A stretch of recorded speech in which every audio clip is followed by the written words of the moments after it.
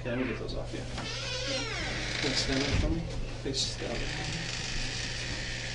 I'm gonna get you a bottle of water. Okay? Thank you. Any chance we could get my purse? Yeah, we'll get that from the house. Will they bring it to me? It'll probably be put in your property. There's water for you. Do you want one for yourself? Yeah, you can be fine. There you go. Maybe we could turn the heat up in here. Or like, do you have a sweater I can borrow or something? I don't have any sweaters.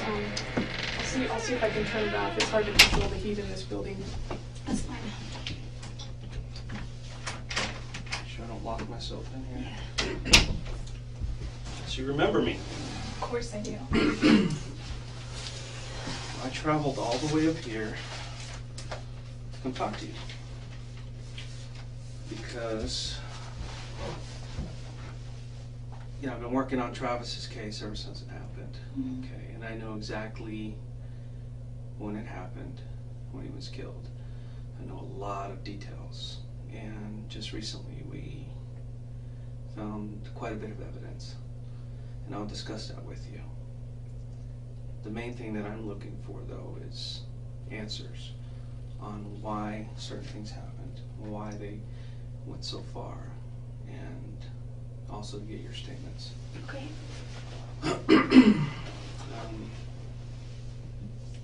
A lot of details on this case that haven't been released to the public, and not even to Travis's family. And those details are known only by us and the person who did it. Okay, and that's one of the reasons I'm here, is because I believe that you know some of these details. And I Okay. think you can help us. I would love to help you in any way that I can. Okay. Because we're here at the police department, the sheriff's department here in, was it Siskiyou County? Siskiyou. That's what it's called, okay. And you're considered under arrest or detained, you're not free to go. And I'm a police officer, I have to read you your rights, okay? I'm sure you've heard them on TV, you know, I have to read them off this little card here, but they're pretty much the same, and I'll explain them to you as we go, okay? Let's see.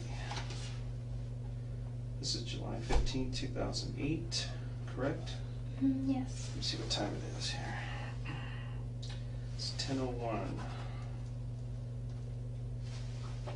the morning. This is case number 2008-161-0844. Okay. You do have the right to remain silent. Okay, anything you say may be used against you in a court of law. You have the right to the presence of an attorney to assist you prior to questioning and to be with you during questioning if you so desire. If you cannot afford an attorney, you have the right to have an attorney appointed for you prior to questioning. Do you understand these rights? Yes. And what I'm going to do is just ask you some questions, ask you what you've been doing, you know, certain dates, what you were up to. Yeah. You mentioned you were traveling on some of these dates. I travel a lot. I want to kind of clarify some of these things. And, you know, if there's a question that you don't want to answer, you don't feel comfortable, you can say no, you know, or, you know, you can elaborate as much as you want. It's completely up to you, it's at your speed. Mm. I don't want to pressure you. Is this recorded at all, or should we? Yeah, I don't know if there's a recording or something. I don't know if these are voice recorders. I noticed them. If they have video, or if they have audio, think or they're- batteries, or what. I don't think they're on. They're really cold. It's Used to okay. the heat still. Yeah, I haven't touched those or anything, but, Oh, okay. I mean, they're not on, so. What I want to do is just get to the bottom of it. Yeah. Everybody wants to know, okay? And, you know, so I'm going to ask you some questions. You can voluntarily answer them if you want, okay? Is that cool? Yeah, that's Yes. fine.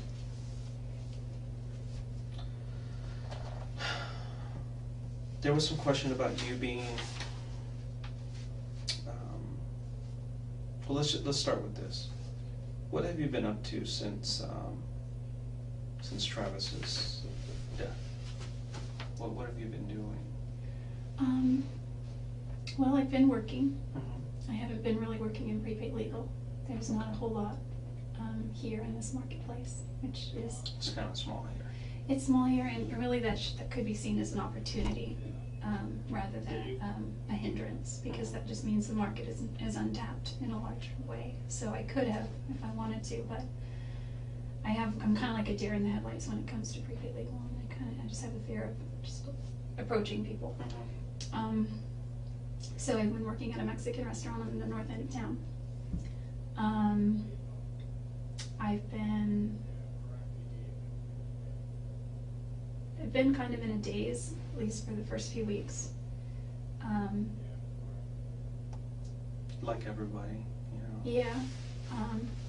I know that a lot of people have been posting on Facebook really nice things, you know, and memories, and at one point I was like, well, maybe I should do that. So I posted this thing and I just said all my memories, and I realized looking back on it that it kind of sounded immature. It's more of like my Dear Travis kind of letter. And so I took it down because More personal. yeah, some of it was details a little bit more personal. Not too personal, nothing inappropriate. Just I just felt funny. I think because I'm a photographer, I tend to communicate more through pictures, so I posted a ton of pictures that I had of him, and I have a ton more that I just can't access right now, and videos and things that I know his family would want. But so I posted pictures and I took that down, and I posted something last week. But other than that, I've been on Facebook and MySpace a lot, looking at his profile, looking at his pictures, reading things about his obituaries and any news updates. And you know, there's legacy.com where you can write something about him. Yeah.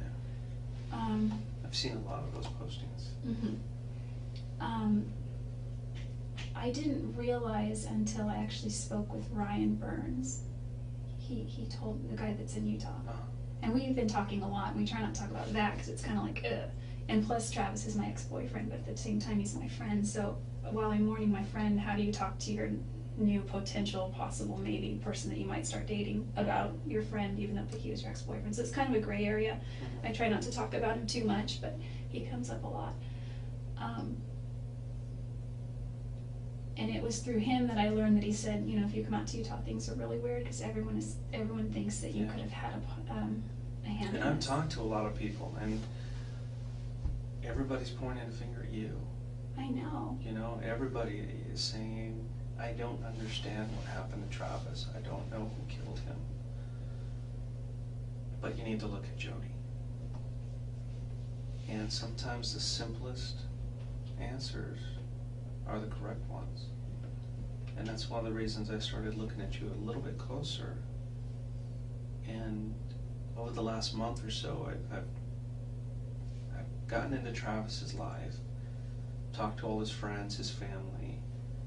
I got a really good understanding of who he is now. And I got a very good understanding of your relationship with him.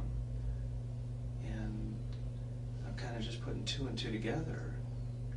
Well, And it kind of matches. So one of the reasons I'm here is to talk to you to figure out what was going on between you two.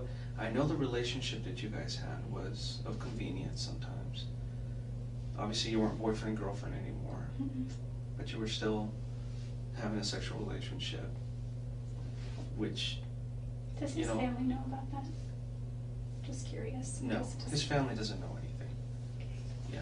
I'm interested in protecting how he's remembered as well, and you know, he was Well, I'm sure if Travis could speak right now, he wouldn't care what people thought about him, because they knew who he was. Okay, a sexual relationship here or there, because the fact he was a member of the church really doesn't matter.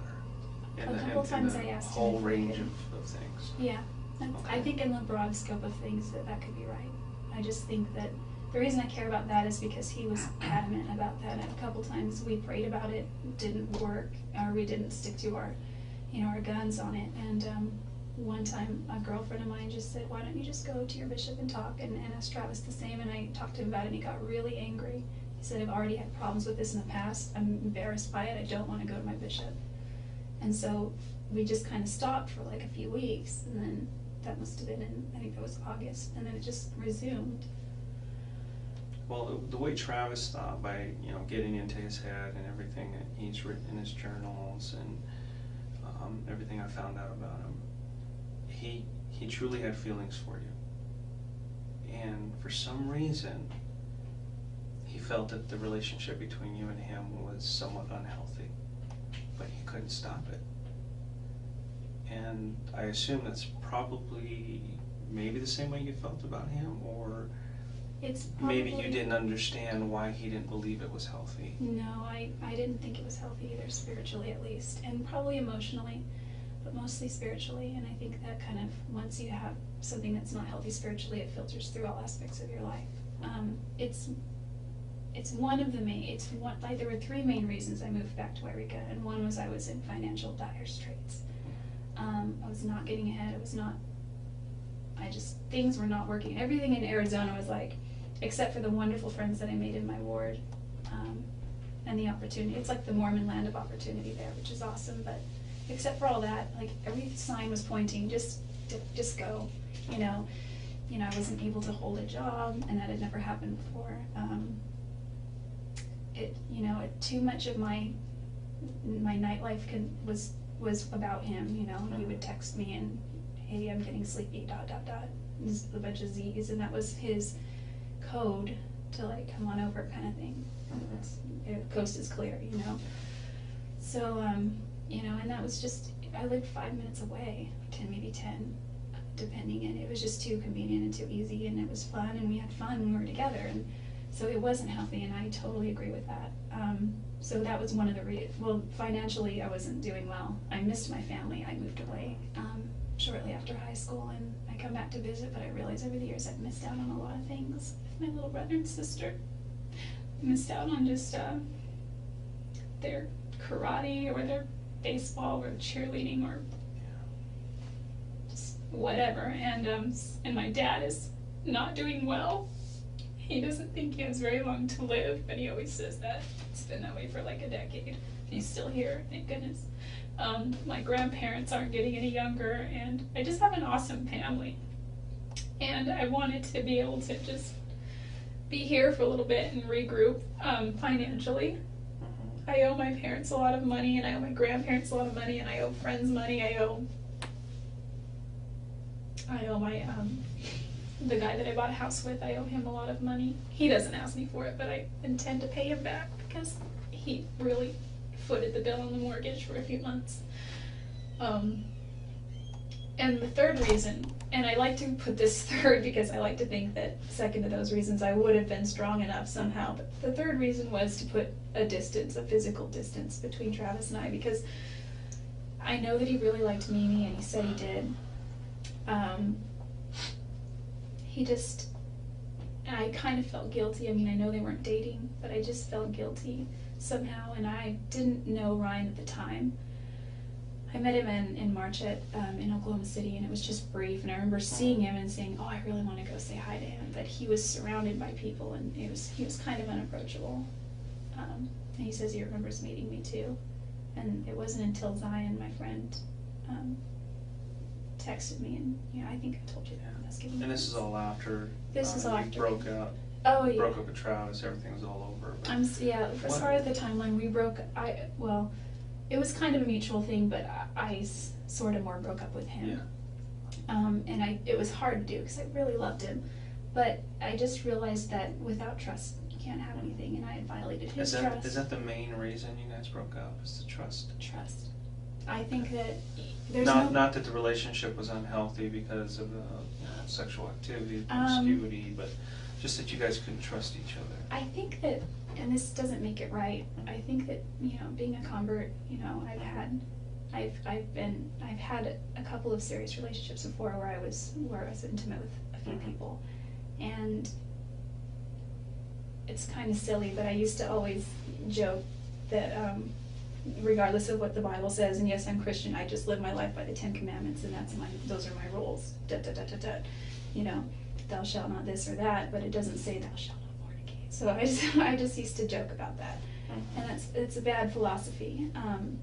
I think that with Travis, there was a part of me that felt really guilty because there was something inside that thought you're this is nice for instant gratification, but you're destroying what you could have with Travis. And that's why we did pray about it. I remember we knelt by his bed once, and surprisingly he suggested it. Normally, I would suggest that we pray before we go on a trip or before we eat if we're alone. It was kind of unusual for him, huh? Yeah, because he was very resistant to prayer with me. I mean, I think in church it would have been fine, and I feel that maybe because we were driving away the Spirit constantly. Or maybe he felt that by inviting the Spirit, he would feel guilty about later on in the evening, or I don't know what the deal was. Or the excuse he used was because I'm a convert, I need more practice saying prayers. He's like, so I'd say, will you say a prayer? He's like, why don't you say a prayer? Why don't you say a prayer? Why don't you say a prayer? So we'd go back and forth, and I don't know, it's just one time when I was on a trip at Havasu Pi, we were all getting on the road, and I think it was with Dan Freeman and his sister Desiree, and they were all like, Jodi, will you say a prayer? And I said, sure, and Travis was like, anyway, I didn't want to argue with them, so, anyway, what was I saying? Well, he's, the whole trust issue keeps coming back into my mind. That was the big reason. He was a big time flirt, and that's the one thing everybody says about him. He flirts a lot. Does he mean anything by it? No, not really. That's just who he is.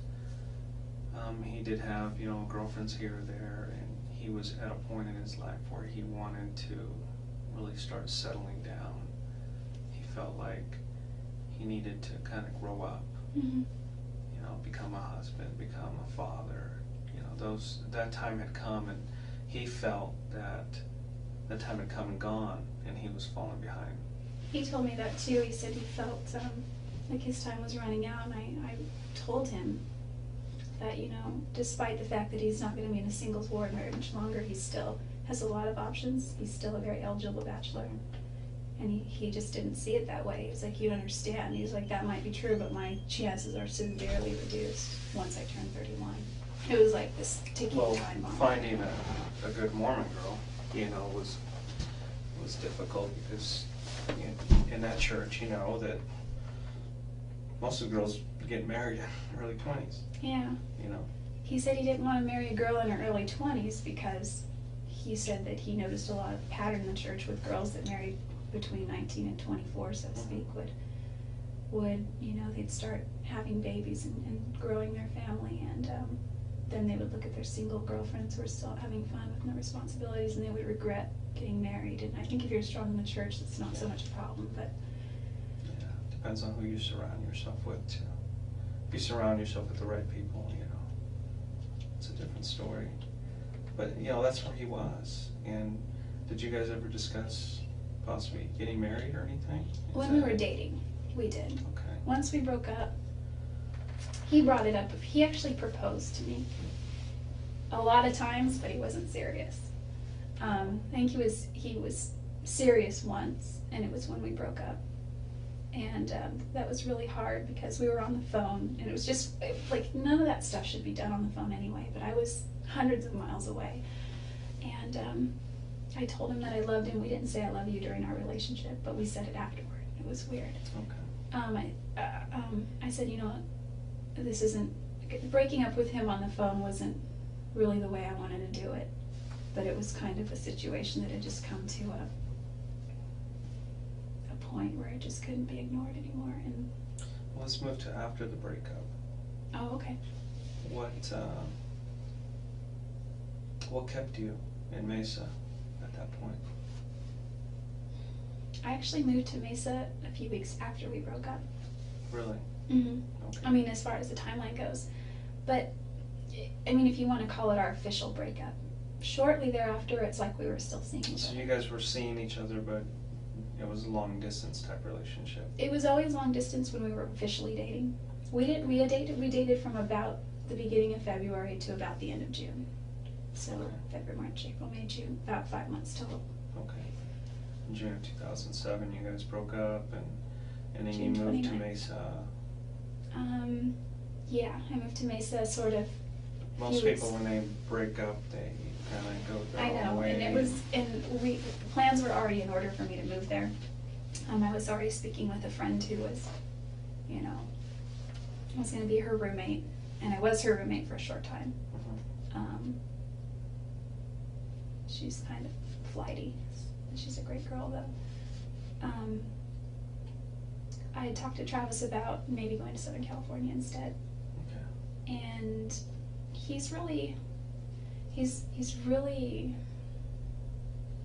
persuasive. He persuaded you to stay there in Mesa? He kind of was playing up all the advantages if I did come to Mesa. And if I did, you know, he said, you know, it's a great place, we could still see each other and hang out on occasion. This church is very strong, you know, you'll make a lot of friends. And I already knew all this stuff prior because we talked about that. You know, and so I went ahead and just made the move. It sounded at the time like a good idea. And you guys continued to kind of see each other at that time? Yeah, at the time I was sort of living more across town over by Greenfield. Do you know where that is? Yeah. It was up Greenfield near Broadway. Greenfield and Broadway were the nearest cross streets. And that's where the girl that I was originally talking with, I moved in with her. Yeah, it's kind of far from Travis. Yeah. Yeah. The thing about her, and just to give you a background of why I moved suddenly, she approached me the weekend after I got there and said, hey, she knocked on my door, can I talk to you for a second? I said, sure. And she moved in with her boyfriend, and they were engaged. Okay. And she said, hey, I just wanted to let you know that Scott and I went to Vegas last weekend to tie the knot.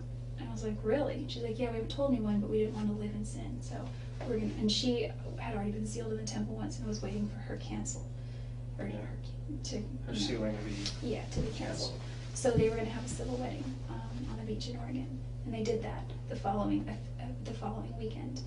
She told me that on a Monday or Tuesday, it was the beginning of the week, and she said, the reason I'm telling you that is because I'm getting married this weekend, and I have to go out of town a few days ahead of Scott, you know, make arrangements, and now that he's a married man, we don't feel it's right that you be here in the house. Yeah. She's like, I don't want to inconvenience you, but is there any way you could stay with somebody else or just find another place? At the time I was waiting on a house in Gilbert, because I already knew they were getting married, so I was kind of looking anyway, and there was a great girl named Brenda, and she was waiting on her keys for the mortgage to go through, and it was a great ward, and it was a great house, and it was brand new. Construction and all that, it was really nice, but she didn't get her keys for months and months. I think she's in the house now, but I don't know, I haven't talked to her. So I scrambled. I went to the Institute, I wrote down a bunch of phone numbers, I called them all, a lot of them, I got voicemails. One girl that answered, her name was Tiffany, and she knew Travis, and she was at his services in Arizona and as well, and we've just remained friends sort of like on MySpace and Facebook and that kind of thing. But she said, hey, sorry, that's an outdated posting, I forgot to take it down, but go to this website. So ldshousing.net, I went there. I made 3 phone calls for the places that were within my price range. I didn't think to look where they were. The one girl that called me back, her name was Shannon Darracott. She said, here's my place, here's the directions, go ahead and go out and come see the house. It was available, so we did. No, go ahead. You have to get that? No. Okay.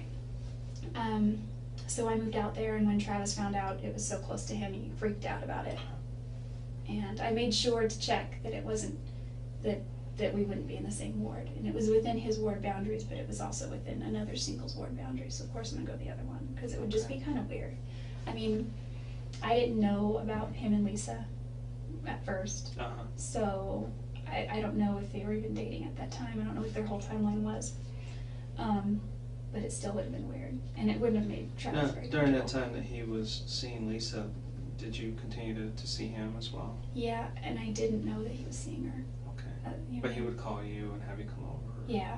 I know there was a time when you, I guess, were cleaning his house too for extra money or something. Yeah, I did that. He hired you. Yeah, I did that because he knew that I was struggling, and he's like, I've been doing the math, and that happened pretty much right on. I think that started in August. He's like, I've done the math, and I feel that I can be more protective.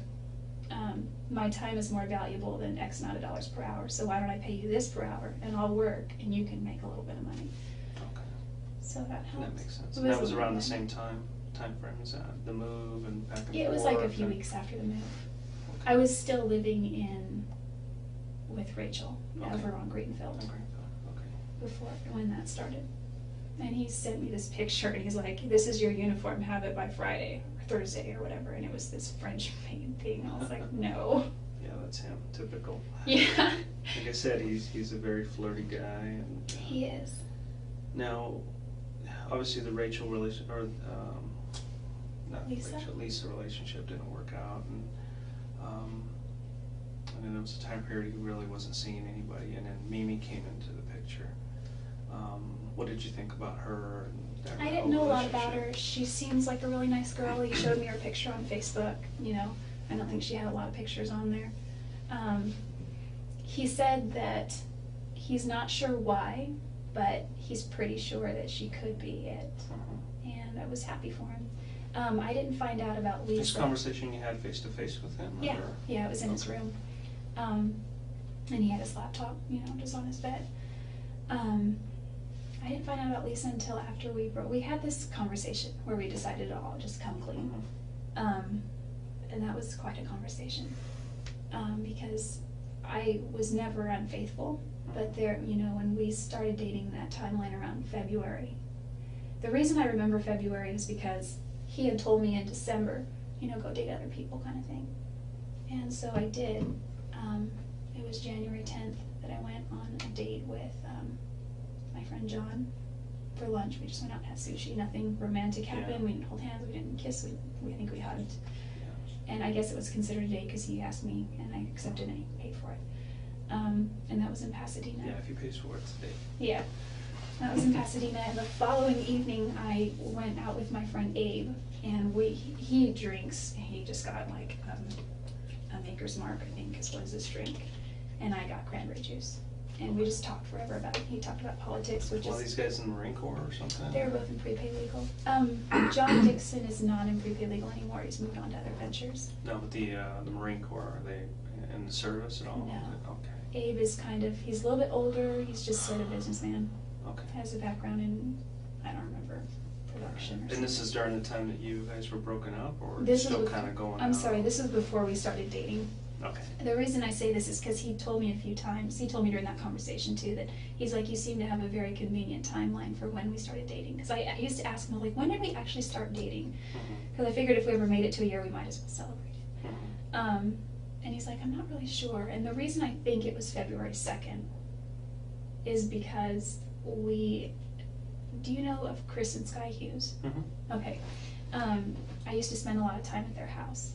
And, you know, they're a wonderful family. And Sky was, she's somebody that I really opened up to. And, you know, I told her a little bit how I just wasn't sure about Travis at the time. And I wasn't sure what was going on there. And she wrote him this long letter. Or she didn't write him a letter, Travis wrote the letter, but she kind of got on his case, and they told me all kinds of things about Travis that I wasn't aware of. What kind of stuff are you talking about? They said if I don't get away from Travis, I'm going to become just like Deanna, which is his other ex-girlfriend. Yeah. You know, do you want to waste 6 years of your life waiting for him? Because he can't commit. He still tells Deanna, I love you, and I was like, what? You know, and that kind of thing. Yeah, and I truly believe he does love her still. Oh, he but does. Travis He loves her had a, he's what you call a player. You know what that means? Yeah. He kind of He doesn't pulls intend girls to hurt in, anybody, though. but he can't make a commitment. He portrays himself to be a certain way, but he's really not. Okay. He portrays himself to have a lot of money. He's not.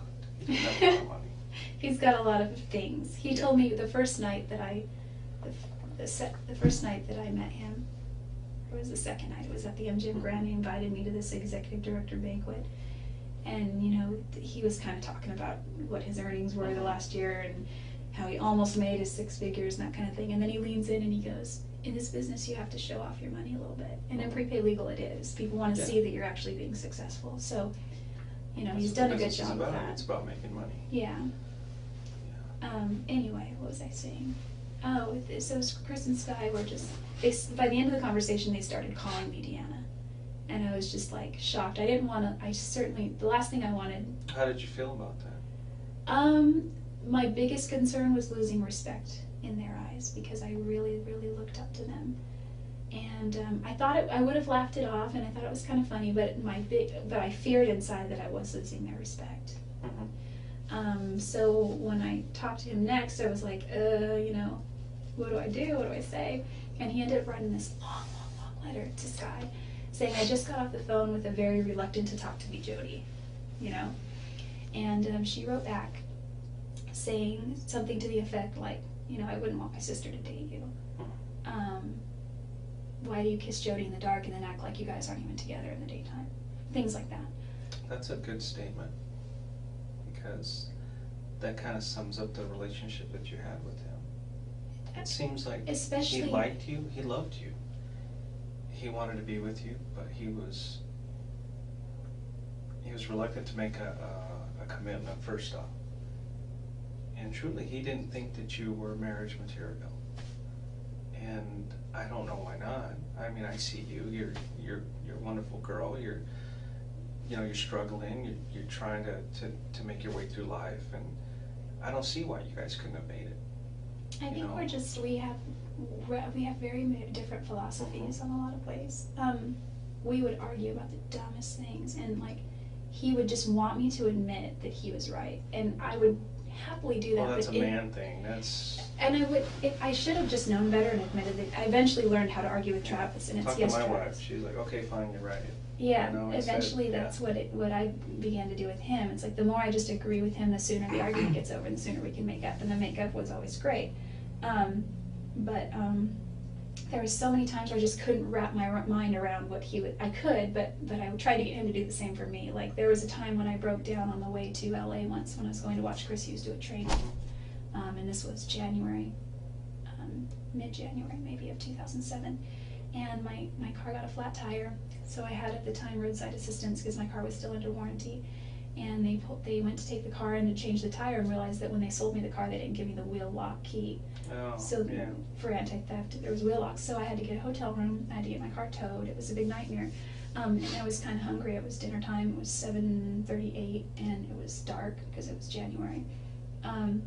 And the tow truck guy said, there's a Denny's 2 blocks down here, and there's a Jack in the Box there, and he was driving me to the motel. I said, is there an IHOP around? Because I really like IHOP. He's like, yeah, but it's kind of like 5 miles back in the other direction. I was like, okay. He's like, I can drive you there if you want. And I was like, he's like this short Mexican guy, and he seemed really harmless, and I was like, okay. And he, and I asked him about his life, and he had a wife and kids, and so he wasn't flirting. Or he had a girlfriend or something, I don't remember. Just trying to be nice to you. Just being nice. And so I ended up telling him, and he didn't ever come on me or ever say anything inappropriate, and then he drove me back and dropped me off, and that was that. And I got to eat. And so I told that to Travis, and he didn't say anything at first, but it got back to Sky, and Sky was like, why didn't you call me? And then I think eventually that was used against me to establish a pattern that I do weird things like that. So that's something we had arguments about a lot. Was he's like, I just think that. So he was truly upset with you about that. He felt a little jealous, but he told me once that he was a little bit jealous when he found out that I went on those dates. He's like, but I know we're not dating, and he's like, I guess I am a little bit jealous, but with these other incidences, he said it just concerns him. Okay. Because he thought that I would get myself into a situation where I'd get hurt because I have that sort of attitude, and I was really. Since I joined Prepaid, I've been really trying to break out of my bubble and do things that are a little uncomfortable, as far as talking to people. And I made a resolution this year to overcome a few fears that I have that I'm really scared of. So I think that by getting into that a little, then I can, overcome some of that. But he did act jealous, but he wouldn't say he was jealous. He would just say. But he would tell other people about it. What do you mean? Did he tell Sky Hughes? Oh yeah, I guess it got. I may have told Sky about that. But they probably had a conversation with him, and he probably voiced his opinion. They had many conversations. I know that him and Sky had a lot of fights and arguments, and I was the root of that a lot of time. But I think all in all, they, especially more recently, they got along a lot better. I think she gave him a really hard time about our relationship, so that's one of the reasons he really wanted to keep it under wraps. So, moving over to his trip to Cancun that he was going to. When did you first find out about that he was going with Mimi? Oh, I found out about that at his memorial services on Monday. It was the Monday night memorial service. So you didn't know that he was going to Cancun? I knew he was going, yeah. Okay. You didn't know he was taking Mimi? I didn't know that. I think that's awesome, actually. Yeah. Well, unfortunately, Mimi had called him a week or two before, and I told him, look, if you want to take somebody else, it's fine, but I have something to tell you. I don't look at you that way. I don't look at you as a boyfriend. If you want to be friends, we can be friends. And that really broke his heart. I know. I mean, he didn't tell me that, but I found out from his bishop afterward when I talked to his bishop. And his bishop did say that Travis really took that one hard, and he said he took it to heart. And he said he realizes that it's, speaking from a bishop's perspective, he said it's because, Mimi is of a certain caliber when it comes to her spirituality, and Travis was just in another place. He's struggling. And that's something he struggled with for a long time. Well, I feel responsible for that partly. Why do you feel responsible? Because I had moved away, but I had participated with him in so many things that kept us both down spiritually for a long time. I mean, if I had just cut ties completely, I could probably be married right now. I could probably be working on my own family. What kept you there? Too. What kept you to him? I don't understand. Well, moving is expensive, for one. So once I was there, I was kind of stuck there. But why do you continue to go back to him? You know what he wants. You know that it's not healthy, but yet you continue to go back. And it brings us to this point where we are now. Okay, I mean... I guess I physically... You keep saying you knew that it wasn't healthy, and you knew it was contributing to something that wasn't good. And, I think at the but time... yet you guys continue to do it. Yeah, and part of my perspective now has to do with the fact that I'm going through a repentance process that I've worked out with, with my bishop. And he's given me, certain scriptures to read and ponder and pray about. And it brings me back to where I was prior to all that. I don't know how much I ever really was there as much as I am now, because even before I was baptized, even the 2 days before I was baptized, 4 days, it was on Wednesday and I was baptized on Sunday, before Thanksgiving, and it was just like Travis and I were making out, and that was prior to, we hadn't gone all the way at that point, but it was just too far.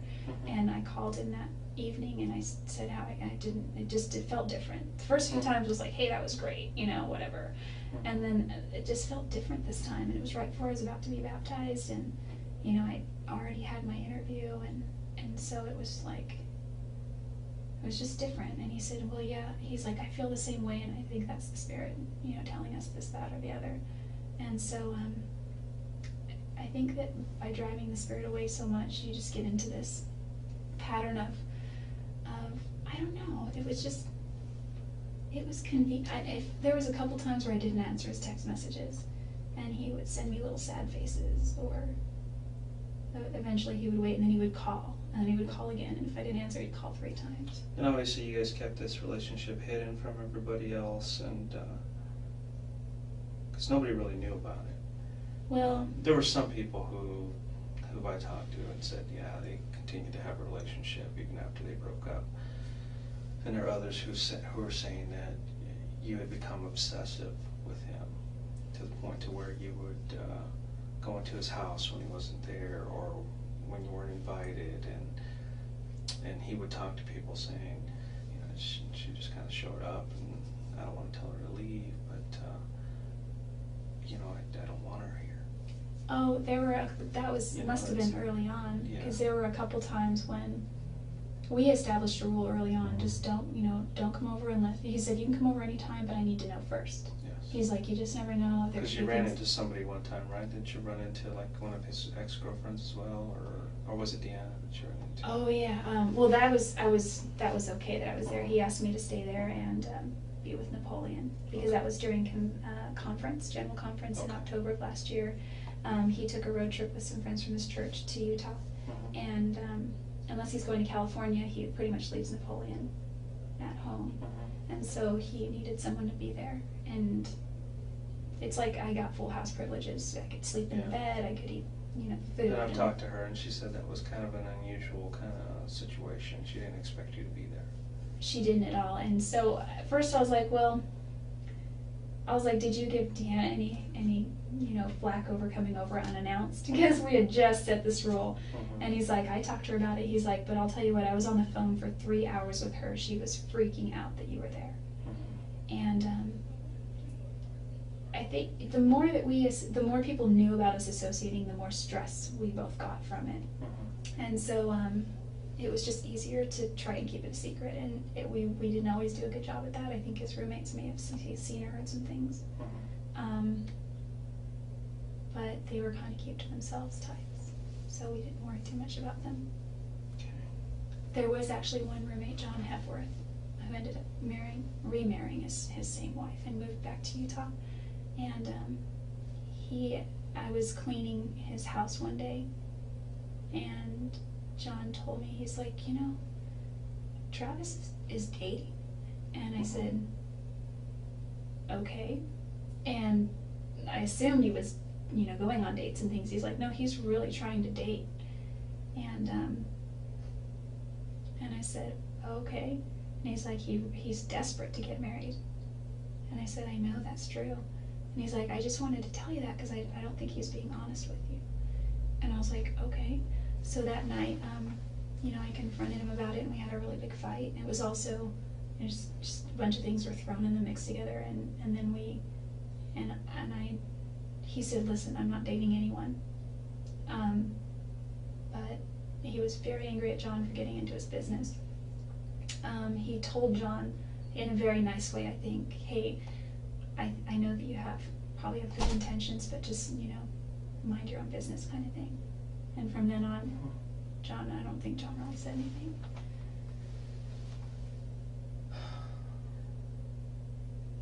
And that was in October, I think. You've kind of given me a really good rundown of your relationship and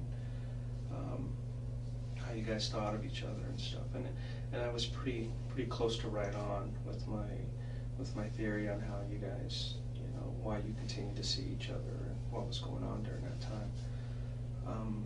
I think there's some other things that you're not telling me. I think maybe the jealousy probably continued even after the fact that you moved away. For instance, was it the week of the first week of June, you took a trip to Salt Lake City. Remember that trip we talked about? Oh, this year? Yes. I'm thinking back. Yeah. You had left, I think it was like a Monday.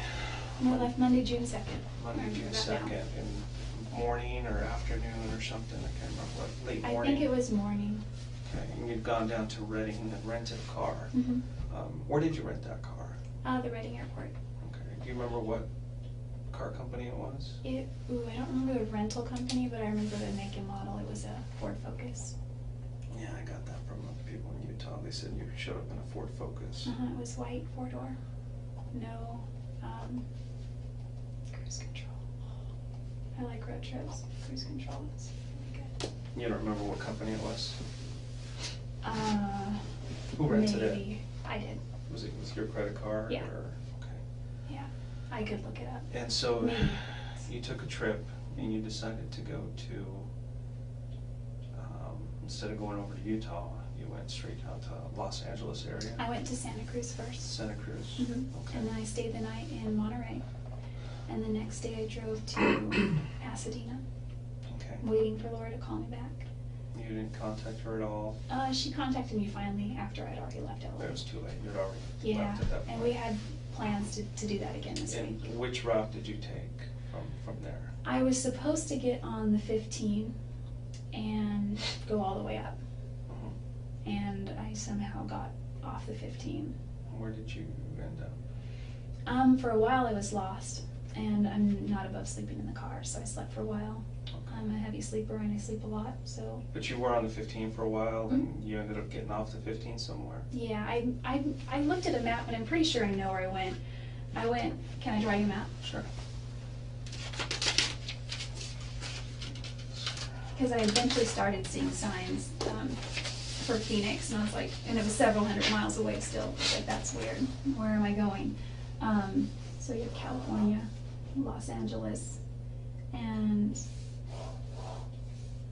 Nevada, Arizona, Utah.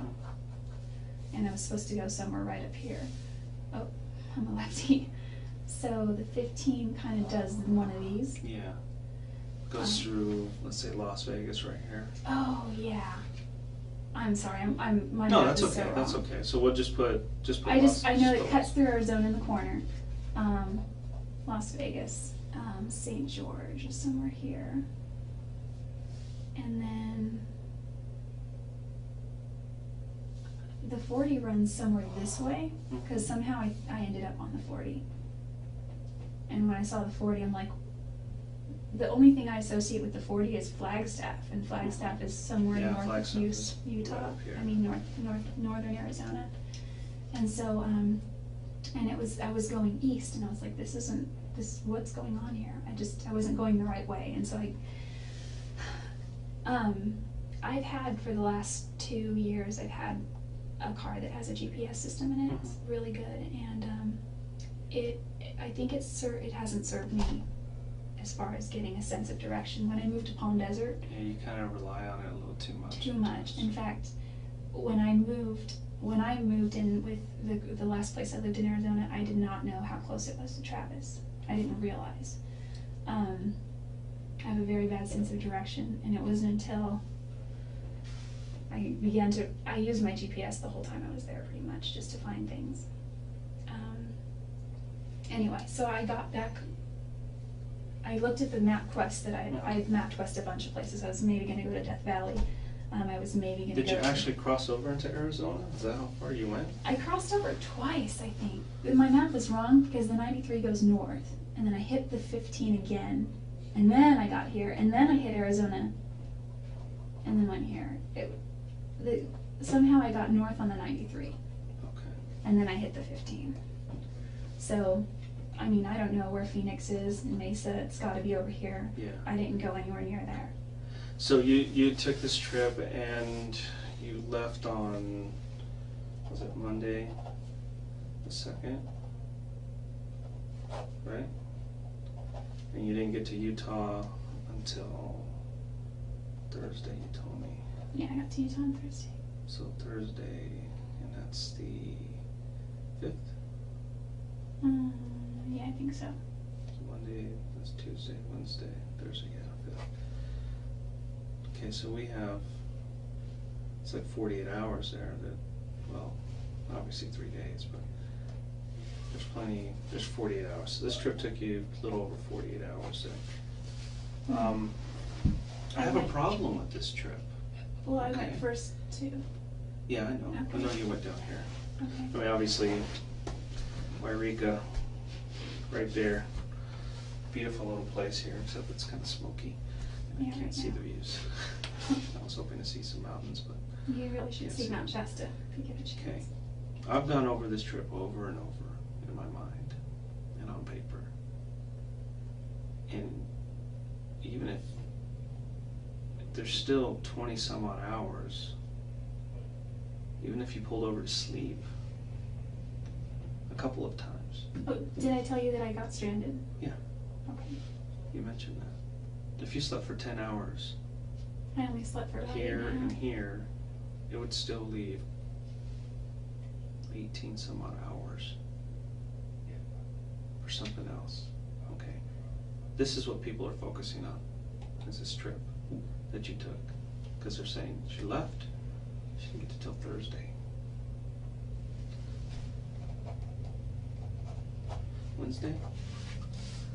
That's when Travis was killed.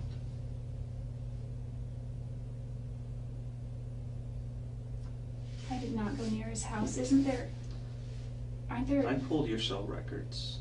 Your cell phone was turned off between here and here. Okay? But the last place it pulled it was here.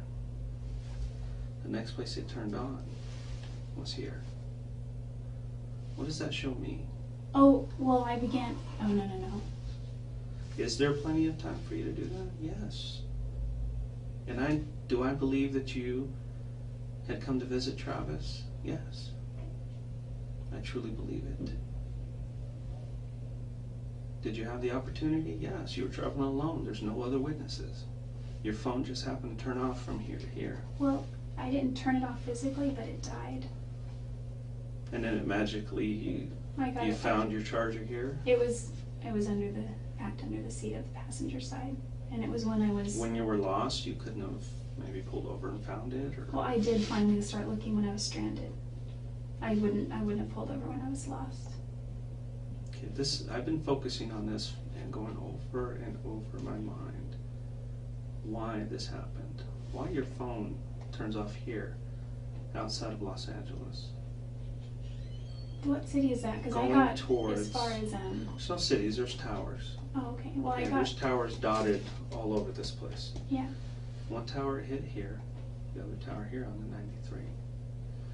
There is no way somebody can get on that 15 and magically get on that 93. Because that 15 goes right through Las Vegas, right there, and continues this way. It never goes through Arizona again. I got off before Las Vegas. Okay. I didn't get that close. The 15, you'd have to go to Las Vegas and then come down south, go through Boulder City. I went through Boulder City going north. Did you cross over the I know. dam? Uh-huh. You didn't think that was odd? You were crossing it over Arizona? Well, after I figured out it was lost by then, and I found the 93 and then found my way back to the 15. And this tower here, it's not just over the border in Arizona, it's quite a distance inside of Arizona that it hit. Because there is a mountain range all along here. And if you're on this side of the mountain range, pretty good distance, that signal's not going to hit Utah or Nevada or California. It's only going to hit in Arizona. Well, I had somehow gotten off the 15 and got onto the 40. Is what happened. Well, the only way you can get on the 40 is if after you cross the bridge or the dam, Hoover Dam. I think I got on the 40 in California. From the 15. Well, because I actually began to drive the 10 West. But you see what I'm saying, the Is it? confusion that we're having? And we'll come back to this. Well, I got on the 40 somewhere over here. In California. Yeah, and continued to drive this way. Realized I was not in the right place at all. And then I got onto the 93 North. And then I hit the 15 again. And then I went through Las Vegas and then St. George and then on to Utah. Okay. That still doesn't make any sense to me. And I can pull the maps and show them to you, and you can go over and over and over again. But I don't think you're being completely honest with me about that trip. I honestly got lost. It's bad timing. Were you at Travis's house on Wednesday? Absolutely not. I was nowhere near Mesa. I was nowhere near Phoenix.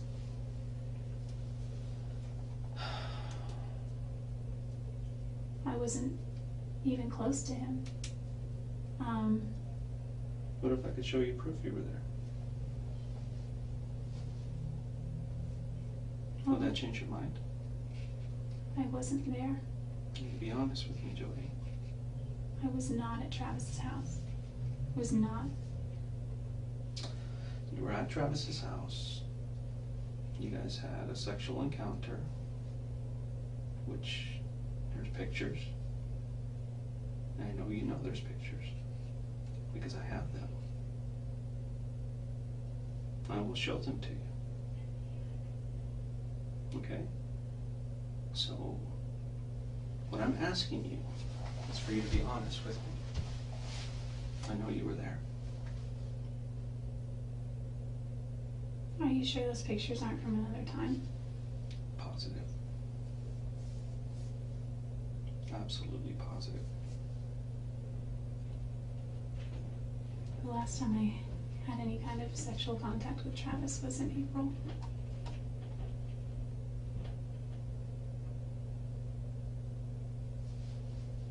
Remember I told you about the camera? Mm-hmm. That camera was damaged.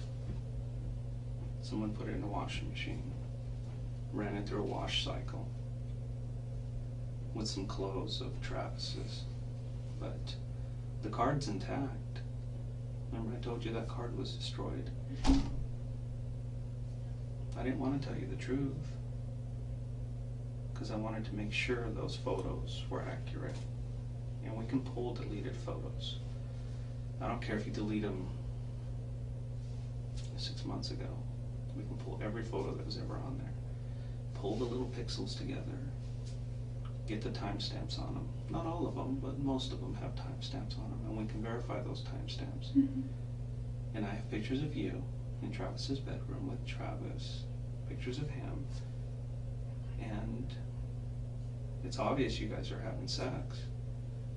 Taking photos of each other, and they're dated and time-stamped on the day he died. Are you sure it's me? I mean, that because I was Jodi, not there. It's you. And you know it's you. I know all the details of this case. The only thing I don't know is why.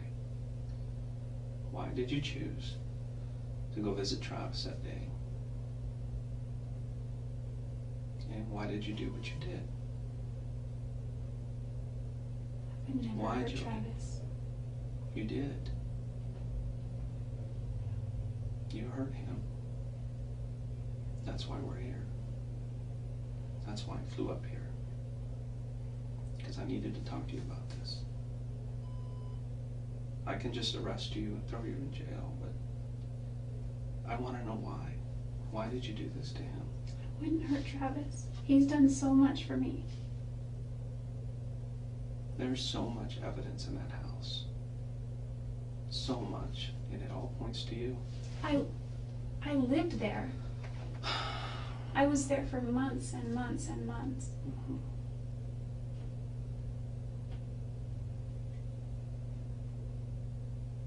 I know you took pictures of him in the shower just before he died. I don't think he would allow that. Mm-hmm. And the camera actually took a couple of photos by accident during the time that he was being killed. Really? Yeah, Jodi, really. You were there. Quit playing this game. It's time for you to just come out and, I didn't tell know. me. I did not hurt Travis. I did not hurt Travis.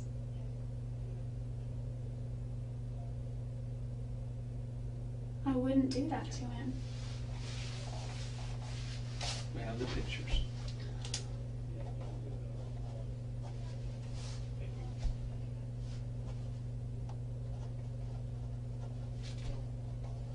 Can I see the pictures? We have your blood at the scene.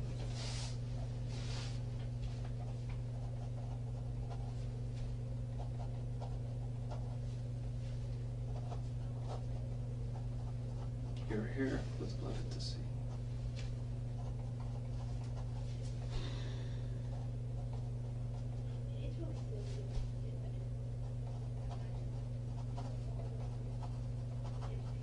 Your left palm print at the scene.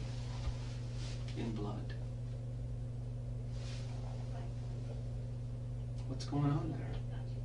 Well, I can explain the blood and the hair. I don't know about my left palm print. How can you explain the blood in there? Well, because I used to bathe Napoleon all the time. And, You haven't been there since April, right? mm-hmm. Well, He's had the house cleaned several times since then.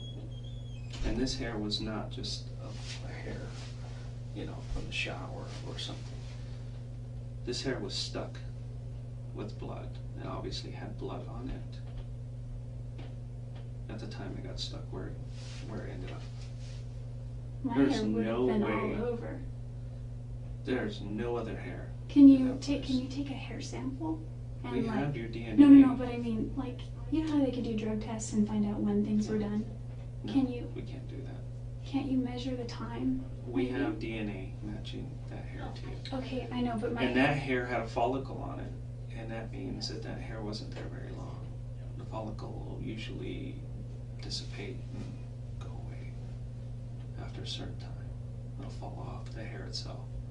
Well, when I would Okay, brush my hair Jodi. there, I mean... This one, you absolutely cannot explain that away. You either had blood on your hand and you touched the wall, or there was blood on the wall and you touched the blood.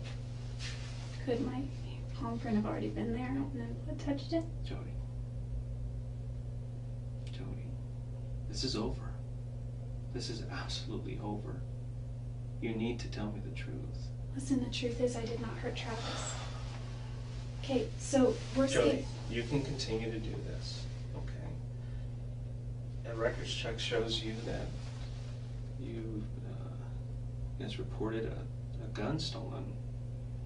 25 auto.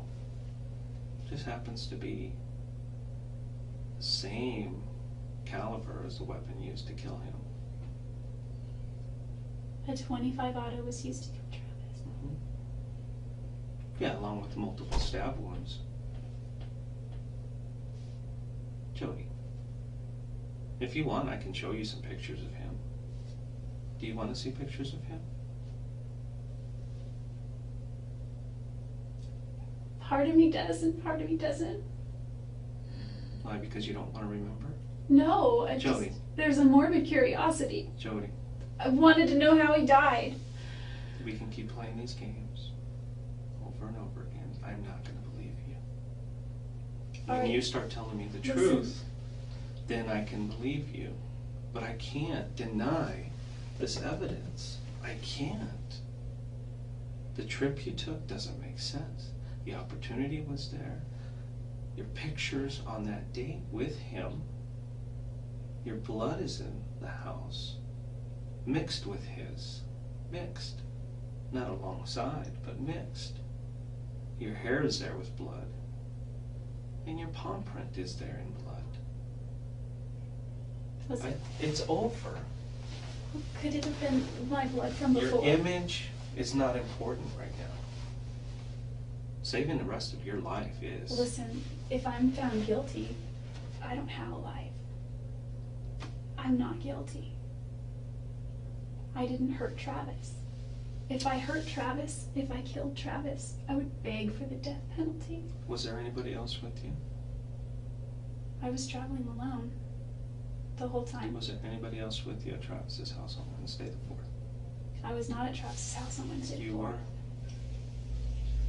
Because that's when the blood was left on, the bloody palm print was left on his wall. I don't know what to tell you. If you were in my shoes and I had this evidence against you, what would you say? If I had that evidence against you, it'd Yeah. be pretty obvious. But I guess being in my position, it just seems so impossible. I'd want to see it. I'd want to know. I mean, I'm not a murderer, but I guess if I were to do that, I would wear gloves or, something. How could I don't know. I know you tried to wash him off, try to get some of the blood off, try to clean him up a little bit. But you're even denying the pictures of you being there. There's pictures of you laying on the bed in pigtails. Pigtails? Yes. And I've got pictures of you that I've blown up, and you've got the little mole right there. It's the same one. It's you. It's obvious.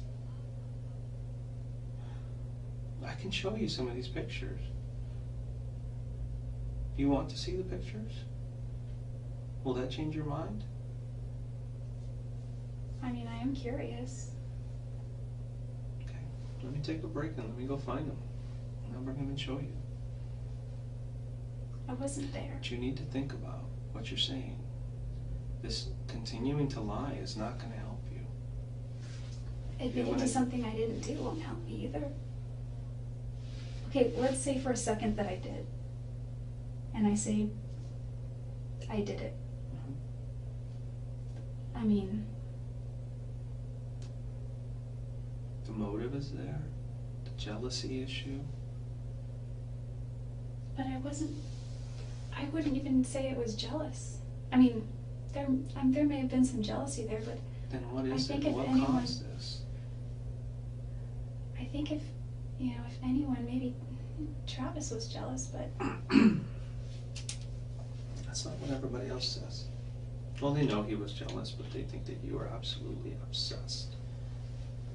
Obsessed is the word that they use. That's the word I hear from everybody. Fatal attraction. I don't know how many times I've heard that. Look at Jodi. Jodi had to have done this, or she got someone to do it for her. There's not one person that says anything else.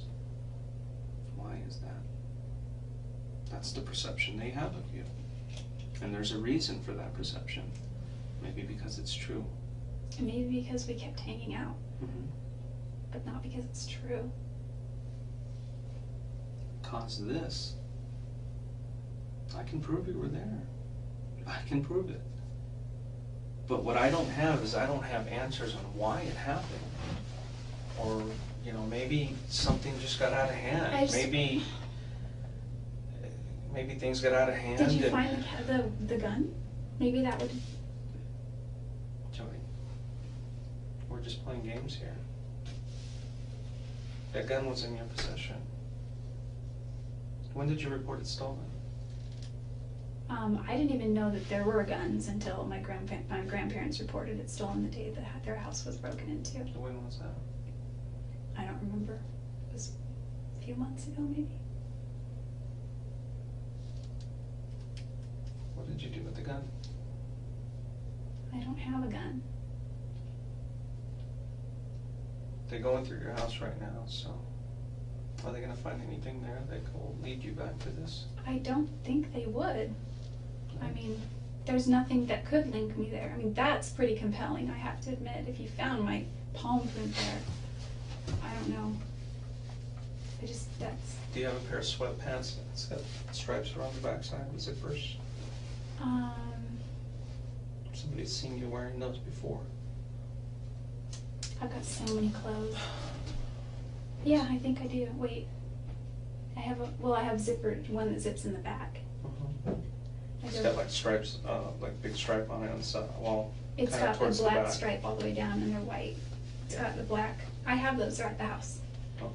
It's got, I have two pairs actually. One is too small and one is just about right. The other one I bought anyway, even though it was too small because it was on sale and it's a good deal. But yeah, they have stripes. They have zipper. Well, what does that mean? What is that? Because I believe you were wearing a pair like that when this happened. Remember I told you about the camera? It was taking pictures by accident. The camera was upside down. It flashed. Another time, camera flashed. Looked like it was on the ground. Maybe it was kicked. But it took pictures. And it's obviously a female. And one of them was wearing those pants. Oh, I didn't even bring those pants on that trip. So. And if we find those pants, is that going to make my case a little bit better? Yeah. Okay. I'm going to take a little break, but I need you to think about what you're doing here. Because the best thing for you to do is to tell me the truth. Tell me exactly what happened, because you know what? I think your mom and your dad really deserve the truth. They're going to be asking. And it's absolutely, it's so important that you tell me why this occurred, what was going through your mind, and what caused you to do this. It happened, and I can prove it happened, and there's no doubt in my mind, and there absolutely is no doubt in anybody else's mind who's investigating this, that you were there and that you did this. But I'll let you think about that, okay? And I'm gonna go look for some pictures, and I'll bring them over, and we'll continue this discussion, okay? Let me go find them. I'll be right back. Take the time. I'm not a murderer.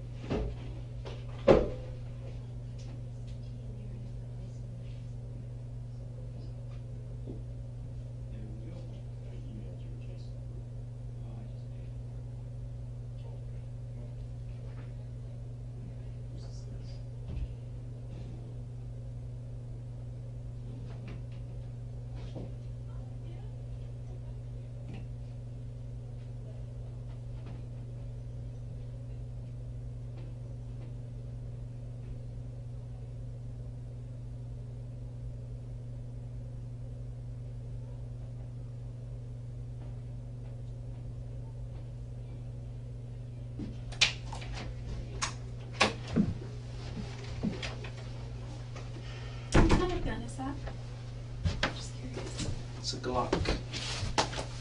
I just bought a gun. Did you? Mm-hmm. You probably found it by now. Probably. I was taking it somewhere. These are just a few photos. And I want to be careful not showing you certain photos Please because don't some of show me. them are very bad. That's obviously Travis's house, right? Remember that? Yeah.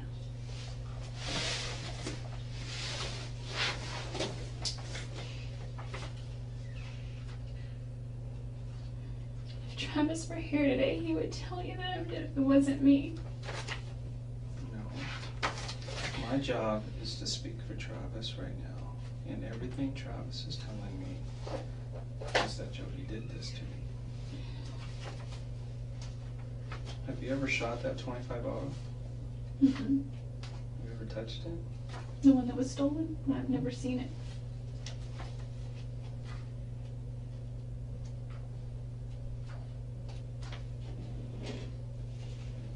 My good grandpa said it looks like a toy gun.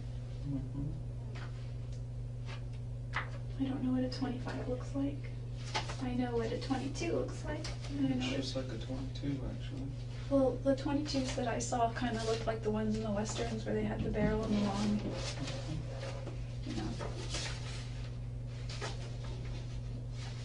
But there was another 22 in this store that looked like a toy gun, so it looked like a squirt gun, like a water gun.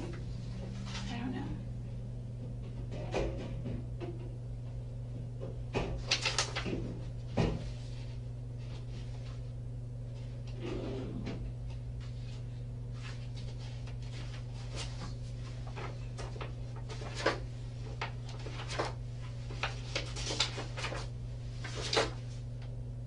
I want to know which pictures to show you.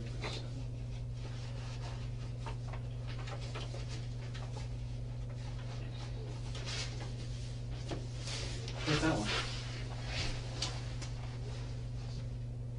Remember him? Is he naked? In the shower? Yep.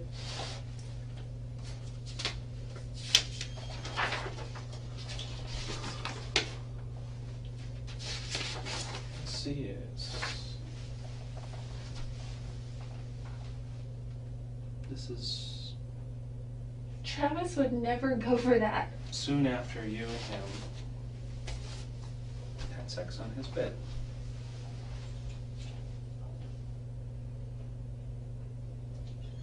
That couldn't have been too soon after. An hour or so. The last time 2 we had sex in hours. his bed was in April.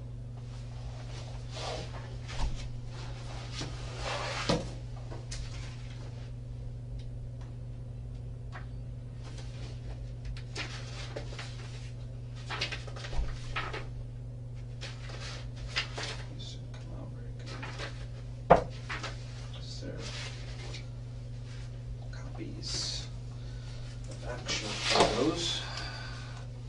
That's you.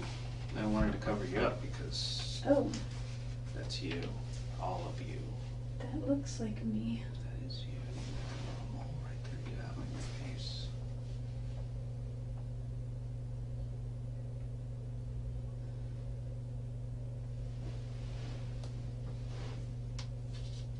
You can look at the rest of it if you want. There's a few of those. There's a few more.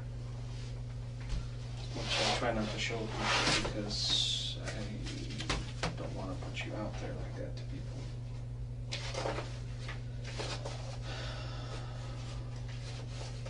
Let's just say I've seen all of you. And I've seen all of Travis. But the one that sticks in my mind of Travis is on the autopsy table. And I'm not going to show you that. Or should I? But this one I don't know if I should show you, but nothing bad. Too bad. But it's just one of the photos that was taken by accident. And this is just a small portion of it.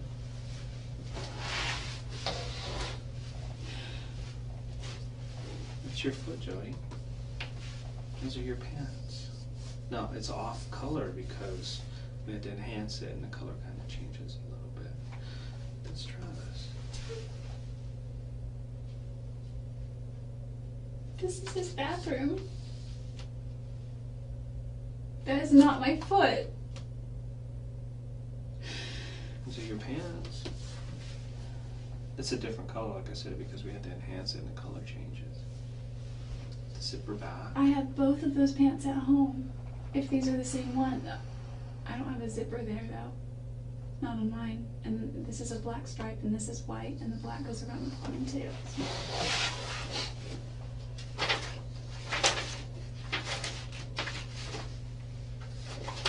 Couldn't even recognize Travis, he'd been there so long. I keep thinking of Brother Hyatt having to dress him. You know, this is another one that's just a copy, but it's you. Same day. All time stamped, all everything. First picture here, Travis. Let's see. The date. 6/4/08 at 5:22 p.m. That's when it started. Photo of you started, you know, in Travis's bedroom about 1:30, 1:45, something like Yeah. that. I don't know what kind of camera he got. There, see that? That spot? See the spots here? They look a different color because we used a chemical to enhance this. That right there is blood. It's a mixture of yours and his.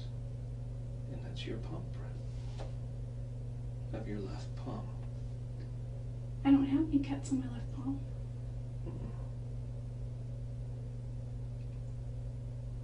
Nobody said that your cut was on palm. Do you have any recent cuts that are healing? Well, my cat scratches me.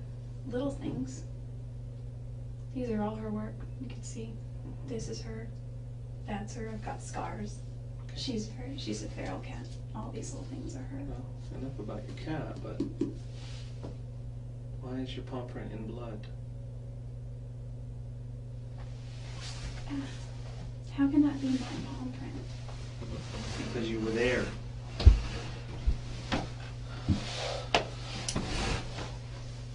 What is this? That's before we used the chemical. We thought we'd get something from there, but this is where your palm print was. Right on the wall.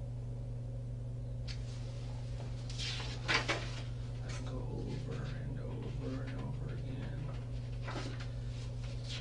Over and over again.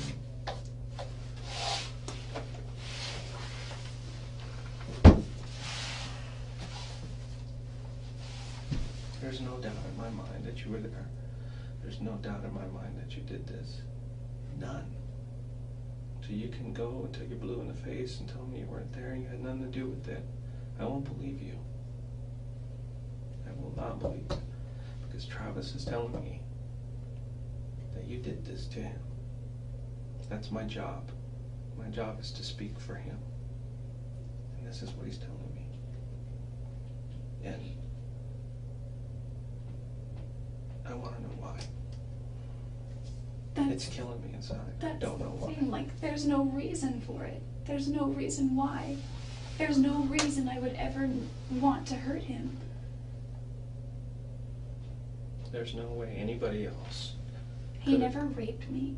Nobody. He never. There's no way anyone else could have left your palm print in blood on that wall. No way. Get that through your head. If I was going to ever try to kill somebody, I would use gloves. I've got plenty of them. Nobody said you were, you know, you had planned this out perfectly. Maybe you were going there to just talk to him, have a good time with him.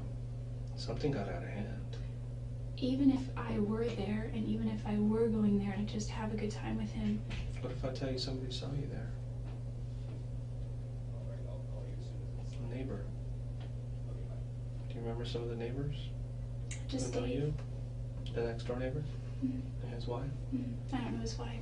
Okay. What about some of the neighbors across the street? No, I've never met them. No. But you've hung around there quite a bit and they know you. Mhm. Yeah, they've seen you there on that day. I wasn't there that day. Jodi, you were there that day. And even if I'm trying to think, the majority of the time that I spent there, I had platinum blonde hair. So I mean, and I've never once said hi to them, met them, shook their hand, met them face to face, crossed the street. When I spent time there, he wanted to keep it private, so it was, I spent the majority of my time inside. Not, walking around outside. Except for a few times when I took his dog for a walk. Would they see your car there? Or would you park it down the street? No, they would see it there. I drove an Infinity. So they would definitely recognize the car, I'm sure. Well, there are a lot of cars there a lot of the time. Where's the Infinity now? Just, I gave it back to the bank. It's in the impound yard somewhere. Mm-hmm. Are we going to find any evidence in that car? You're free to look. We're going to look.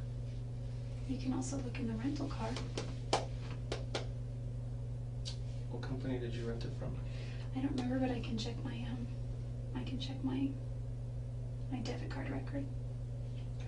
I remember the make and No, model. we're waiting for it anyway. But you know all the new cars have GPSs in them. Oh, Factory. Not for you to well then that's use, good. but for us to use if we need to. Well then that's good, because I was also going to ask you, I don't know if this is something that you can recall, but a lot of the stoplights in Mesa and things have cameras on them. Is there any way we could back that up? Or, if I were going to Phoenix, going through that tunnel, is that surveillance? No. Is there surveillance anywhere? Unless you ran a red line. Unless you got caught on a speed camera. But nothing beats that stuff. And I have a solid case against you. And I can present it to the judge. As cold as it is now. I don't know why she did it. Or I can present it to the judge with your explanation. With your parents' explanation. What do you mean? Have by you talked to your parents? parents about what happened?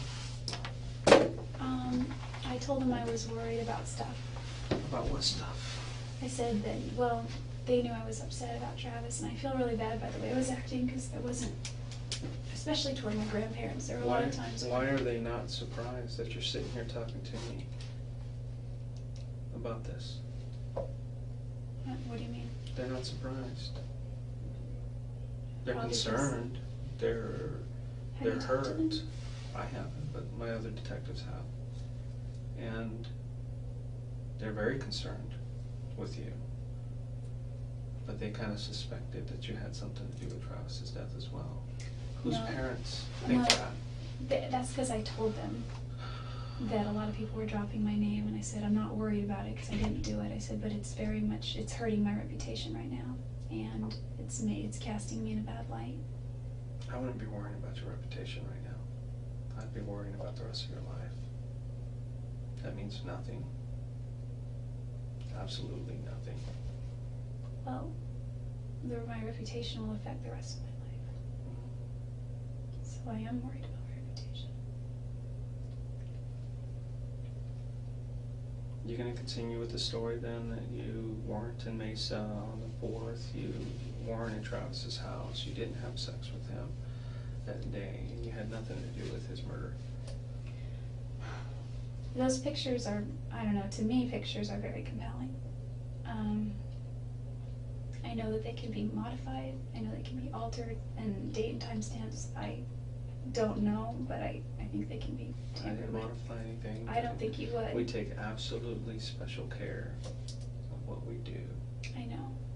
We actually take an image of that card, or let's say you get a computer, take an image of that hard drive and make a copy of it. We don't even touch your hard drive. We just work with the copy. And that's exactly what we do with the photos. We don't work with the originals. We just make an exact digital copy of everything, move it over so we don't touch it, and then we analyze it. And our guys are so good. Every case they've ever done that I know of has never been lost in court. It's been argued and argued and argued. There's no way that they duplicate or that they enhance or that they change or that they do anything to a photo. If I'm found That's not guilty, what true. happens? You'll have to pay the price. Well, what's the price? I don't know. Don't you know what the sentences are? The sentences that are carried for something. It a crime like depends that? on your situation, how old you are, depends on the type of crime. It depends on whether you show remorse or not. And part of that remorse is at least coming clean. When somebody doesn't come clean, I don't see any remorse. I don't know if a judge would see any remorse. I don't know if a jury would see any remorse. But I don't know. That's not for me to decide. My job is to investigate, find out who did it, why they did it, and present it to a court. And that's it. I just can't imagine.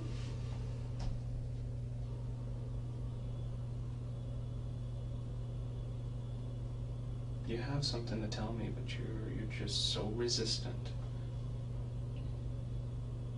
I know you're afraid, but you're already going through it right now. There's no backing up. There's no backing up to yesterday. There's no backing up to that day. It already happened. And unfortunately, you're gonna have to face the consequences.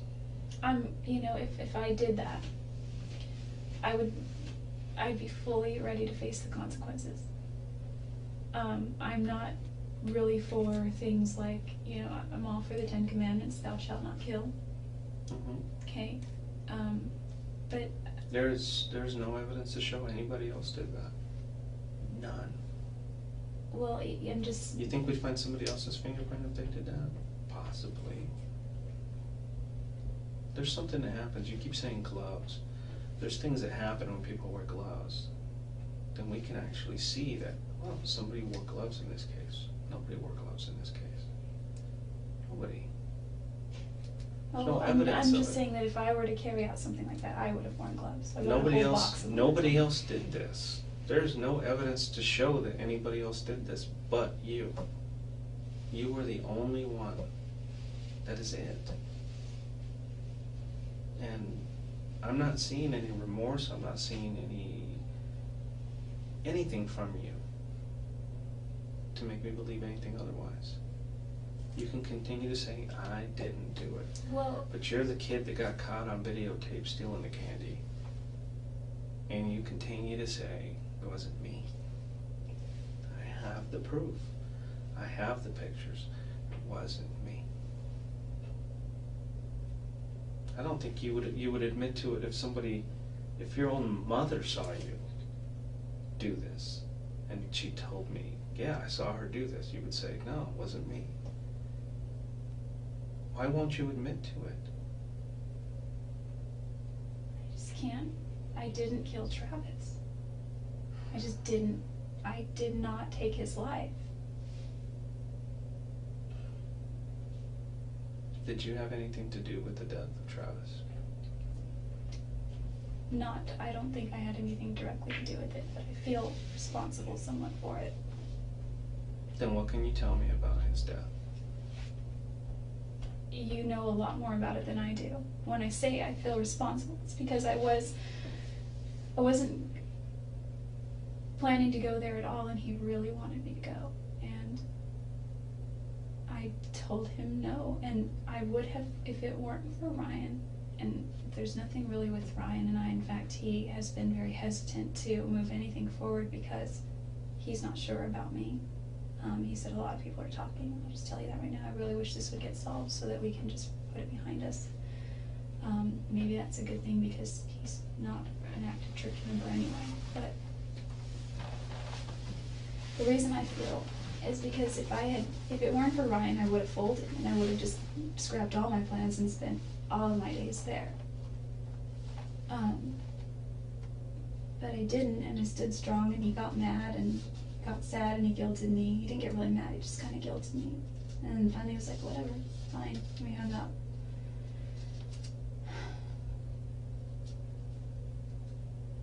I feel that if I would have gone there,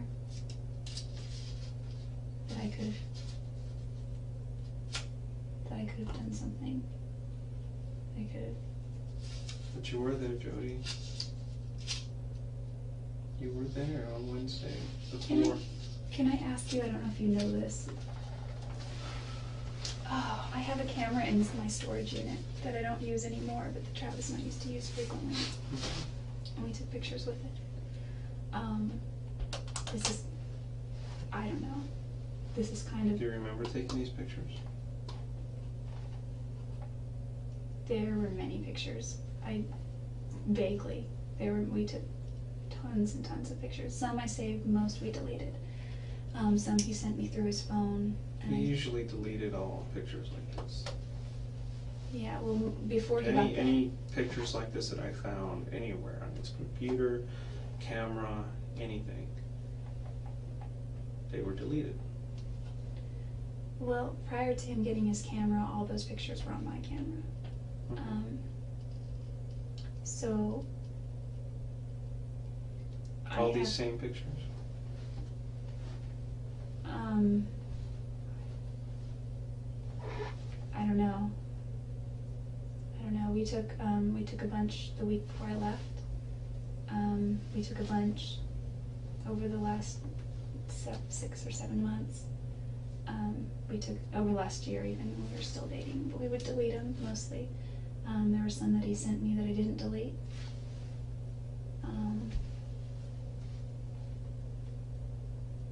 What I'm asking is it possible that, that my memory card would have been in his camera if they're interchangeable? How do you know if they're interchangeable? I don't know. That's what I'm asking is what kind of memory card it was. Just a regular little SD card? Well, because I've got one that's like this big, and it's thin. It's like a cracker. And the one I use on my professional camera is like this size, and it's more kind of like that thick. And the little one is really thin. And it's got like little thingies here for reading it, and my big one looks like that on the middle part. So that one obviously probably wouldn't be interchangeable because it's a Canon and it's a nice It's camera. not interchangeable, it is. But the other one, I don't know. Your camera's here, his camera's there. He just bought that camera. Well, the other camera that I used before that's broken now, it's in my storage unit, but it's still there. And you're saying those pictures are on that camera? No, what I'm saying is I had several memory cards for this camera that I don't have anymore. And so I guess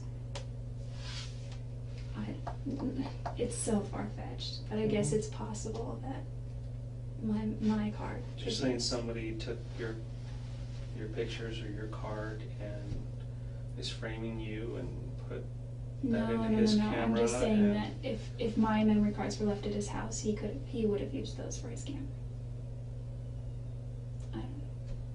I don't know. I can explain the blood though, and I can explain the hair. I don't know about the fingerprint. I can't explain the blood or the hair. Well, the hair, there's hair everywhere, and probably every square inch of that house. My hair. Yeah. If you sweep it, you'll get hair everywhere. All over around the toilet, around in the shower. I don't know about the shower because the shower gets used, but definitely around the bottom of the sink area. And maybe I'm Still trash. doesn't explain the hair to me. It had a follicle in it. You haven't been there since April. There's no way. No way. The blood? No.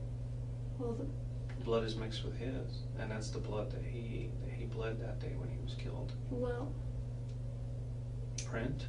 I don't know Absolutely if you can not. check how fresh the blood was. No, we can't check how fresh it is, but we can go by where it is. Oh, okay, because I cut myself. When I And was, you're saying that blood that you cut yourself with back, who knows when, was still on the wall in the exact same spot. Oh, I don't know. Where the bloody palm print was.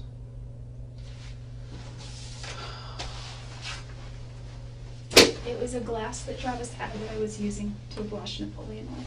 I used to give him baths. And I dropped it. And when I picked up all the glass, and I'm pretty casual about it because I break glass at work all the time. And it's not a big deal. It's nothing to be scared of. And I was probably just being careless with it. And I sliced myself open and... Is that how you want to leave this?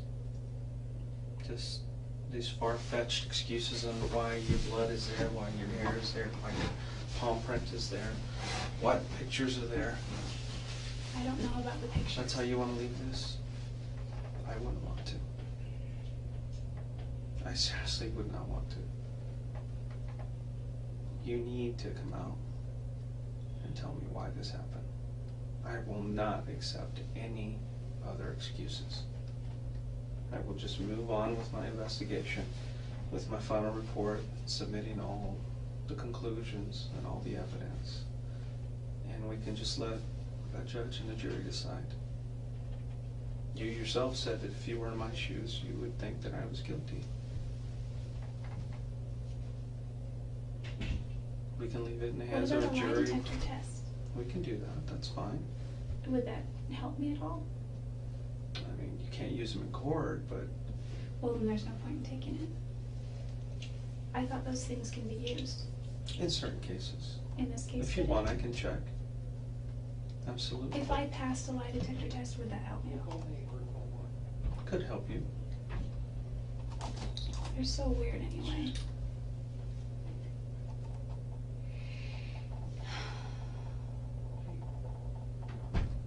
Travis This has is done- your one opportunity to talk to me because it's going to be a while before I talk to you again. And it's not going to be in this kind of setting. Okay. Do you understand what's going to happen to you? Well, we're going to, since these charges are out of Arizona,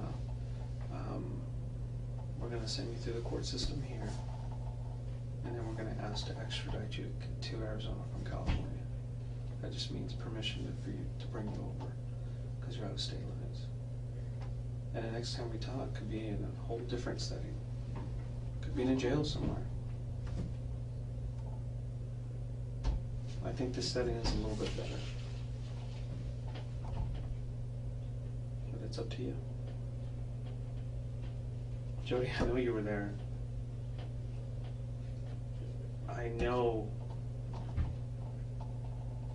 that Travis was either in the shower or just outside the shower when he was shot. And I know somebody who was extremely angry at him took a knife to him and couldn't stop. Couldn't stop. And before you knew it, it was all over. And then you panicked. And then I've never been that angry at him. Not enough for that. I've been so far angrier at other people, at other ex-boyfriends. Then tell me who could have done this. Who did this? I don't know, but if I go to trial for this, and if I'm convicted for this, whoever did this is going to be sitting very pretty somewhere. Glad that it wasn't them. And it's my job to make sure that an innocent person does not go to jail. But I don't see an innocent person sitting in front of me. When I asked you, I always ask this one question. Actually, it's two. First one is, did you kill Travis? And you kind of hesitated a little bit and said, I didn't have anything to do with that.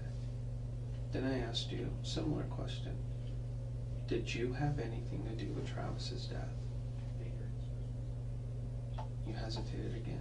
Well, that's because I feel like if I had gone to Arizona like you Most asked, people would say, no. Did you kill Travis? No. Well, I didn't, and I didn't have anything to do with it.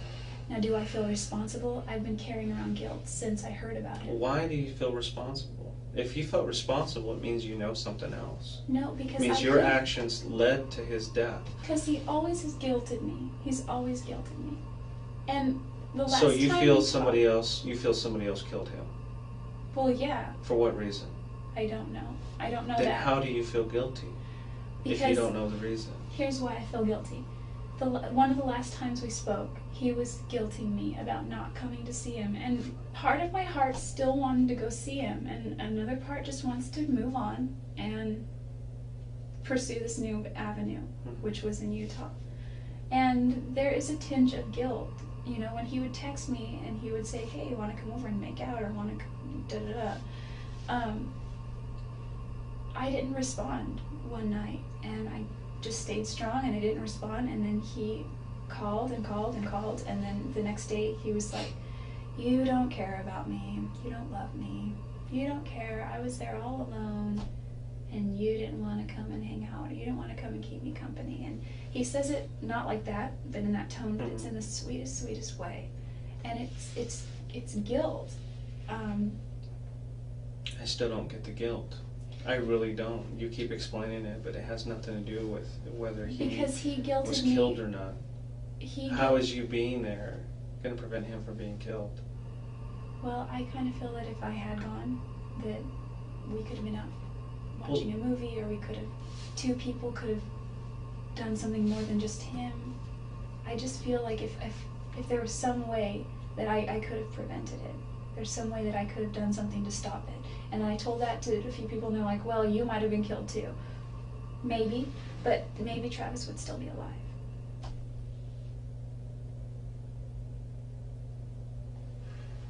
Travis has done a lot for me, and I wouldn't hurt him. He introduced the gospel to me. Well, I have proof that says otherwise, Jodi. I can't deny that. I can't deny that proof. And that proof is not pointing at anybody else. Nobody. Nobody in this entire world except you. Nobody else was in that house that day. Except you. You were the only one.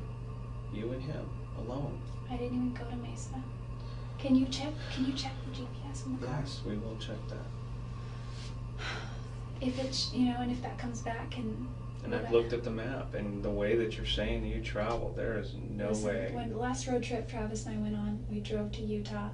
We drove to Oklahoma City from Mesa, and one of our stops on the way was Roswell. He drove all night, and I slept. And then after Roswell Museum, it was my turn to drive. And he's like, "Just get on this and drive 98 point something miles, and then we should be there."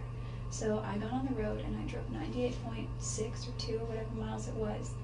And I woke him up and I said, "I don't think we're here." And he woke up and looked around, and it was just like rolling fields forever. And I drove completely in the wrong direction. And I'm not saying, I don't know, I'm just saying I have a poor sense of direction. I got totally lost. I know maybe that's just bad luck. I got totally lost. So even if you got totally lost, it doesn't explain all that time. It does not. I mean, if you went 4 hours here, 5 hours in the wrong direction, it still would not explain at one point that I time. wasn't going anywhere because I ran out of gas. I was totally stranded. I was sitting like a sitting duck, and that's when I began. It was a little bit warm, and it wasn't too hot, but that's when I read for a little bit. I already slept, and that's when I just started looking around the car and organizing stuff and getting trash together, and had a couple bites to eat from snacks that I had. And when I was cleaning out under the seat, I found my phone charger, plugged it in, powered it on. There was no cell phone reception anywhere. So you've never seen his camera? His new camera? I don't know. He described it. Did you ever touch his camera? I've never seen it. Okay, so there's no reason your fingerprint should be on it. Mm-mm. Okay. Because that thing's off at a lab right now. And they're hopeful that they can get some prints off the camera. Okay. And if your prints come back on that camera, what are you going to say? Well, they won't come back on it because I've never touched it.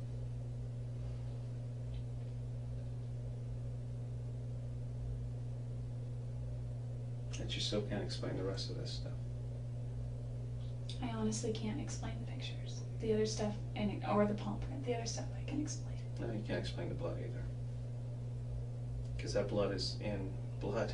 I mean, it's part of the print. Unless you cut yourself at the beginning of the year and left your palm print in blood, and it stayed there until he was killed. I cut myself. It wasn't the beginning of the year, it was before convention. No, you can't explain it. I'd have to say early March. That palm print is there in blood, partially yours and partially his. Is it possible that there's just like any other way in the universe that could have gotten there? Possible. Probable is the question you need to ask, and probable is absolutely not probable. I understand that, but it is possible. Anything is possible.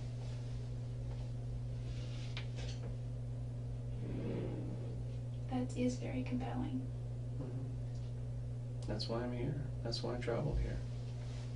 Because I came here to arrest you. And get an explanation from you. That's the second reason.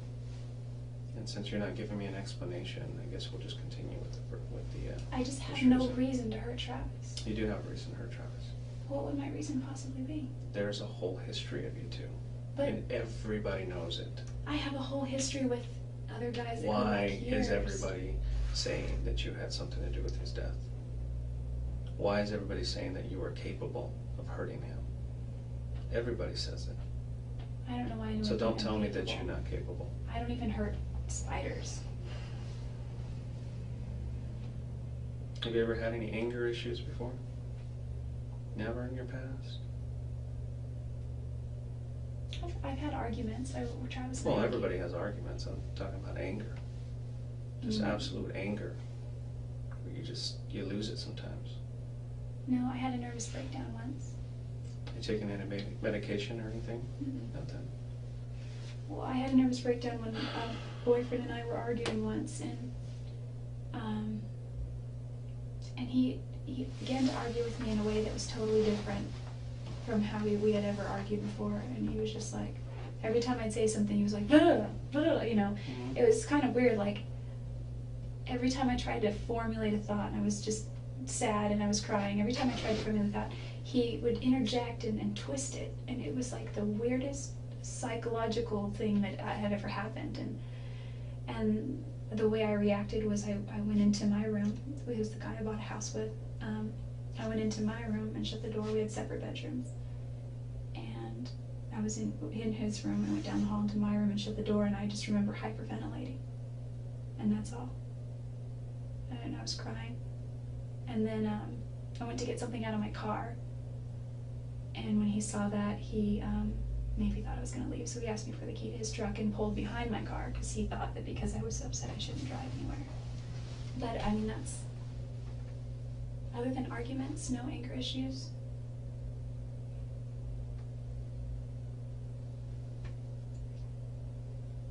That I can remember. Oh, I kicked a dog once.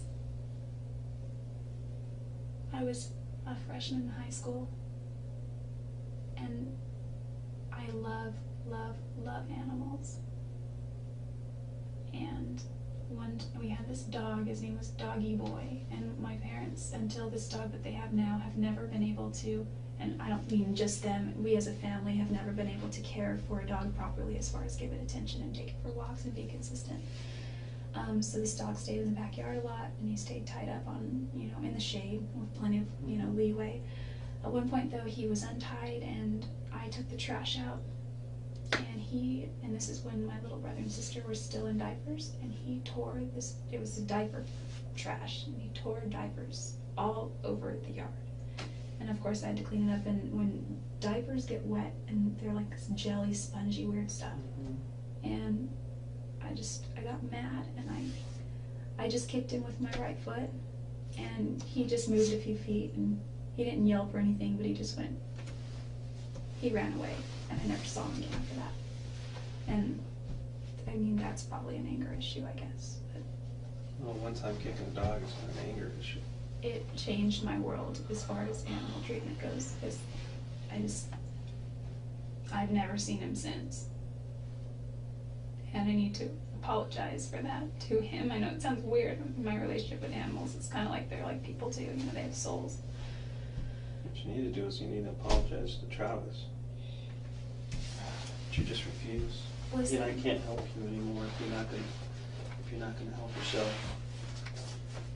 you asked I me really prior. can't. I can't, Jodi. You can keep talking till you blue in the face, and I can't continue to listen to lies.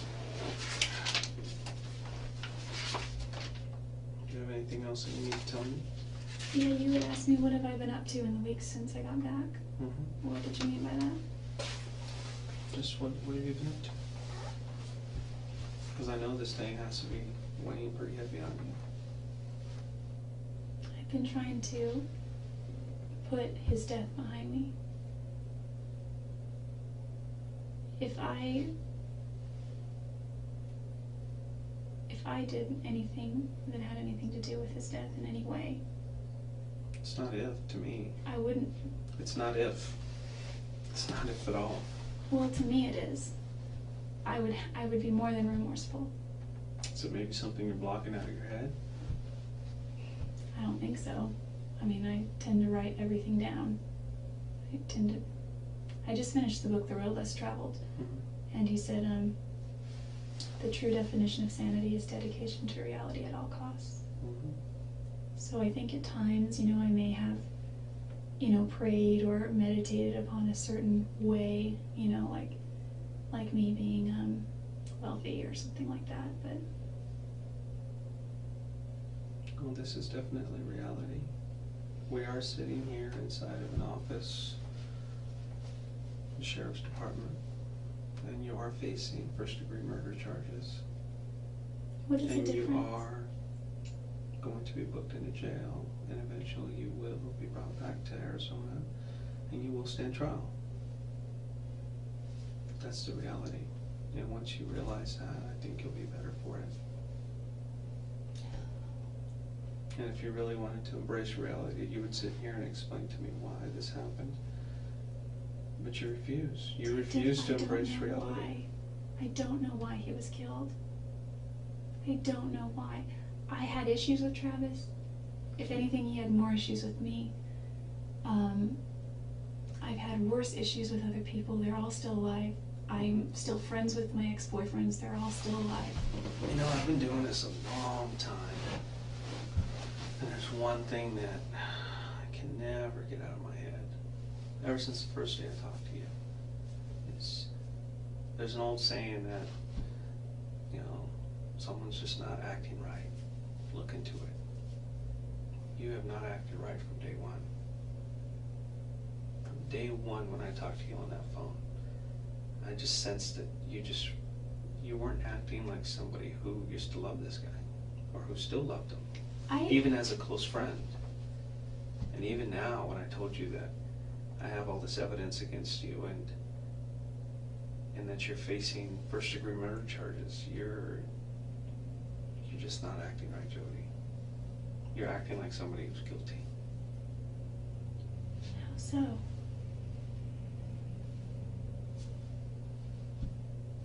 You tell me.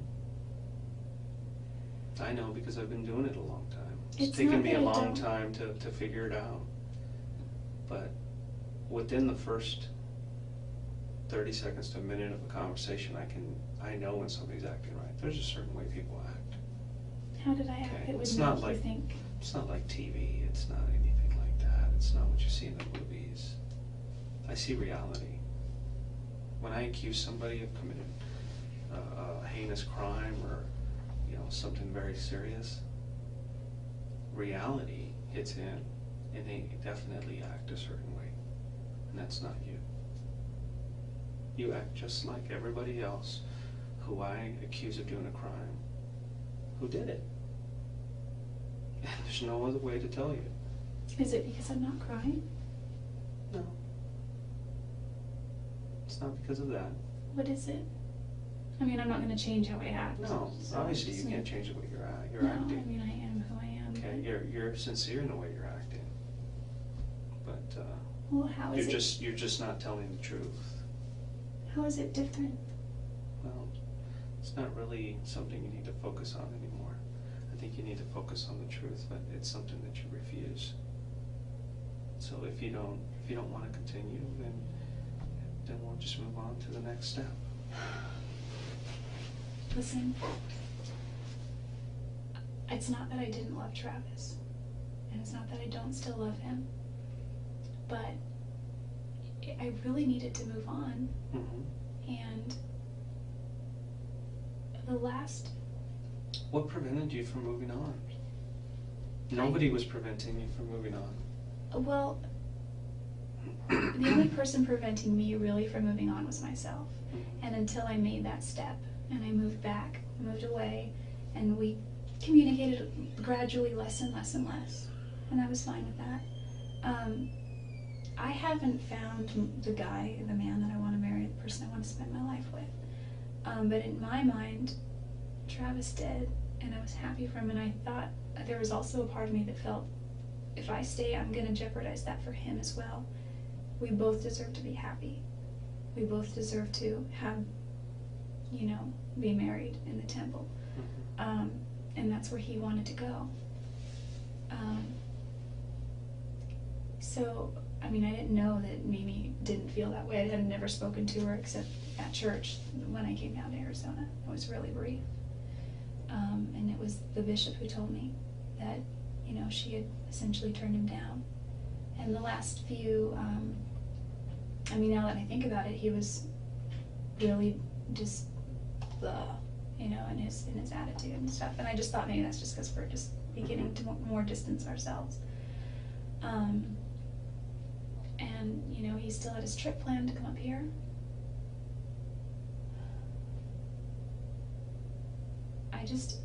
The reason I don't know. It's not that I'm not remorseful that he died. I didn't kill him. I didn't take his life. Did you have anything to do with it? I have nothing to do with his death at all. At all. The reason I hesitate is because maybe this is something that's wrong with me psychologically, is I think of the butterfly effect. And it's like, you could say that the guy pumping gas down at the gas station could have potentially, because you see all these movies, these funky movies, where it's like this affected this, which affected this, which affected this, if he had never done this. I know if you had never met him, he'd probably still be alive. That's true. Yeah, but that's because you killed him. No. Jodi, you did. I did not. Jodi, you can't convince me otherwise, unless you come up with more proof that you didn't. But I can't prove that anybody else did. No, it couldn't have. Well, what about if the car comes back that it was never even in that area? It still doesn't negate the fact that we have this other evidence.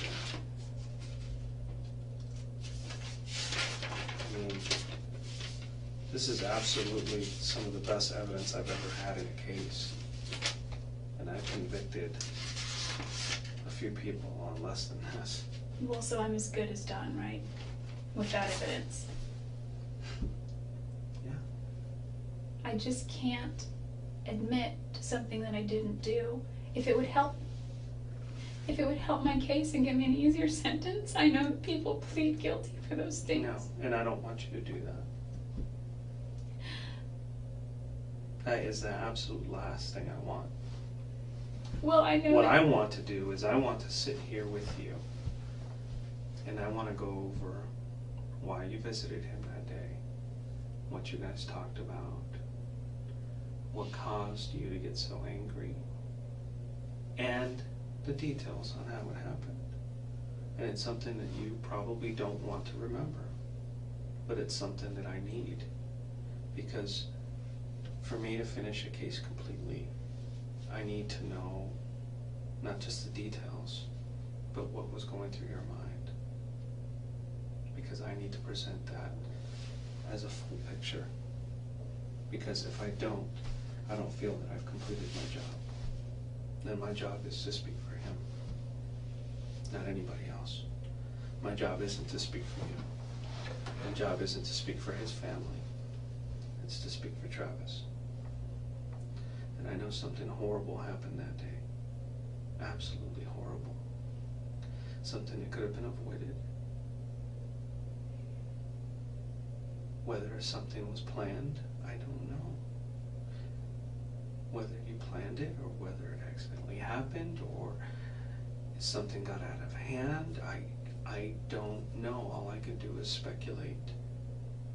And I want to believe that you're not this cold-hearted person that could just go out and do something like this to somebody. I want to believe that,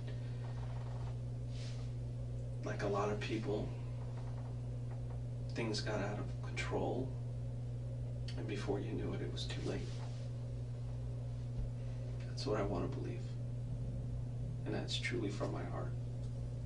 Because I sit here and I've talked to you, and I'm talking to you now, and all those conversations we had on the phone, and I don't see a cold-hearted murderer like you would see on TV or that I've seen before sit across from me. That's not what I see in you.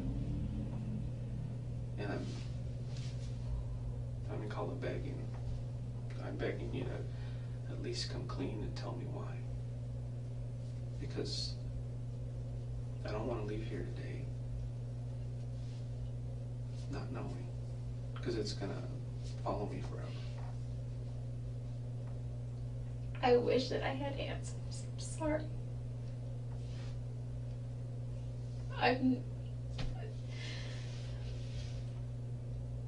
You need to just let the answers come out.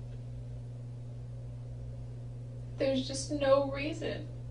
There's just no reason. There's no good reason why this happened. There's never a good reason why somebody dies like this. How many times was Travis stabbed? More than I want to remember.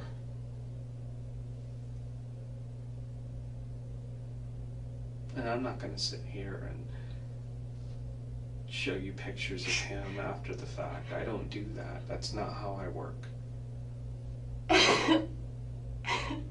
That is not for me to do. But eventually those photos will come out. Jodi.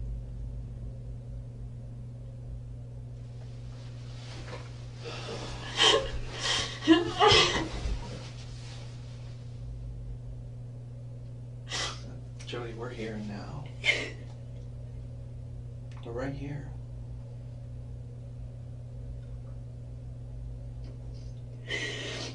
I think you're feeling the reality in the moment now.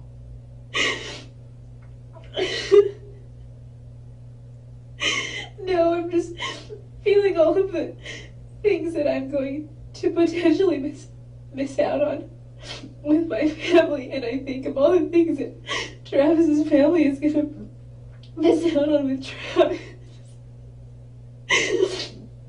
And he had brothers and sisters, and I have brothers and sisters. And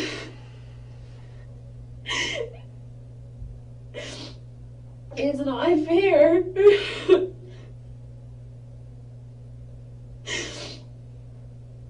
It's not fair, but this is where we are. I mean, I know that he's in a good place, and I know that he's fine. I know that he's doing great. But what about all of his friends, all of his family that are here, and they're just going through all of this, and I know that it's temporary, but it's so very much right now.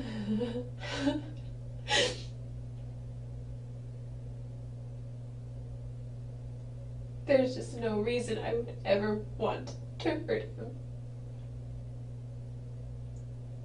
Well, whether you wanted to is a different question. I'm just saying. I don't think you wanted to. I really don't think you wanted to.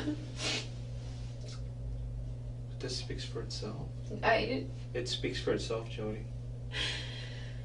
It goes beyond speculation. This is way beyond speculation. This is downright proof. But there's no backstory to it. All I know is that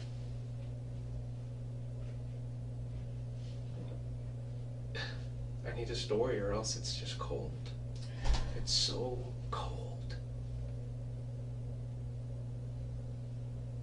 You don't look like the person that would plan something like this. You're just not that person.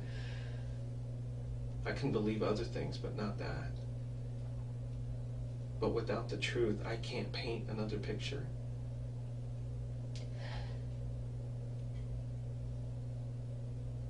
And it's going to be up to the prosecutor to paint that picture. And if you want that prosecutor, and I've met him, and you don't want him painting that picture, because he is good at what he does. I've worked with him before. And you allow him to paint that picture for you, it's not going to be good. It looks like you don't really need anything. It just looks like, I mean, it looks like you don't even need a good prosecutor anyway. So, I mean, You're right. I have to maintain my innocence. I can't admit to doing something that I haven't done. Part of me wants to cop out and say it. No. Well, If you're gonna cop out, it's because you're telling the truth. well, that's not really copping Okay. out. Yeah, I don't want you to sit here and tell me a lie to appease me. That is the worst thing you can do for me.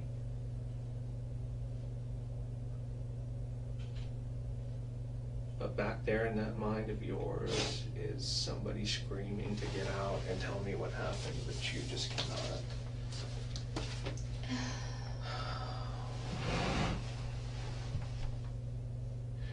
He has done nothing but, I mean, except for some mean words that he said. I know.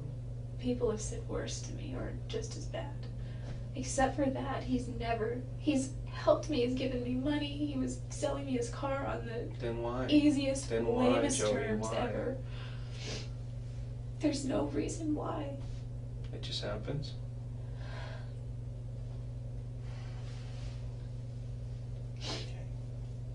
There's just no Well, I reason. have more work to do. Can you give me a rundown of what's gonna happen from here when you leave? Yeah, you're, Like, just today, for example. well, you'll probably be taken across the street to the county jail. You'll be processed through there. You'll be set in front of a judge, at least within 24 hours. And there's a warrant for your arrest, and the bond is $2 million. If you can come up with a $2 million bond, then the judge will decide whether to, accept that $2 million or not. At that point, we're gonna file extradition papers. Basically, our courts are saying that, hey, you have someone in custody on one of our charges. We want them brought back to Arizona, or at least allow us to come pick them up. And that's called an extradition hearing. You will be given the opportunity to either waive it and say, that's fine, I'll just go on my own free will, or you can fight it and say, no, I don't want to go back to Arizona. What if I say I go on my own free will? Of course I would go. Yeah. At that point, the judge would say, okay, she's not fighting this, so come get her. And then we would go. What if I did fight it? Then what happens? Then you would have a hearing, Oh. like a little trial. So it just Not a delays the trial. inevitable, basically. It delays it. And costs people, taxpayers money. And then you'll be transferred over to the Maricopa County Jail in Phoenix. And you will start your court proceedings there. And, I've already filed these charges. It went to a grand jury, and a grand jury indicted you. So it's all public now? It's public record. So does everyone know? If somebody goes on, checks public record, they can check it. And they would come up with an indictment against you for murder. But it's gonna be on the news tonight. We don't report anything to the news. Has his family called today? No. They don't even know that I'm talking to you But they've been calling every day. every day. Are you gonna tell I them? talk to them every day. How would you feel if your little brother or little sister was killed? I've been wanting to call every day too. I didn't want to look obsessive, so I just tried to limit it to once a week.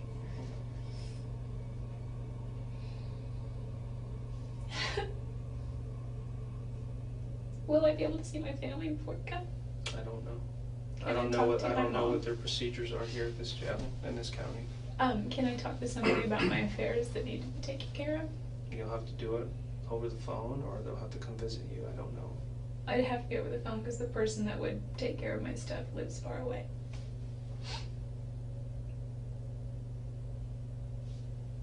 Are we done? How long is it all going to take? You said you already I filed don't know. paperwork. I don't know. I need to go see. The procedures are different here in California than they are in Arizona. I'm used to the procedures in Arizona. So I'm getting help from this county and the deputies here, and they're assisting me. So I need to get with them and find out how long it's going to take. This is a really trivial question, and it's going to reveal how shallow I am. But before they book me, can I clean myself up a little bit? You're going to be taken the way you are. I can't give you anything else. How soon? I don't know. Like 5 minutes? 2 I would hours? say within an hour. Okay, it could be 5 minutes, it could be 50 minutes. I need to go talk to my associates here. And if at any time you feel like you need to tell me something, you just go ahead and approach me. Okay. Can I use the bathroom? Yeah, I'll get someone to come take you. You know, I'm not like violent and we're gonna run. It's Wairika. So, I mean, do I have to go in handcuffs everywhere? That's just procedure. Whether you wrote a bad check or you're facing murder charges, you're gonna go in handcuffs. That's just the way it is. Okay? They don't take, different precautions for different people. It's the same for everybody. So I'm sorry. Who do I ask when I can start making a phone call or two? Once you get booked into the jail. Do you know how many I get? If it's like ours, they give you a phone and you can make as many collect calls as you want. Oh. Okay. Okay? Let me see if there's somebody to take you to the restroom. It's not too urgent, but like maybe within the next 10 minutes I really will need to go.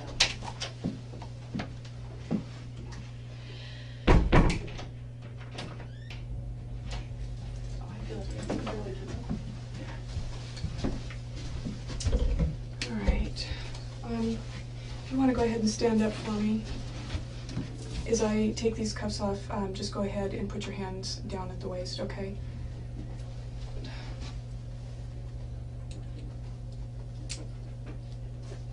You know, especially these types of cuffs aren't the most comfortable. I don't think they're really designed for comfort. Nope, they're not.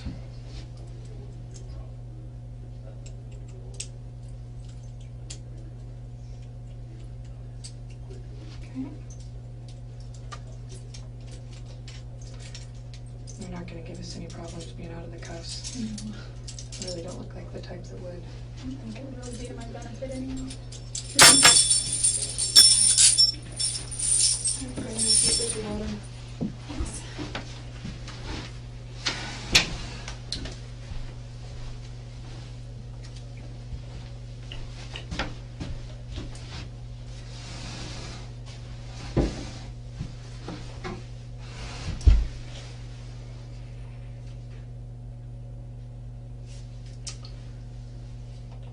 Okay. Today's date is July 16th, and my name is Detective Rachel Blaney, and I'm here with Jodi Arias. Is that how you say your last name? Arias. Arias. Okay, I'm sorry. This is just formality, and this is, if I have to, write up a report of what we talked about, at least I know word for word, what you said, and there's no mistakes. Mm-hmm. Okay, so it's for your own protection or good that Right. we record it. And before we go any further, I need to read your Miranda rights again, just to make sure that you understand. You have the right to remain silent. Do you understand? Yes. Anything you say may be used against you in court. Do you understand? Yes. You have the right to the presence of an attorney before and during any questioning. Do you understand? Yes. If you cannot afford an attorney, one will be appointed for you free of charge before any questioning if you want. Do you understand that? Mm-hmm. Okay. The reason that I wanted to talk with you this morning, there's a couple of reasons actually. I have been privy to the investigation and all of the evidence in this case, and to your conversation with Detective Flores yesterday. And there's really no, let me say this, it's obvious to me that, you know, you're not our typical suspect. You know, you come from a good home, a good family. Your parents obviously care about you. That was evident, you know, when they talked to him yesterday. And you're a bright girl. Probably more intelligent than you were letting on yesterday. And there's no question in my mind or any of the other investigators' mind that you were the person that took Travis's life. But what I need to know, or what I'd like to know, and give you the opportunity to do, is determine whether, you know, you're a cold-blooded, cold-hearted murderer who slaughtered this guy, or are you somebody that got caught up in circumstances and things got out of control? Because I think that is what happened, honestly, in looking at everything and all of the facts and talking to people. You know, I think in every person that anybody could be capable of harming another person. I think it's in our nature, and generally most people suppress that. But I think given the right circumstances and, you know, the right time and the right place, anybody could be, you know, capable of harming another person. I see that on a regular basis.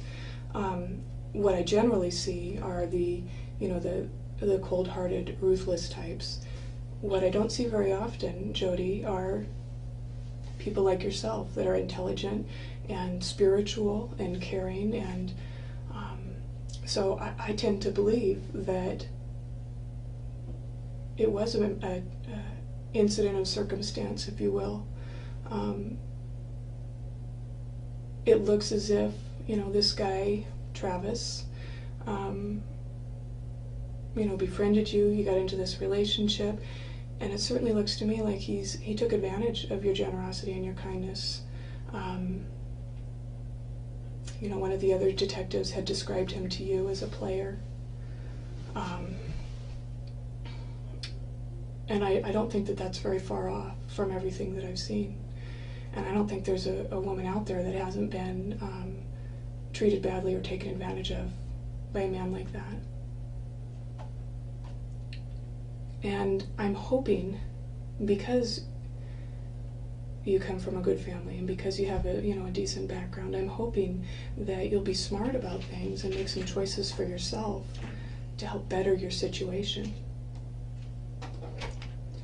When this hits the news, and it'll go to the media, do you want to be portrayed as that cold-blooded, cold-hearted murderer? Because the media loves that. That's not, that won't be our words or their words when they do a press release, but that's what, the media will take a look at the facts and that's what they'll portray it as. Or do you want to be portrayed as a person that didn't mean to have any of this happen? It just got out of hand and you're remorseful. Which way do you want to go? How do you want to portray yourself?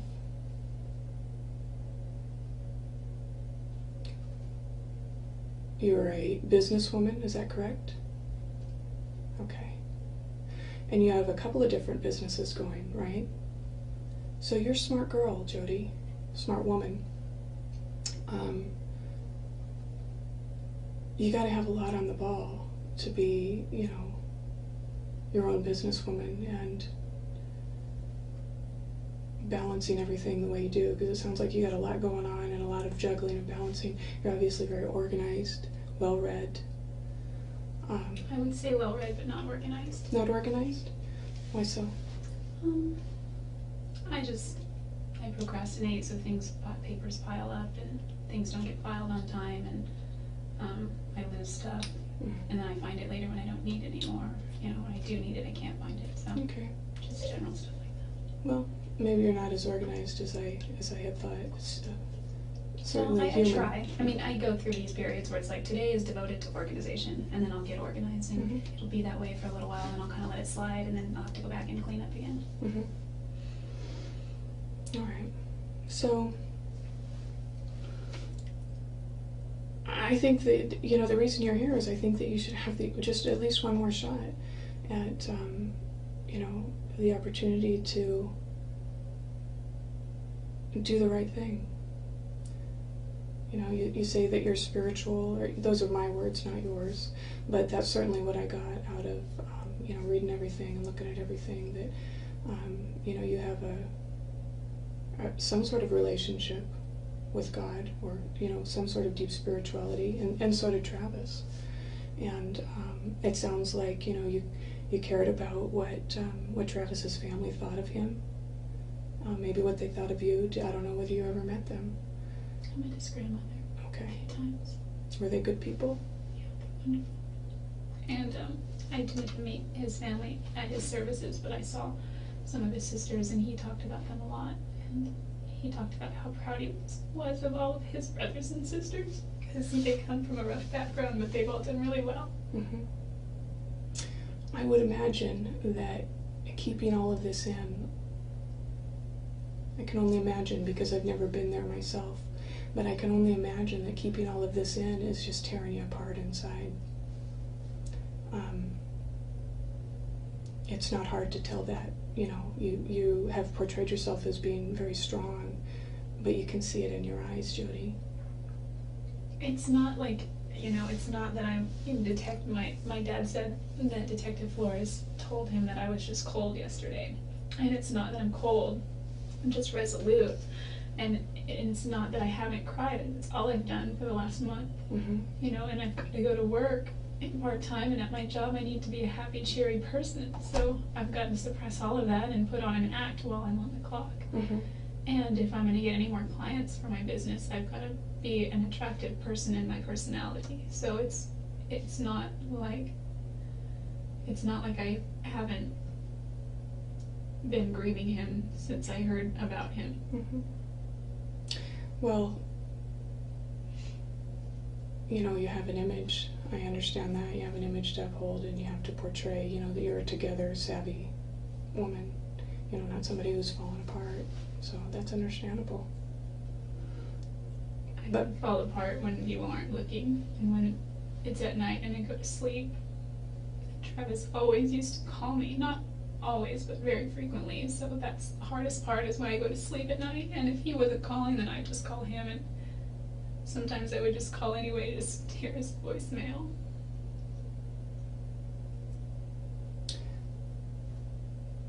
So let me go back to,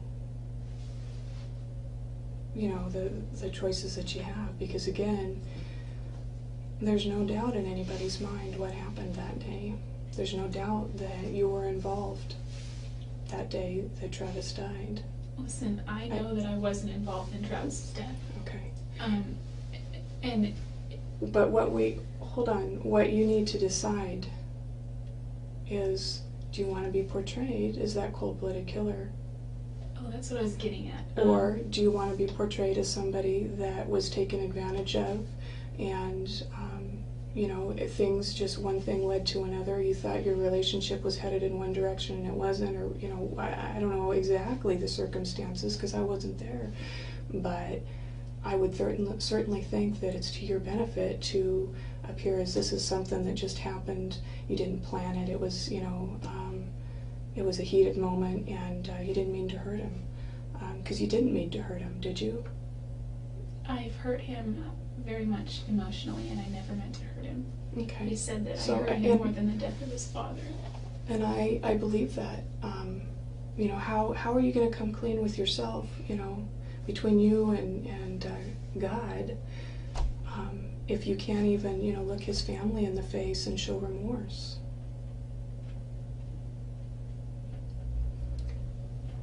I don't think that you're a bad person. I don't think that you meant any of this to happen.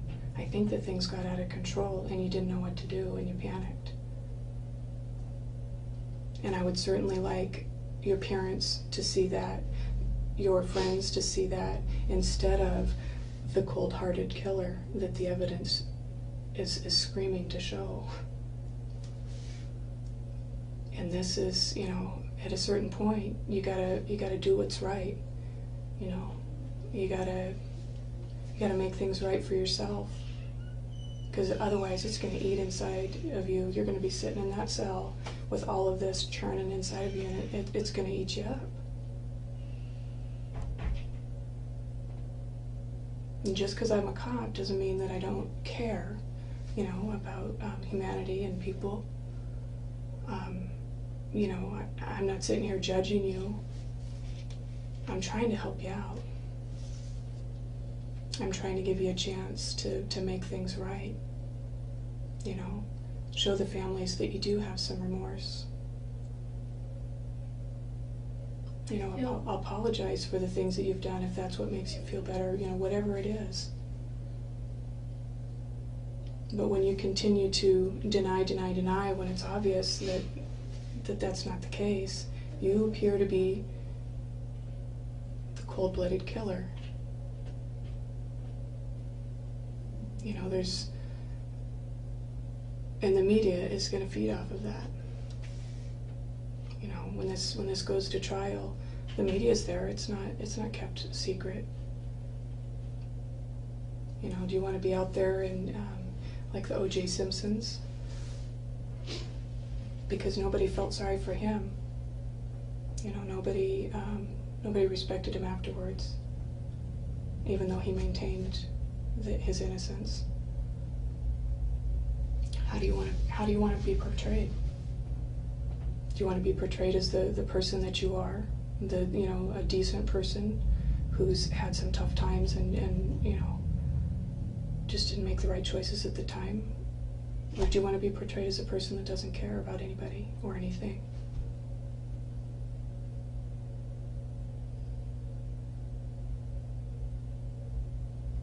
You know, of course I don't want to be portrayed as a cold-blooded murderer. I believe that.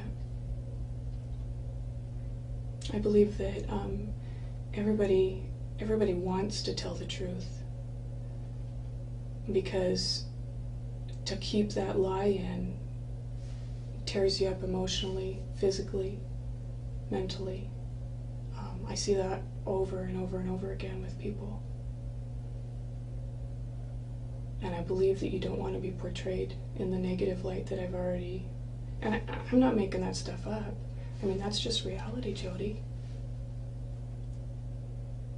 That's the way our society works. That's the way this world works.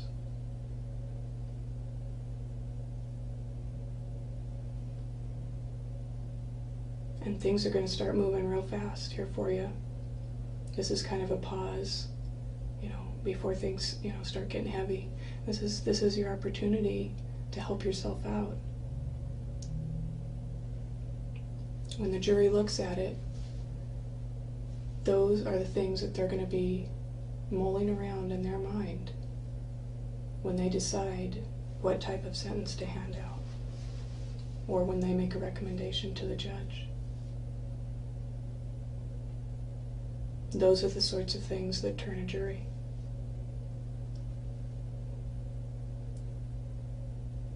And the juries sometimes can be fickle, but I've never seen a case with so much concrete, hard evidence. We don't need you to tell us anything. I'm doing this for you. Arizona's case goes no matter what. They've got a rock solid case.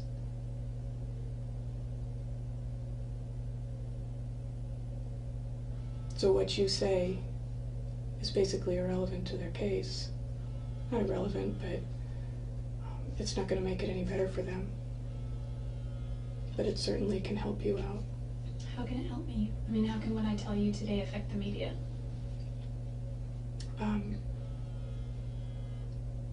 You take control of the situation as much as you can and paint whatever kind of picture you want to paint of yourself.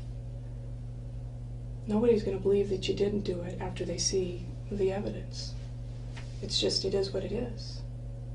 But it's a matter of, do you want to take control of your situation and paint the picture of who you are, because you're the only one that knows that? Or do you want the media to take the evidence, all of the facts and the information, and paint their own picture of you? And as smart as you are, you know as well as I do that the media doesn't like to paint warm and fuzzy pictures. They would much rather paint the vicious, cold-blooded killer, because that sells. Am I right? So, do you want to control your situation? Paint your own picture? Or do you want to let somebody else do that for you? I don't feel like I have any control over what the media says anyway. Well, you do, to a certain degree. You can have the opportunity to tell your side of the story. You know, was it a matter of, like I said, this guy, Travis,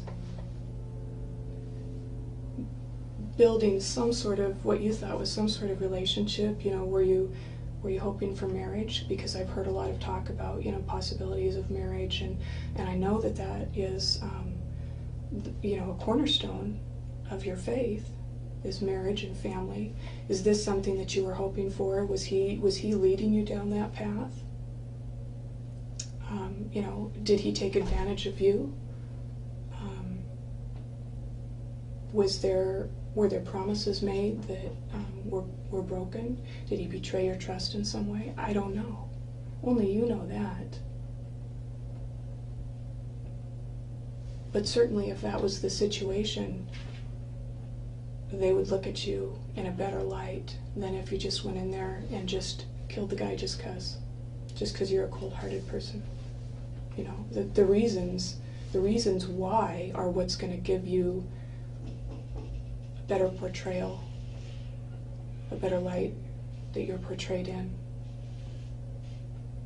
That's why the reasons why are so important to you, and that's how you can take control. When you leave, you know, Siskiyou County and go back to Arizona, which eventually you will, whether you fight the extradition or not, that's just kind of An inevitability. Yeah, it's going to happen eventually. You're not going to have the opportunity to do this again. And I'm certainly, you know, not going back to Arizona. I won't have the opportunity, and the shot will be gone. What is your role, though? I mean, you're a detective. Mm-hmm. This is our jurisdiction. It's our county. So, you know, part of this investigation, if you will, is on us. So I've taken an interest in this case. You know, I saw you and I read all this information, and I'm like, man, you know, she's not the typical person that we see in here. Can I ask you a couple questions? Sure. Not personal questions. I understand they took some of my stuff yesterday. Mm-hmm. Where does all that go? Does it go to Arizona? It'll be transferred to Arizona. It's held in evidence. There's a list of everything that was taken, and a copy of that was left at each location. At each location. And it was a carbon copy, so my parents couldn't read it all. My grandparents couldn't read everything. They told me some of the things, and some of the things were like my camera, for example, which is fine. I understand that. My concern is other people. For example, I'm a wedding photographer, and I just did a wedding on Friday, and I feel bad for Brian and his wife Katie, because those are their wedding pictures. That's all they have for their wedding, and I just want to know when they'll be able to get their wedding pictures. I don't know when.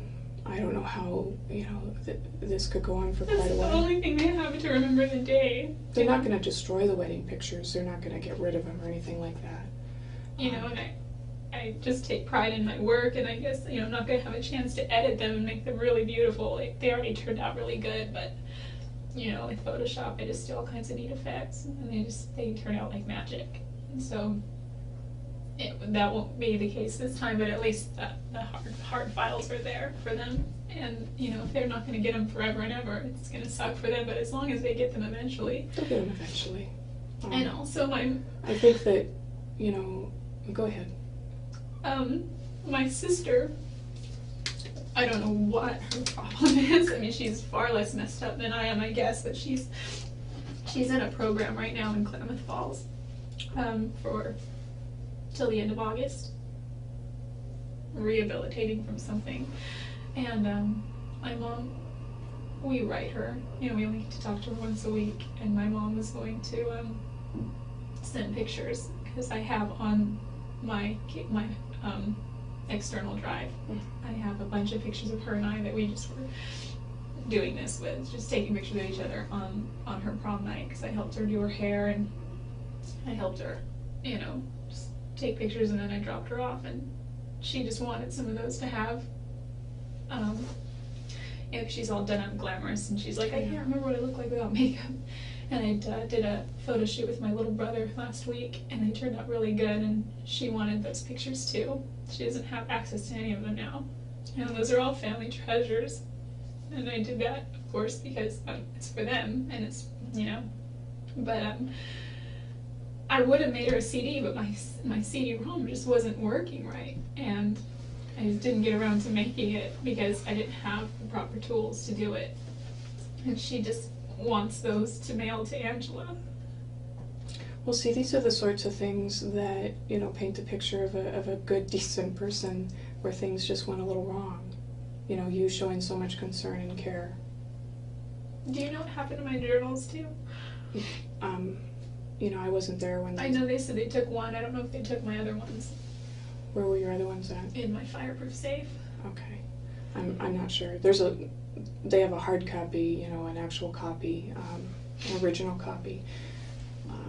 If you want my journals, it documents the entire time starting from when I moved to Arizona up until 2 or 3 days ago. Where's that safe at? Is that it's at your... under my bed. They said they looked through it. Okay. Well, then, if there was anything... I don't know if they felt it was relevant, necessary. but... I'm sure Travis got a lot of ink in my journals. I don't know. It doesn't matter now because I know you guys think what you think, but... It's not, the job of the detectives, any detective, is to determine, what happened, whether a person, is there evidence that would clear you, evidence that would convict you, etc. We're totally neutral going in. And it's not a matter of, our opinion and what we think. It's a matter of taking a look at all of the evidence and knowing. And, I think you're not grasping the reality of this situation. And hearing, what your concerns are, you should be concerned for yourself right now. You should be fighting for yourself. This is not going to go away anytime soon for you, Jodi. You're a young woman, just starting your life. You had a lot going for you. You should be fighting for yourself right now. There's really nothing to fight for. If I fight, it just makes me look worse. If you fight, and if I give you some false confession, that just makes it look just as bad. No, so we there's don't. Really nothing. We don't want a false confession. That's absolutely not what anybody ever wants, ever. I was just hoping to give you the opportunity to show the world, to show the community, to show the jury, to show Travis's family that you do have a heart, that you do care, that you are a good person. And maybe things went askew that day. I'm giving you scenarios with what happened that day because I wasn't there. I don't know, the emotions that led up to it. There was obviously a lot of emotion. That's very clear. There was a lot of emotion that day. and what happened. And so I'm trying, it's kind of like pulling teeth here. I'm trying to give you the opportunity to help yourself, to show the world, to show the community, to show Travis's family that you do have remorse, that you are a good person. And that doesn't benefit me in any way. I get no benefit out of this. You know, my job pays the same whether I'm sitting here or at home, whatever. I was trying to give you that opportunity. And I asked if I could talk to you today to do that. Makes no difference to me, not personally, but it sure can make a difference for you.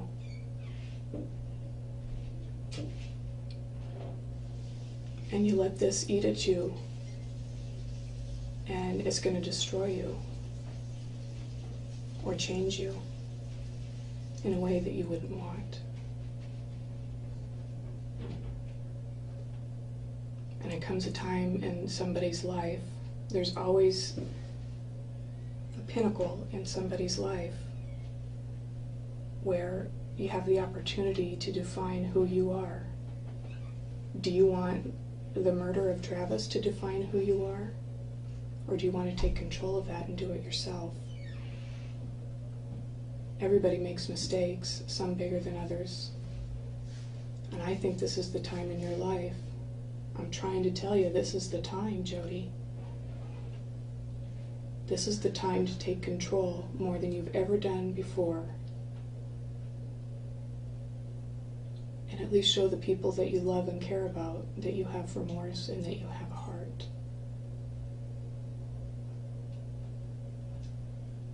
Because when they sit there and they see somebody that's just stone cold and saying they didn't do it when it's clear to everybody that you did, that's what they're going to see, is a stone cold person. This is your opportunity to change that. You can't change what happened. You can't go back and undo it. It's a done deal. But hopefully you're smart enough to realize that you can have a little bit of control of how you're portrayed.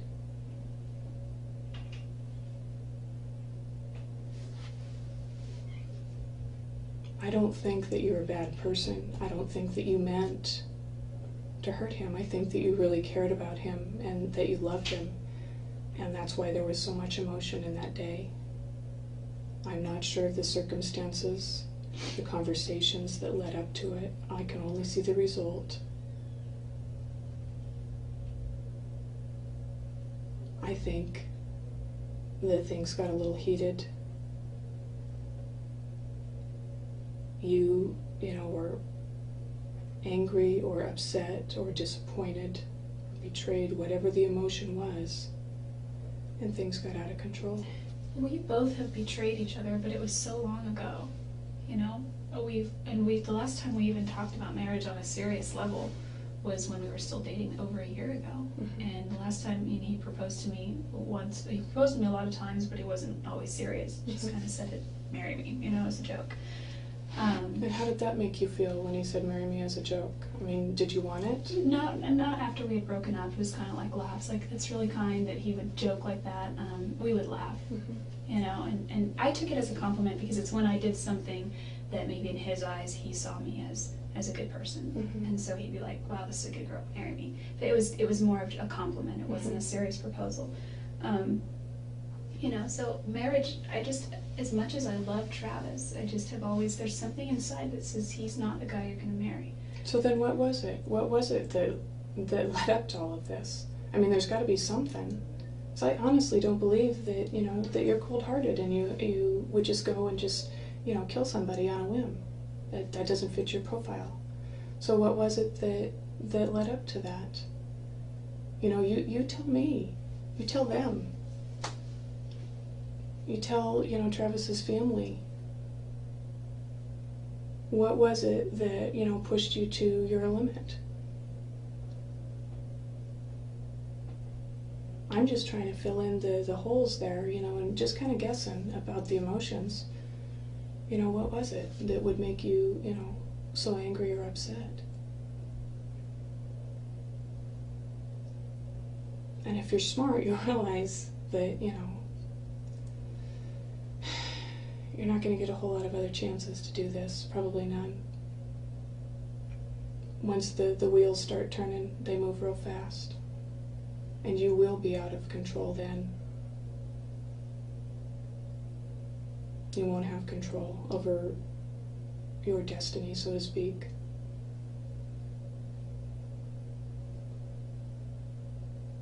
You know, what about your spirituality and your beliefs with God? You know, if you continue to lie to yourself and all of us, that's one thing, but God knows. He knows what's in your heart.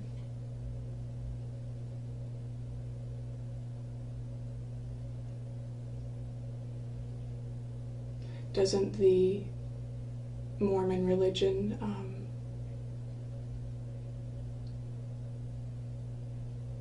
want you to repent for what you've done?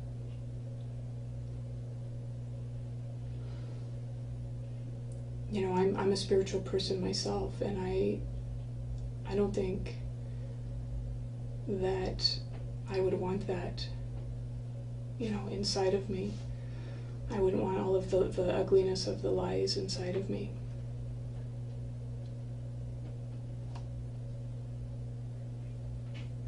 And I'm not going to sit here all day, you know, and try to convince you to do something for yourself if you're not willing to help yourself. But I just wanted to give you that chance this morning. It's clear, it's crystal clear to anybody who looks at this case.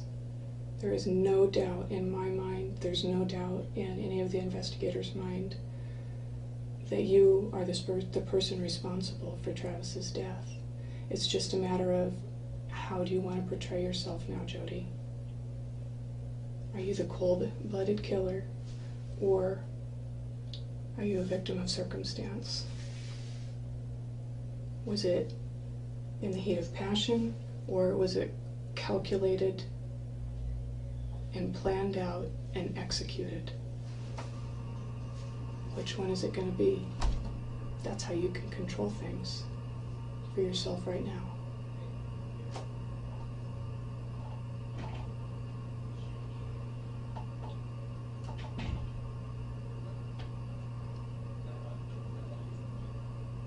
I don't think you're the type of person that can sit there during a trial and see Travis's family sitting over there and continue to maintain that lie in yourself without it tearing you up.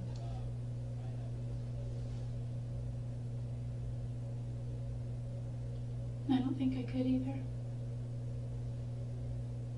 You have an opportunity. You can't bring him back. You can't bring his life back. But you can at least make things right within yourself. And that ultimately is going to probably help out your situation.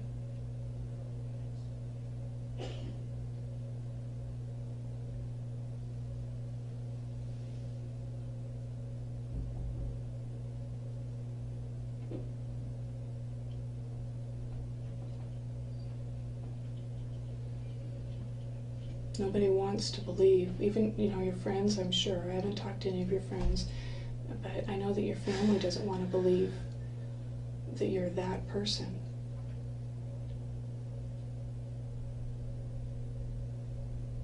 Help them understand what happened and why, so that they're not stuck with that image of you.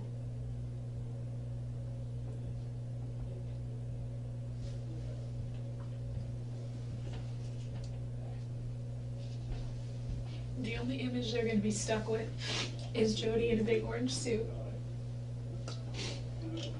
Yeah, but does Jodi have a heart, or is it cold and ice? They know what my heart is like. They raised me.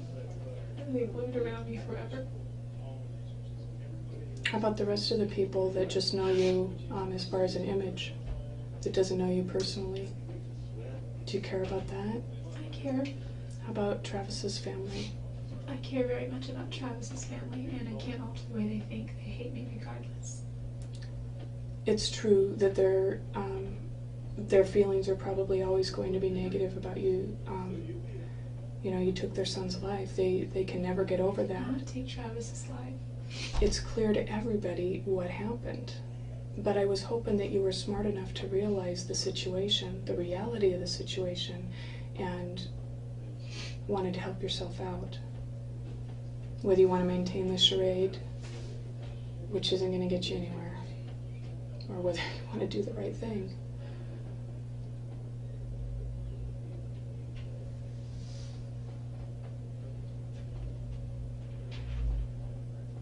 You're the one that's got to live with yourself, you know. You're the one that's got to look those people in the eye. I have one more question. It's not that I haven't been listening to what you're saying. It's unrelated. But when they took my purse, I had $240 in cash. And from what I understand, this thing over in the jail, you can have money on your books so that you can get things like shampoo or whatever. Mm-hmm. I don't know what I would even need there. But what happens to my cash, my money? Well, it's, first of all, they count it all out and document it, so there's no question of, you know, what was there. I don't know what the procedure I know is. it's not really, maybe it's not your area or your responsibility, but who do I talk to about that? Because my parents don't have money to just keep doling out and making, collect calls there all the time or whatever, so. Well, I can certainly talk with the detectives and put in a request for you, and I'll do that. I don't go back on my words. And I don't know how much longer, you know, you want to sit here and listen to me talking, but I was hoping to kind of drill something into your head and wake you up and show you how you can help yourself.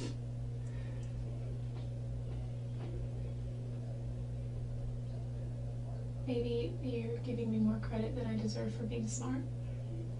I don't think But so. I just don't see how any of that could help.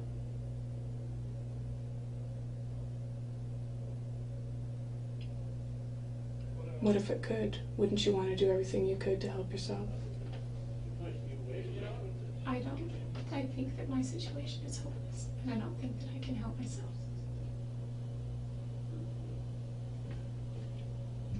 I'm sorry. Don't be sorry to me. I'm just sorry. Are you sorry for what happened to him? Of course I am. That's awful what happened to him. He Did you ever didn't show think- me any pictures, but he showed me the carpet.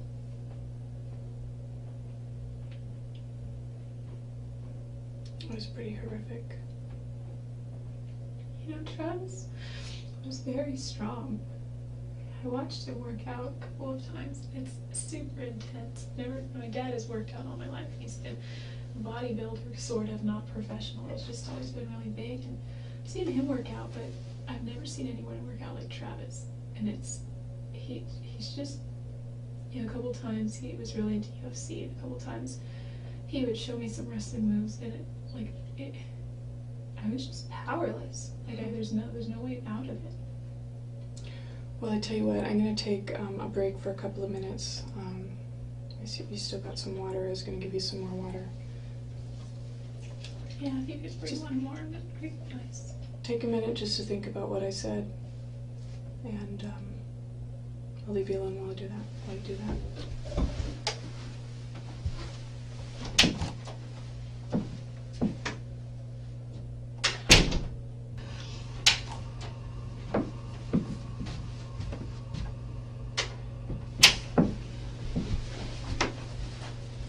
Just more water.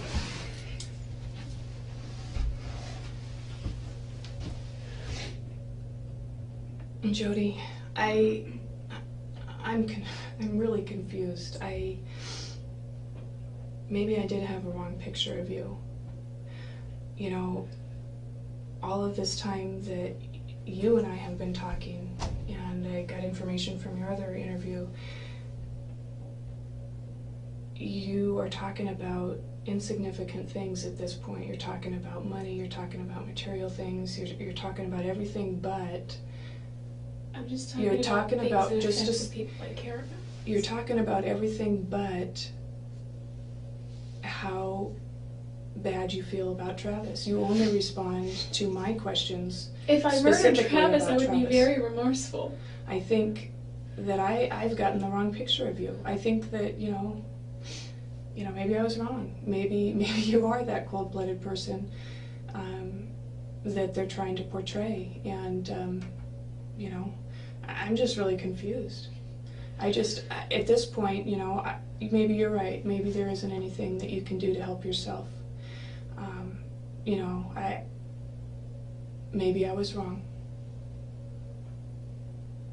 Maybe you're not as intelligent as I thought you were.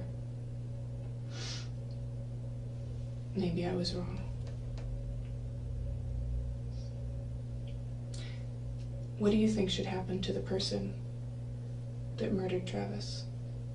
I've never been one for an eye for an eye, but they took his life, and even the Book of Mormon says that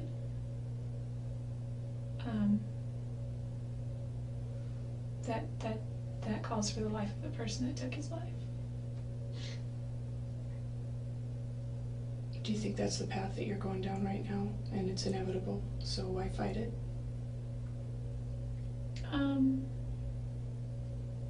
Not sure, kind of, but I'm not sure. I don't know where I'm going. So, tell me this.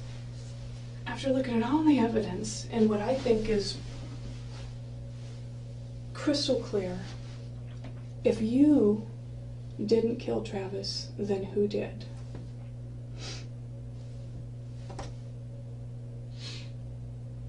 He was private about a lot of aspects of his life. Mm-hmm. He told me some things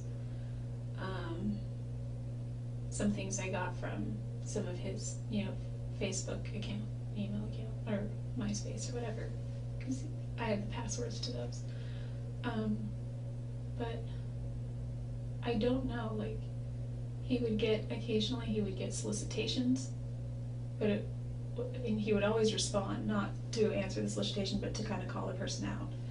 And I don't know if anything ever came of those. I don't know. I know his tires were slashed. I don't know. Maybe you weren't the person that did it. Maybe you just were physically there when it happened and somebody else did it. I mean, I guess, that's a possibility. If that's the case, help us out here. Help yourself out. I don't know what else to do for you here, Jodi. I'm kind of at the end of my rope. You're not going to get a whole lot of people that are trying to help you out along the way beyond this point. If you didn't do it, then who did? Because everything is pointing to you. Not just pointing to you, but, screaming that Jodi killed Travis. And I thought that I could come in here and talk to you and talk some, sense into you and get you to, kind of help yourself out. You don't need to help our case out. You don't need to help their case out. That's a slam dunk. I know, he showed me.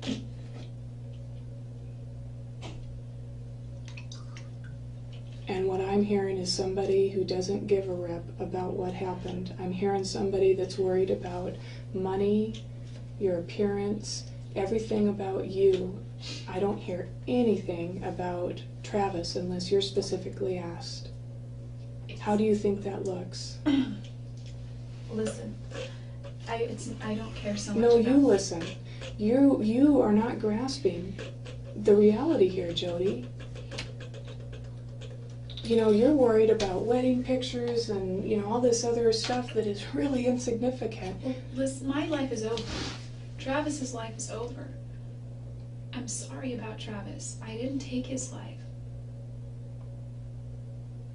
All right, well, I guess I was wrong. The reason I cared about those other things is because those people still have lives, and I care about those people. And they don't know where their stuff is, I happen to be in possession of their stuff. And so, all I know is all of the innocent people that I've talked to that have been accused of a crime don't act the way that you do.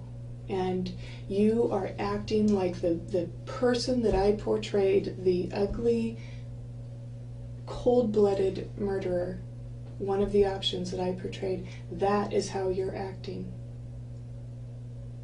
There is nothing in your actions that would indicate to me that you're the victim of circumstance.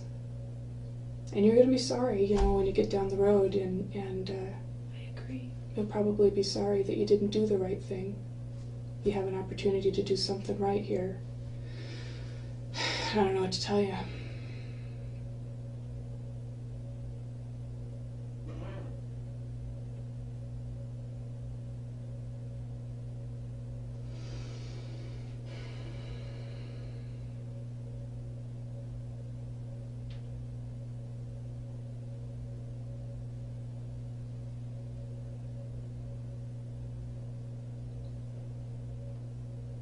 Show me that I wasn't wrong, Jodi.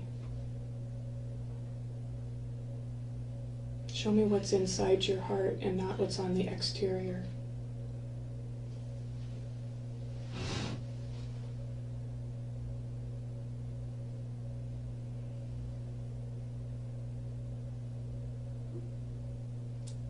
Help me understand why it happened and that it wasn't cold and calculated and planned. Because that's how everything points right now.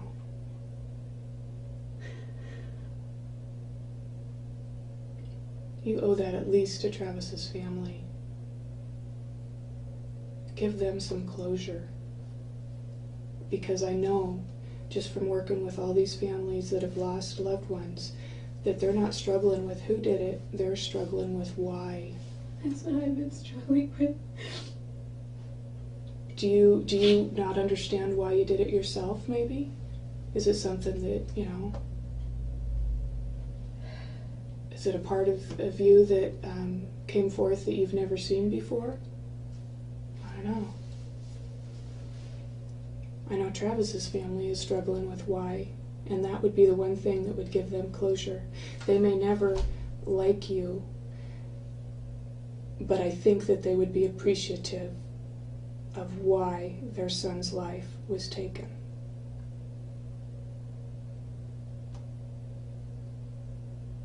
You can't give them their son back, but you can at least give them the peace of mind as to why.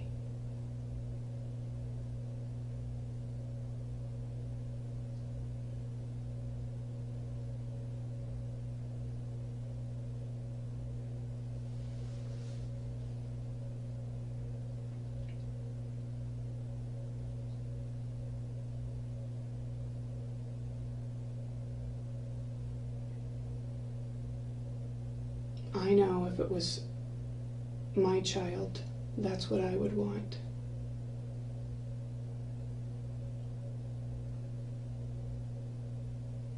And I know that you're not a mother, but all women have those mothering instincts within them, and I think that you can understand that, what I'm saying. And that's why you're hanging your head right now.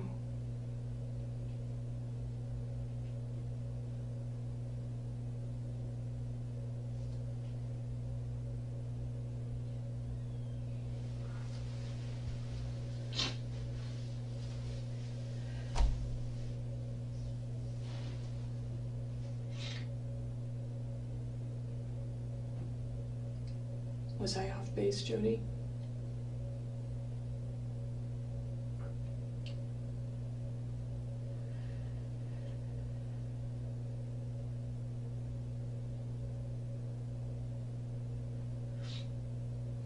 I can't imagine what it would be like to lose one of my brothers. Wouldn't you want to know why you lost one of your brothers?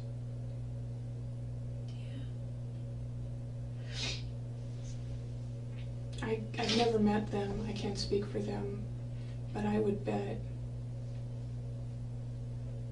you know, my paycheck, that that's what they're wondering right now. and you can at least show that you have a soul, that you have a heart, that you understand that need in them, and do something for somebody else besides yourself.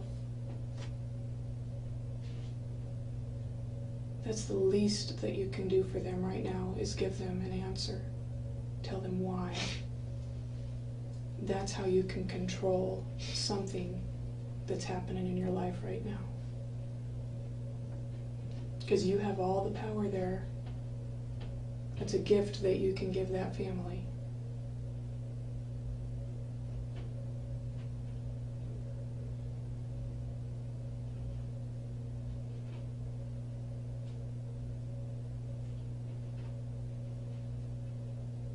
Tell them why.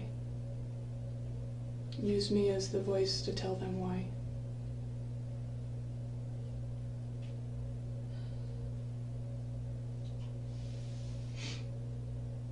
I just don't know why. Did one thing lead to another and it just got out of hand? And it's unexplainable even in your mind? Or did you have it all planned out?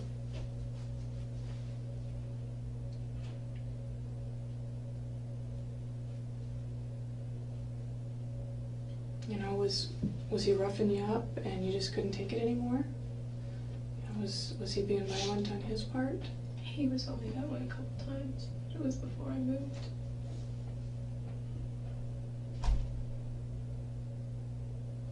And people just, I had bruises and stuff, but people were like, oh, is Travis beating you up? And we're like, ha ha ha. And he got mad because I wore a short sleeve shirt, but it was like 100 degrees outside. So, this isn't the perfect picture of a relationship. No, that it you've was been very through. rocky. I've never once denied that we had our challenges. That he's said several choice words to me that weren't nice, and you know, but he's not the only person that's ever done that. My own father has done that. Yeah. You know, other women and men have done that to me, and other boyfriends. You know. But you didn't kill them. You didn't get pushed to the point where, you know, you couldn't take it anymore. That's what we're trying to understand. That's why.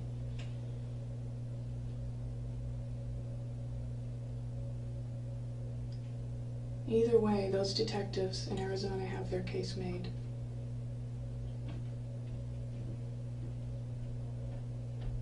But the least you can do for that family is give them an answer.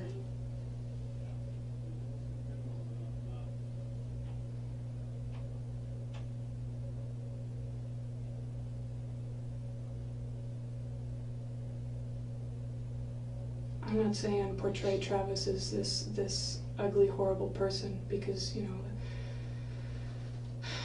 I don't know that that's the right thing to do either. But at least let them know that it was a two-way street and it wasn't all your fault. Or, like I said, maybe I'm wrong and maybe it was. Maybe you did plan it from day one and carried it out.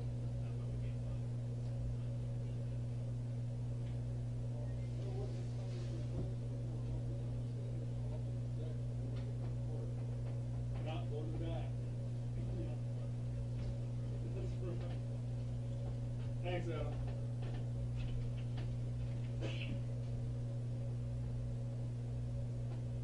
If his mom and dad were sitting here right now, what would you say to them?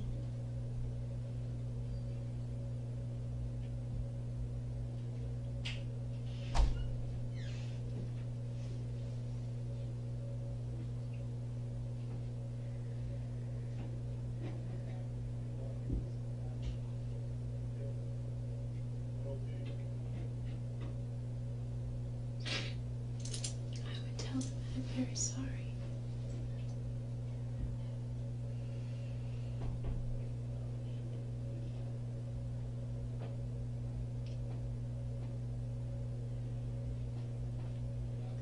Before Travis, I've never lost anyone that's close to me.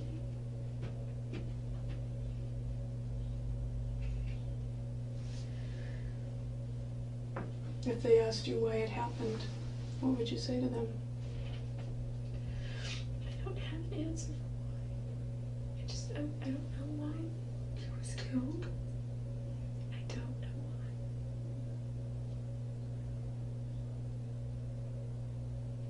I don't know why. All right. Maybe you can't understand why, but what led up to it? What would you say to them? Because that would help them with the why. If you're struggling with the why within yourself, then what led up to it?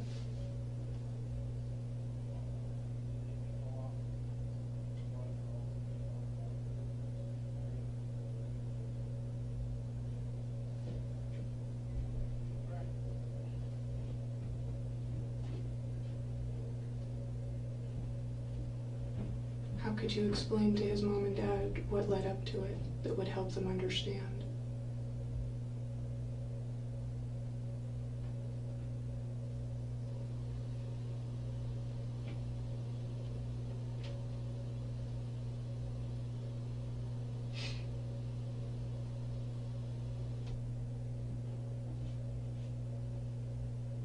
I'm sorry.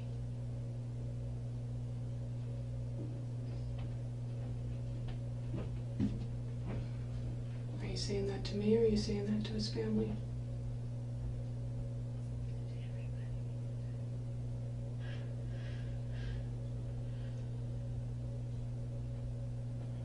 To everybody. To his family, to my family. To Travis.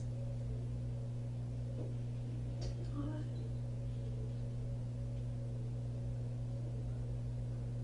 Then if you truly are sorry, Jodi, clear your conscience and give them an understanding of what led up to it.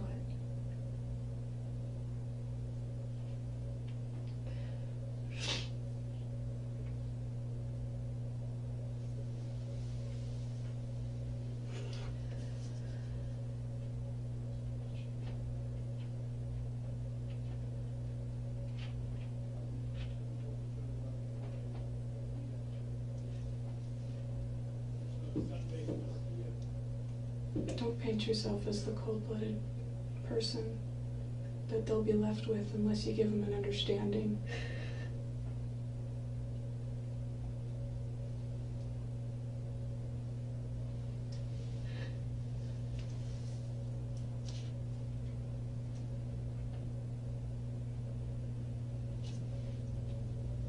I don't want to believe that I was wrong about you.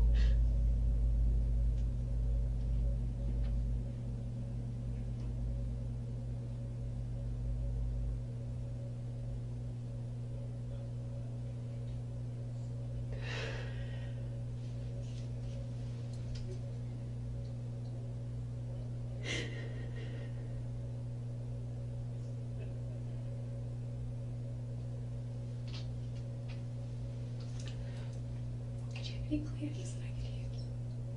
Sure. I'll be right back.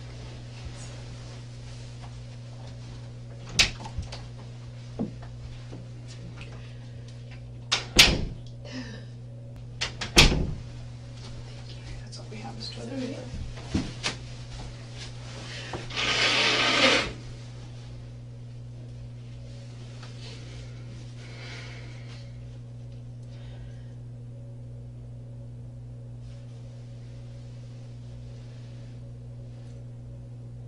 I can see that your tears are real.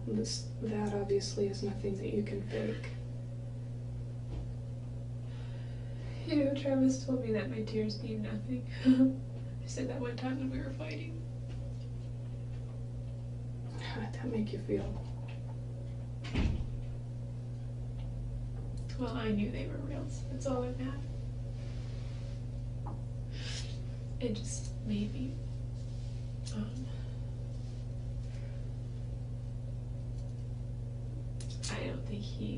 I don't know, it was weird, because sometimes he just seemed to have no emotional understanding or depth, and then other times he could move himself to cry like that if he wanted to, or if he was on stage, it made him, helped his speech or whatever.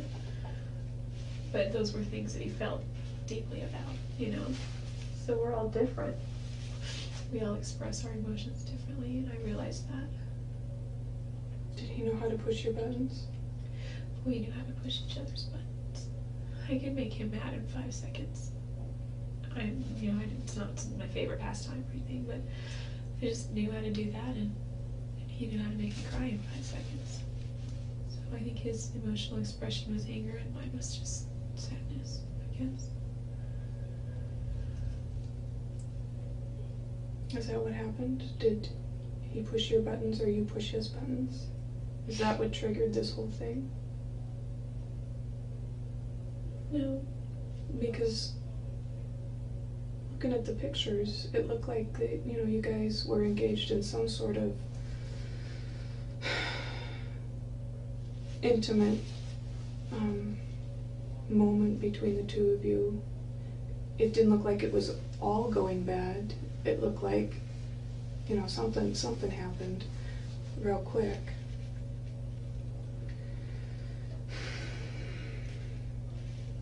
And that's the understanding that I was talking about that you could give to the family.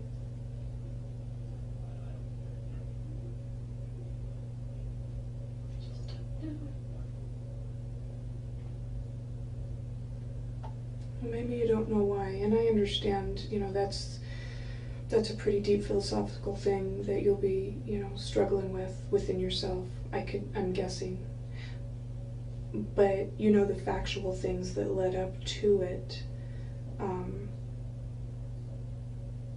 And then, people can draw their own conclusions from there. But sitting there silent and not saying anything makes you look like a horrible person.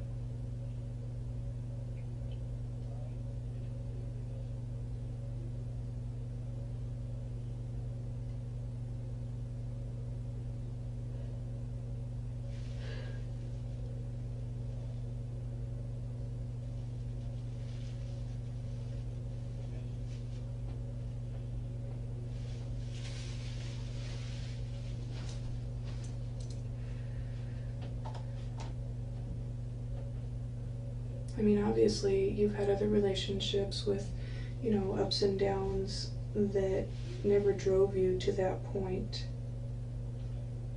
They were So far worse than Travis. So what was it? What was it with Travis that set you off to such a degree?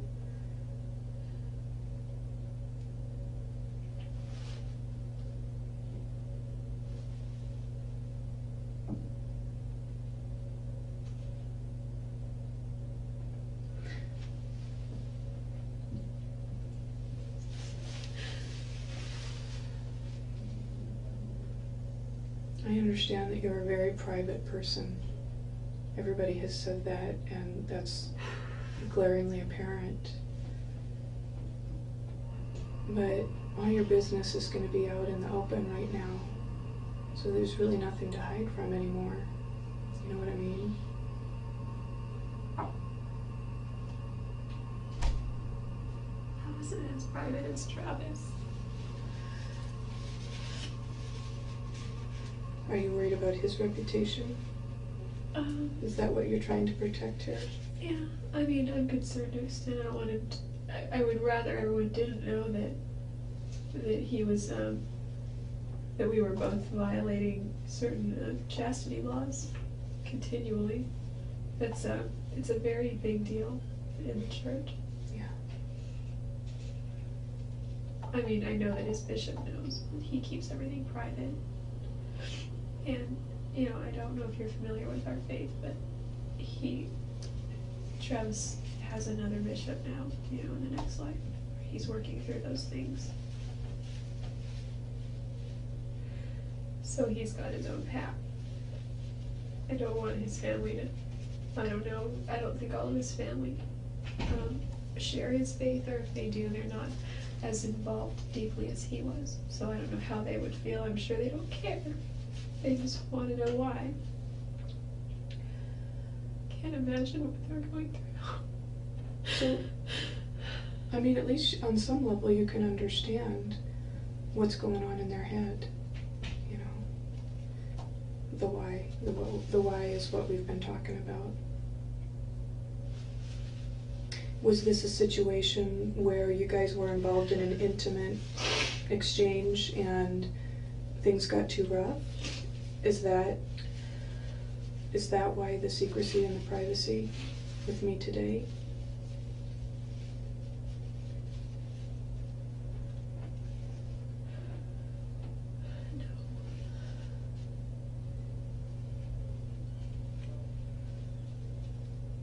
Then what's keeping you from unloading your burden?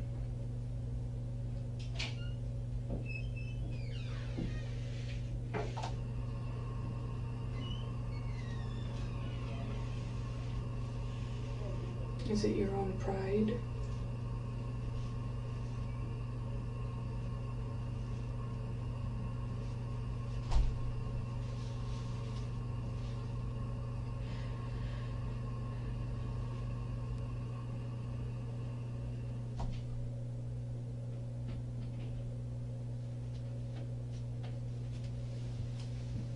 And do you think at this point that your pride matters more than Travis's family's grief?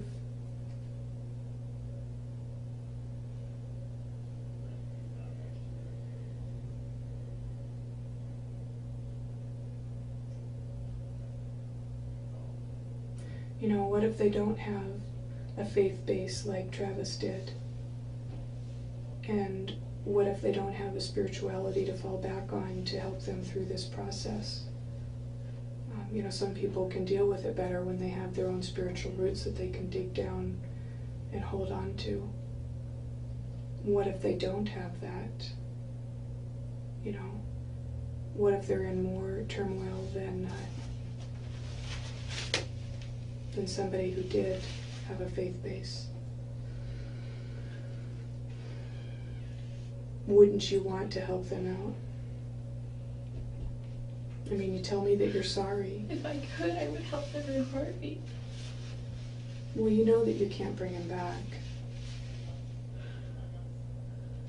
But you can help them understand.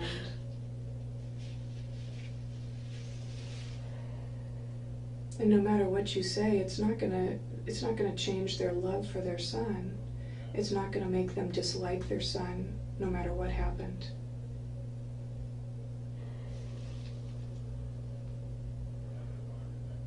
But at least they'll have closure.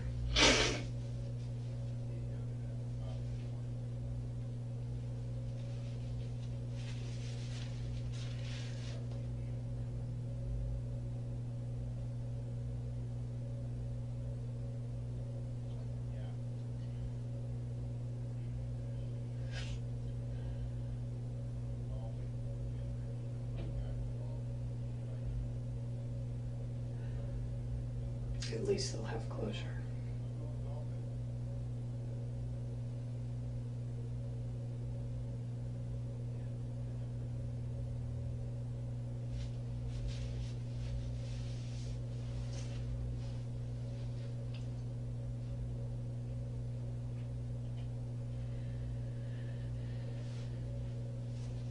If you're not going to do it for yourself, at least do it for them. If you've already resigned to the fact that your situation is hopeless, why wouldn't you do that for them?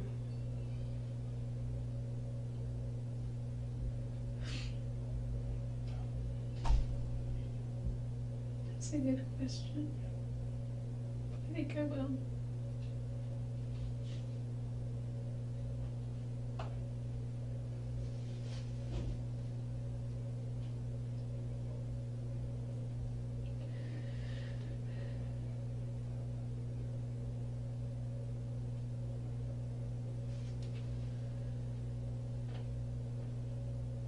Can I use the restroom? Sure. I'll just think about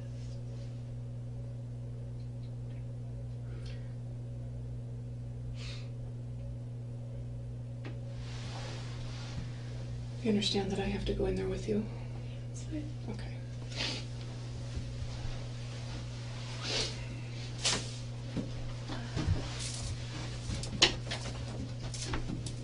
I don't know which way it is. Go this way, all the way down to the road.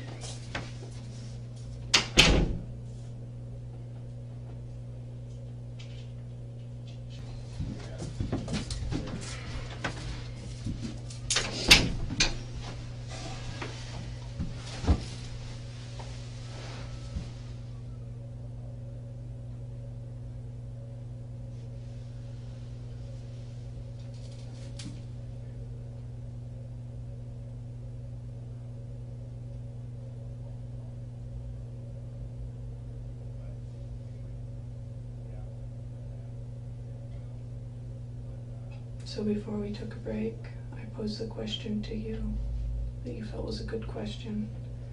If you see your situation as so hopeless, why wouldn't you at least give the family some closure and some peace of mind as to what happened or why? Strongly evaluating that. And If you have any feelings, emotions within you, if you have any goodness in your heart, I don't know why you wouldn't do that.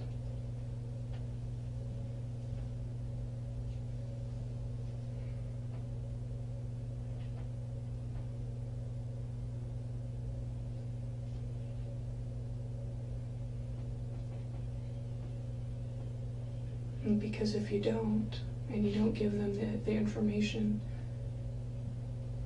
that they seek for the closure, that makes you a very selfish person.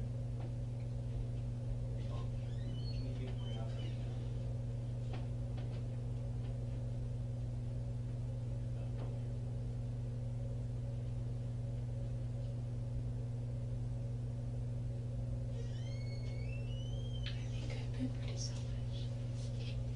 How have you been selfish?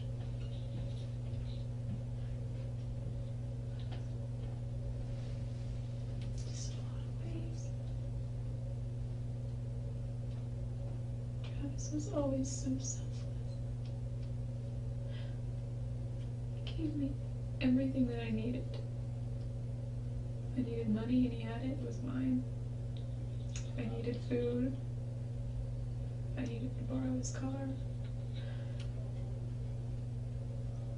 I needed to use the internet because mine was down.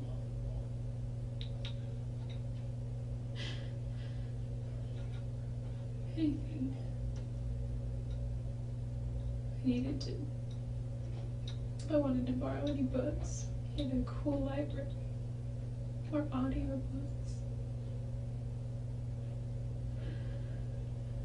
One time he helped me with my prepaid legal business, and he doesn't benefit monetarily in the least from it. And I would help him too with that each month because you have to qualify for his position. It's a monthly qualification.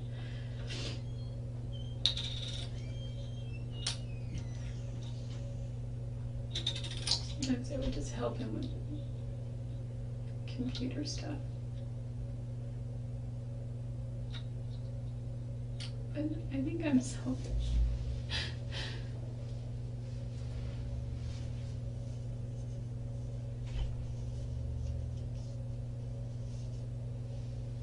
And one time we just met in Ehrenberg, and I lived in Southern California. So we could just rent a hotel room and make out the whole weekend. And whatever. But we drove to go see a movie, and there was this lady standing with a sign. He pulls over in his BMW and pulls down his window and said, "Are you hungry?" And she said, "Yeah." So we turned around and went to the Wendy's right next to the hotel. And he got her this triple decker and the biggie fries or whatever it's called and the biggest drink that they had and gave it to her.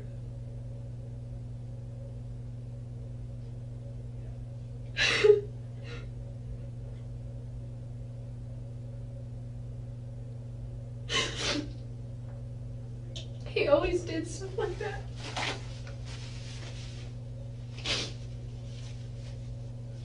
We pulled into this gas station once in Chinle, Arizona. It's all just Navajo Indians.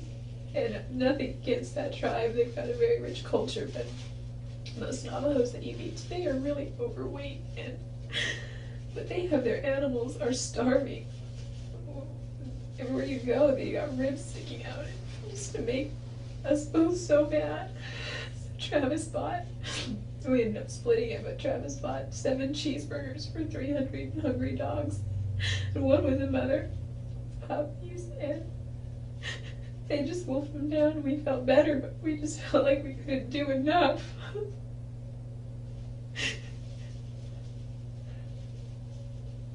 Where did things go wrong, Jodi? I don't know.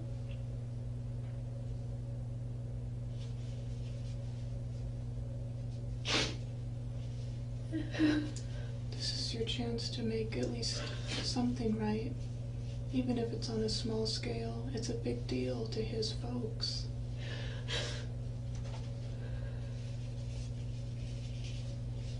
Do they already know I'm in custody? I'm sure they do. Should they feel better about that much? But they still need closure. I mean, just because you're in custody doesn't give them any closure.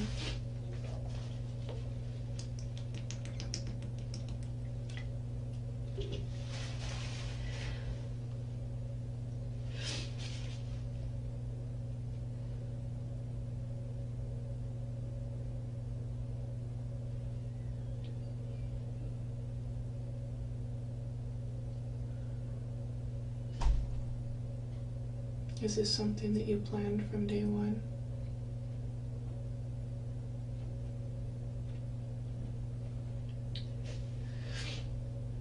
Is this something that you wish you could take back? I wish I could change it.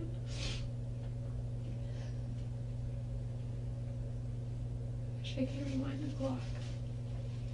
What would you do if you rewound the clock? I would have done everything I could to prevent it.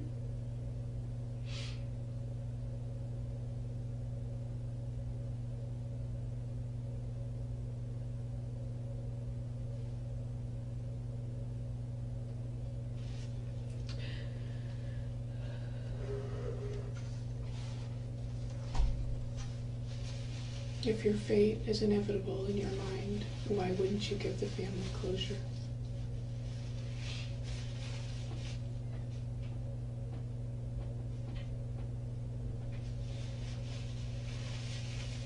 I don't know why.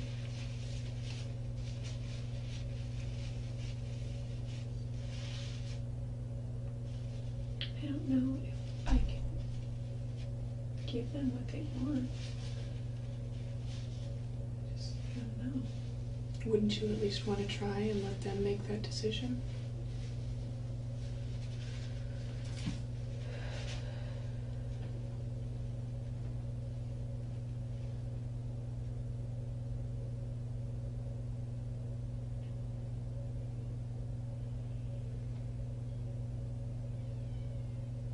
If it were my son, I would want all of the information I could, so that I could make some sense of it.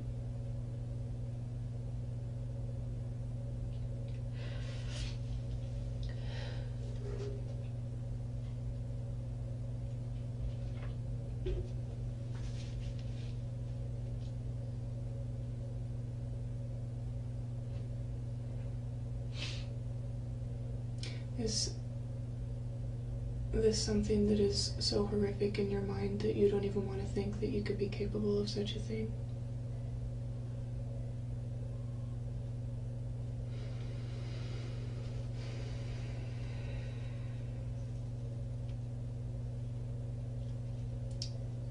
So, that's the person that I was talking about, the person that is scared and remorseful and didn't want any of this to happen.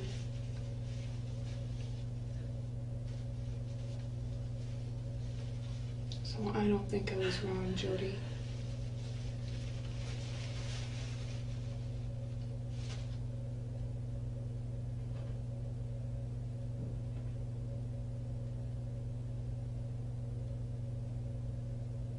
This is your opportunity to make right on some of your selfishness. And let the family decide how they're going to deal with that information and how they're going to use it.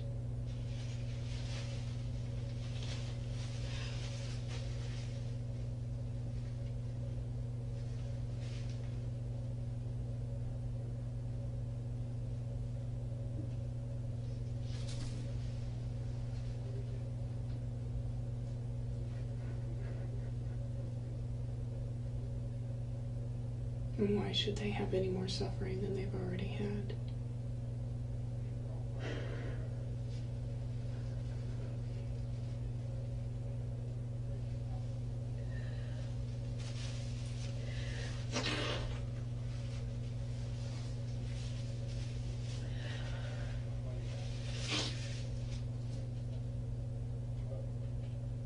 in your religion, and forgive me for my ignorance about it, It's mostly just a Christian-based religion. do they believe that the truth shall set you free?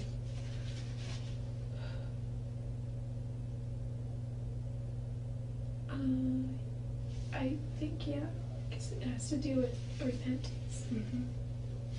And if it's just a Christian-based theology, then I would say they would.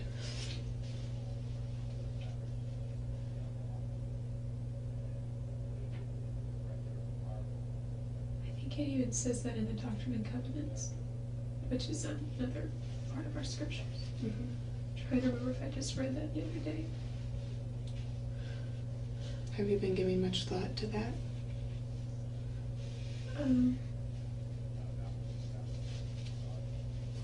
Not within the last 24 hours.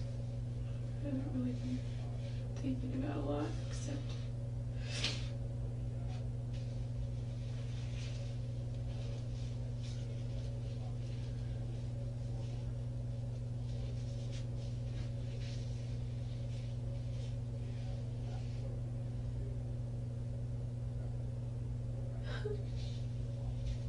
You are the only person that has the information that the family seeks. They don't seek, crime scene information. They will already have that. They seek something that is on a much deeper level. It's an emotional level. And you are the only person that can help them with that.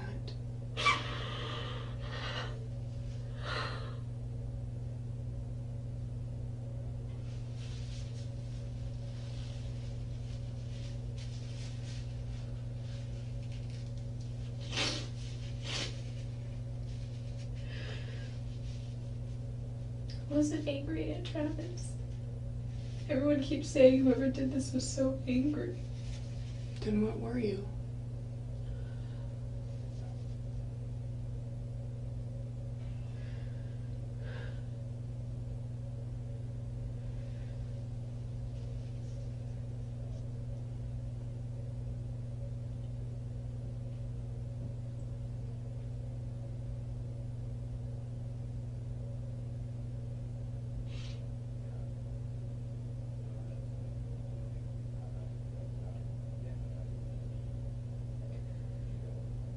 Were you scared?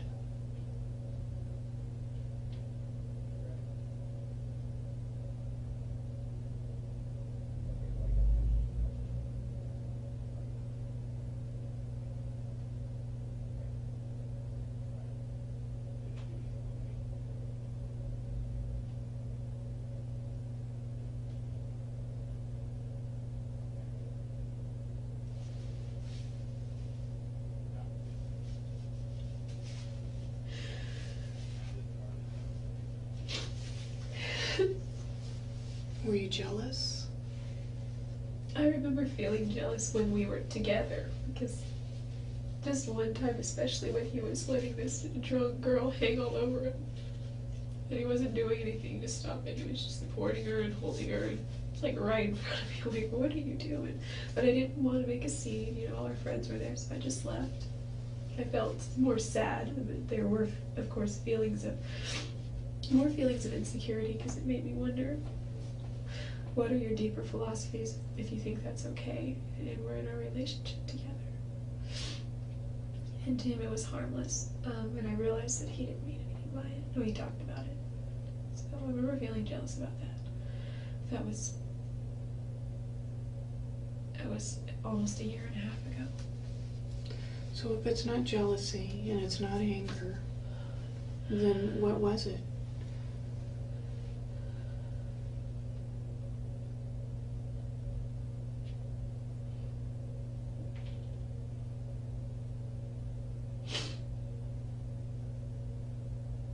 Have you been asking yourself that same question?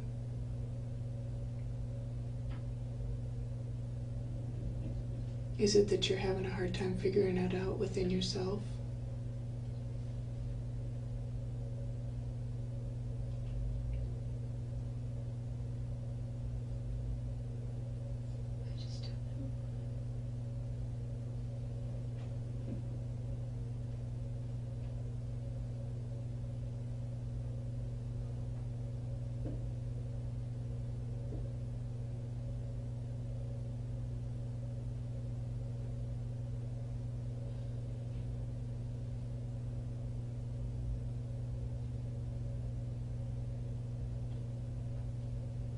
Was it fear?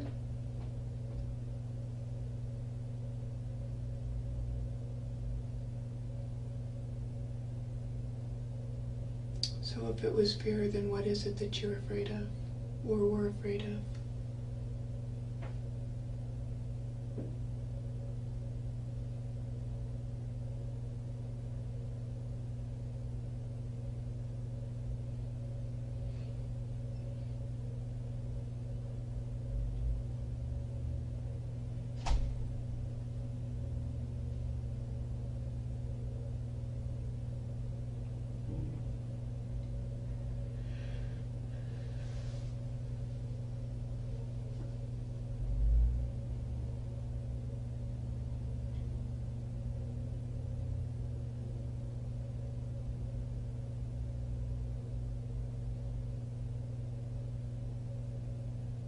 Are you looking back and trying to remember that day? I'm just trying to remember everything.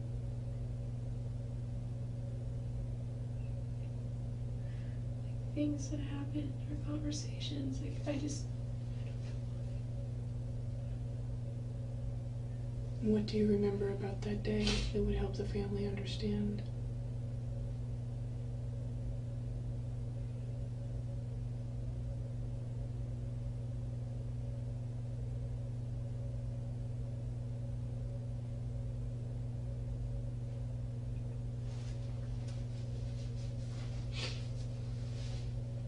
Did you at least start out enjoying each other's company that day?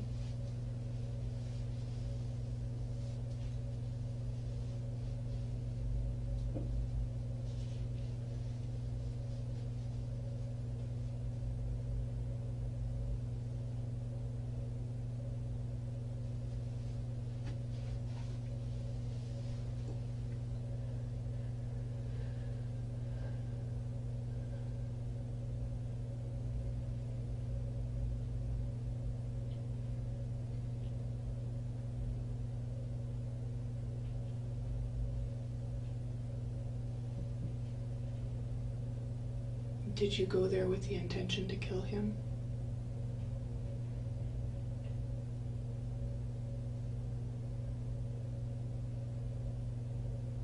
No.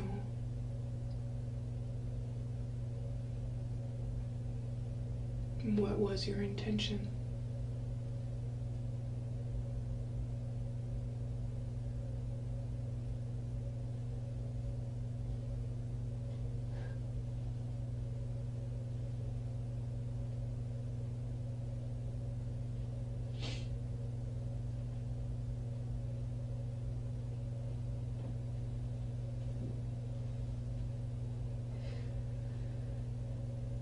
Did you mean for that to happen?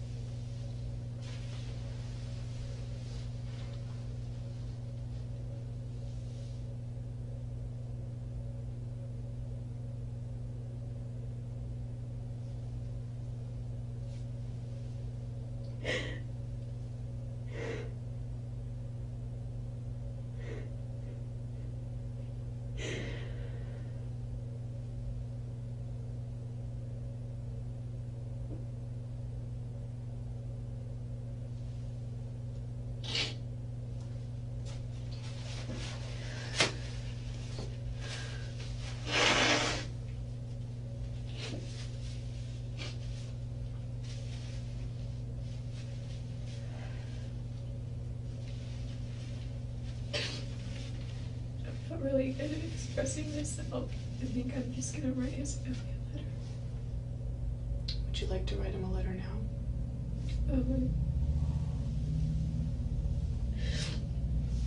I think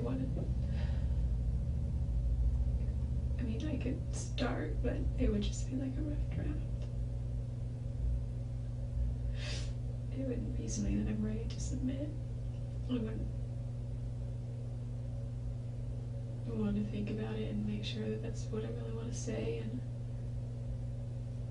I know that you want everything now, but and if you don't want to do that or help me anymore, that's fine. But I'm still going to write him a letter, I think. Well, I think that's a good idea for you to write him a letter. As far as the now goes for me, like I said, it's not going to make any difference for me,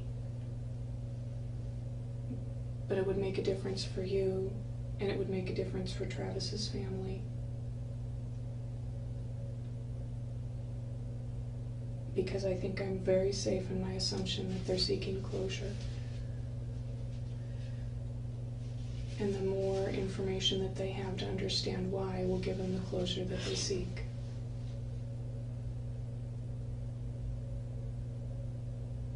And I think that you want to do that. I can see that in you.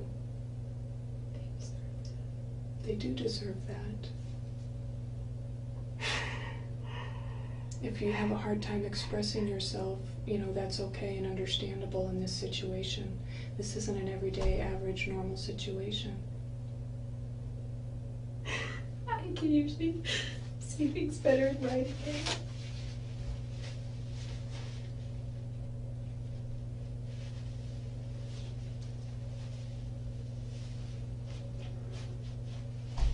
If you would let me help you, I can help you with that expression.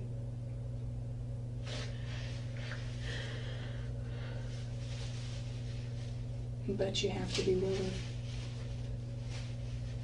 And you can still write him a letter.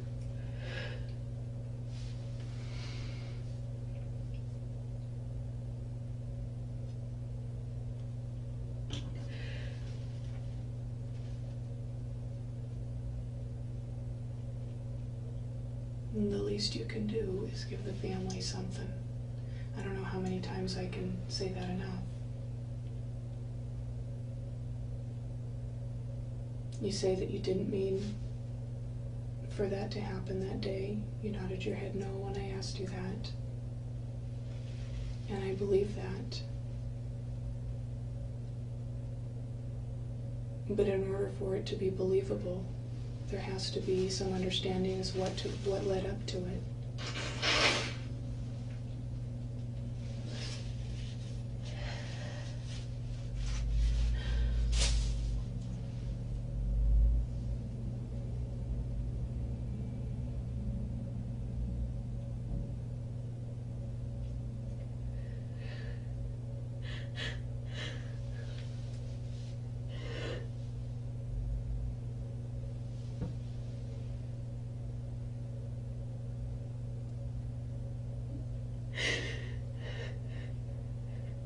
Was he expecting you to come over that day?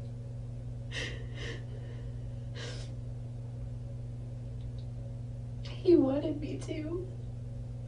I told him I wasn't going to. So was it a surprise that you actually showed up?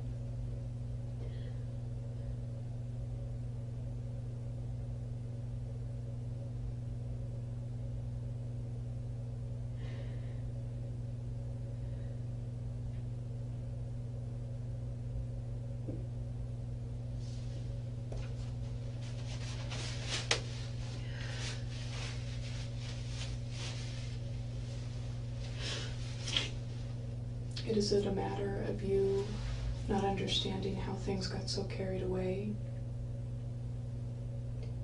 that it would end up in a situation like that? I don't know. Or did you go there with the intention to kill him?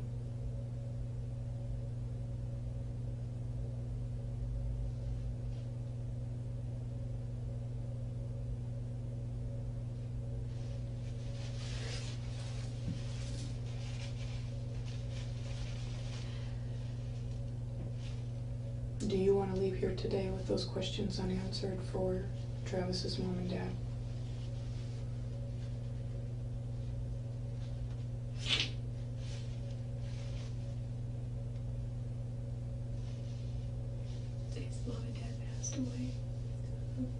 But I know I'm not saying that to be like trivial. Just mean that when you say that, in my mind I go, I understand because they're all together. I see. So who's left behind? His grandmother? She raised him. He has a lot of brothers and sisters. I think he has 3 sisters, maybe 4. Tanisha, Samantha. I don't remember. And he has some brothers. A big brother and a little brother. So what about his grandma and siblings? Do you want to walk away from here today without giving them something to understand?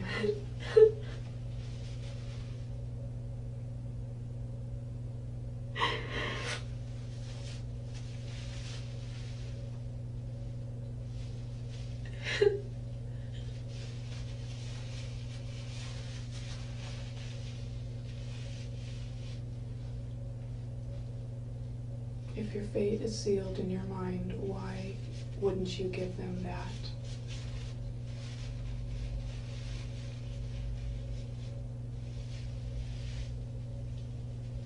And at the same time, help yourself out.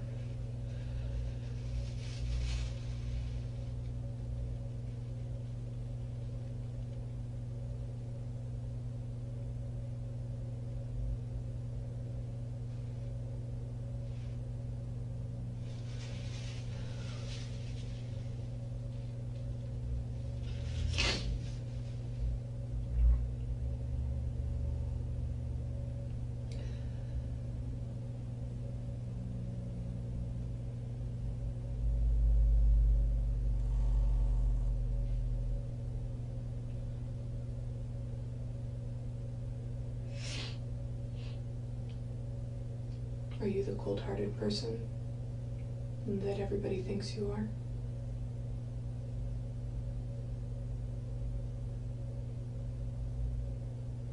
No? No, not cold-hearted. Then what are you? Weak.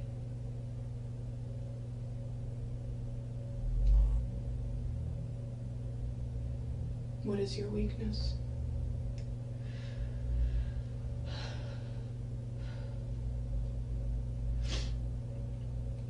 Embarrassed. I can understand that. We're all human. We all have weaknesses and embarrassing things that we wouldn't want anybody to reveal.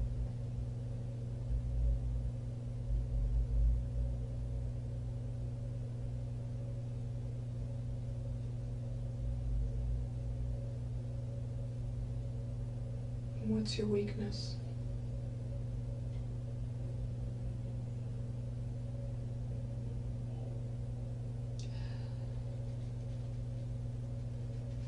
It's stupid and it doesn't really have anything to do with this too much. It's something I'm working through. Do you have problems with your temper No. or anger issues? No, it's nothing like that. I mean, sometimes I yell, but nothing like, I wouldn't go as far as saying angry. I think it's just because I come from a family that yells at everyone. That's how they communicate. By yelling. I think there's just sort of desensitized to it. Like, after I moved out, I was away for a while, so when I come back to visit, it's like, you don't need to yell, I'm standing right here. Or my mom will yell at my brother, like, he's standing right there, you don't need to yell. And she's like, well, he doesn't listen if I don't yell. And the thing is, it's because he's become desensitized to her yelling, so until she yells, he's like, okay. You know, so it's maybe something like that, but not anger. And I've been able to check that a lot in my yelling, because it's not a nice way to communicate, in my opinion, and it doesn't really help anything. So how could things go so wrong? You know, I'm not understanding. If it's not jealousy, it's not an anger problem.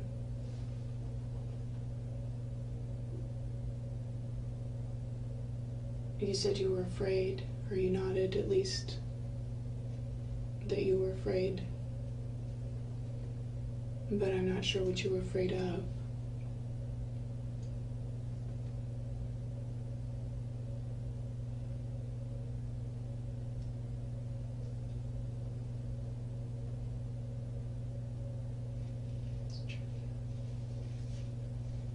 It may not be trivial to his parent or his grandmother, his brothers and sisters.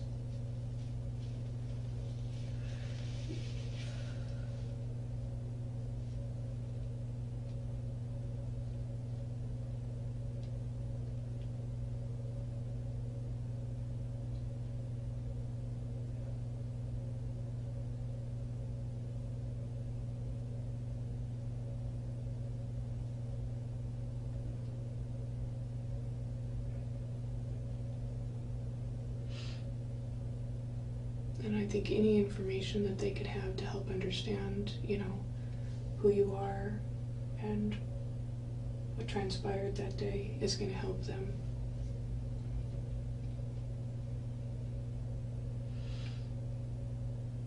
It won't bring their son back, but it will help them understand.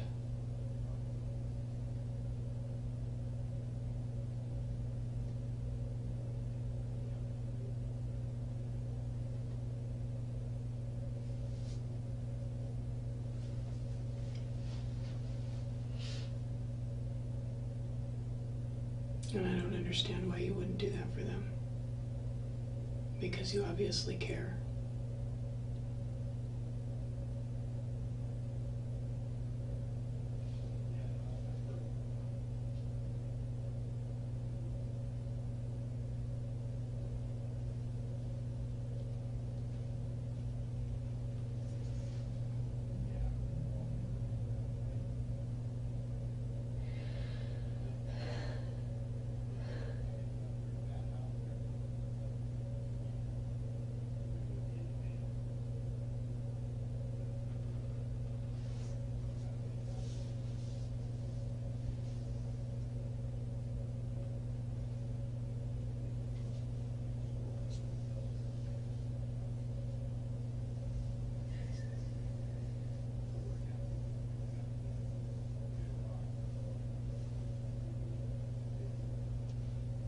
I'm not asking you to make excuses for yourself,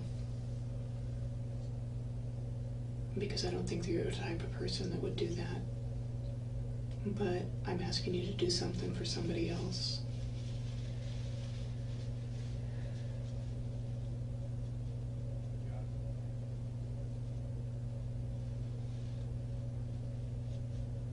Somebody that deserves to know.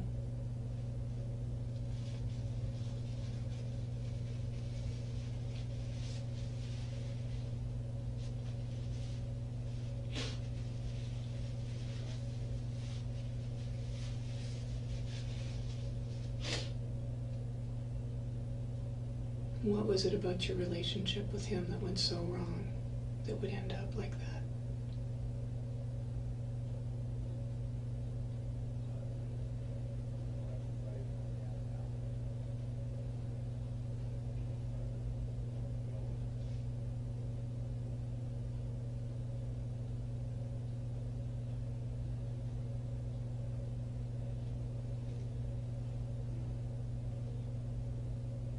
And if that wasn't your intention, then what was?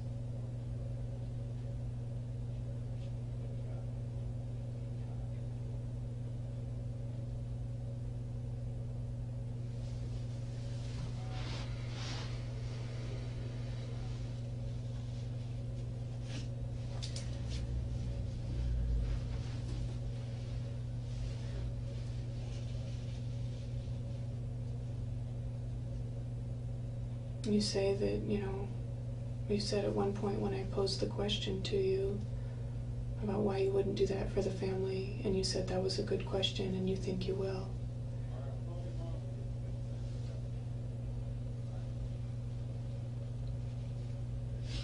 Pretty sure I will. Well, now's your time. This is the opportunity that I'm trying to give you. I understand and I appreciate that. Then what's keeping you from doing it? I think I just need to sort through things. deserve the right answers. They deserve to know what happened. You have those answers. You may not know the why within yourself, but you have those answers. You know what happened.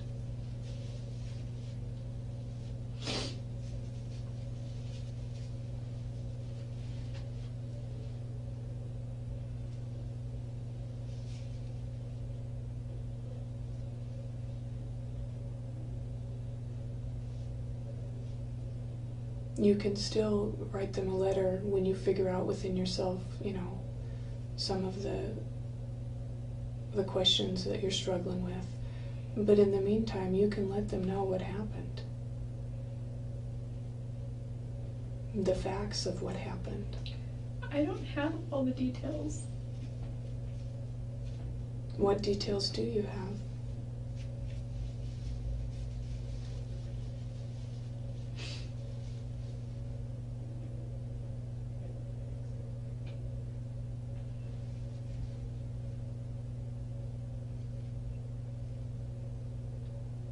Was he happy to see you when you got there that day? Or did he appear happy? Or was he angry that you showed up?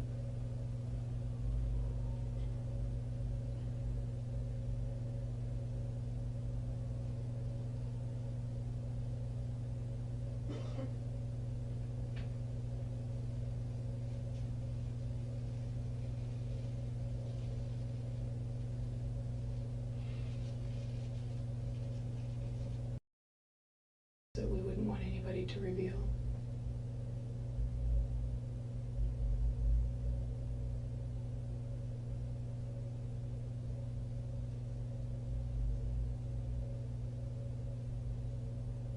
What's your weakness?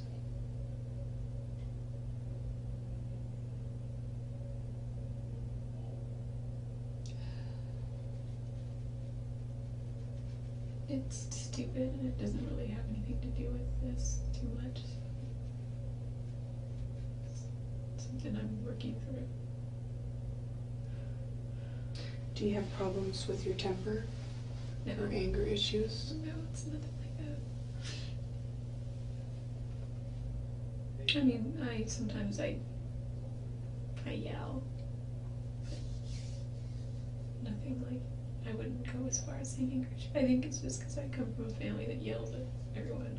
That's how they communicate, by yelling. I think they're just sort of desensitized to it. Like, after I moved out, I was away for a while, so when I come back to visit, it's like, you don't need to yell, I'm standing right here. Or my mom will yell at my brother, like, he's standing right there, you don't need to yell. And she's like, well, he doesn't listen if I don't yell. And the thing is, it's because he's become desensitized to her yelling, so until she yells, he's like, okay. So it's something like that, but not anger. And I've been able to check that a lot in my yelling, because it's not a nice way to communicate, in my opinion, and it doesn't really help anything. So how could things go so wrong? I'm not understanding. If it's not jealousy, it's not an anger problem.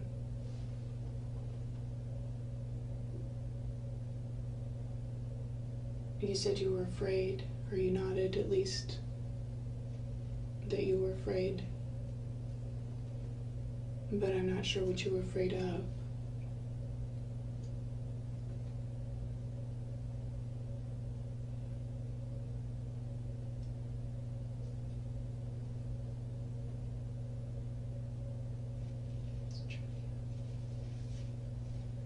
It may not be trivial to his parent or his grandmother, his brothers and sisters.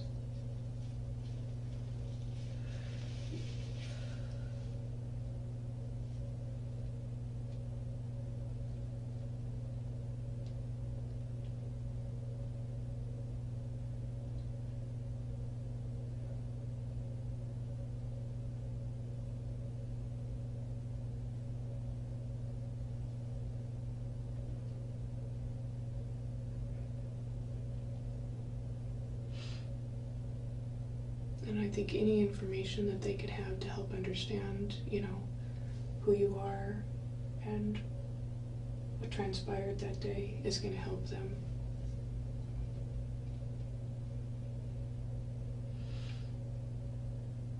It won't bring their son back, but it will help them understand.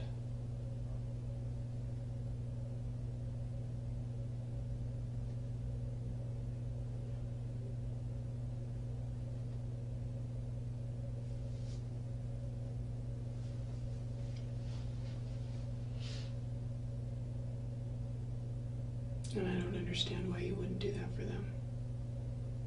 Because you obviously care.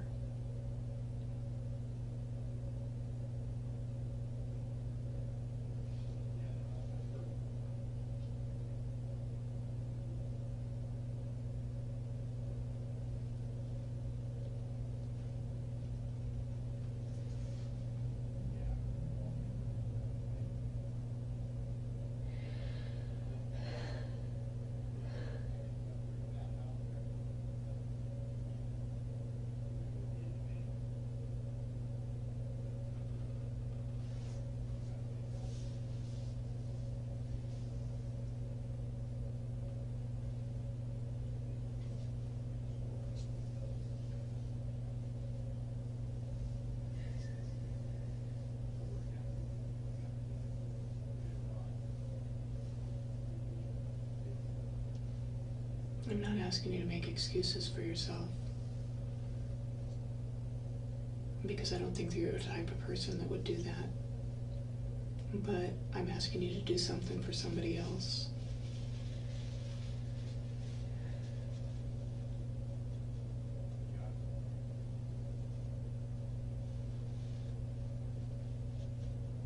Somebody that deserves to know.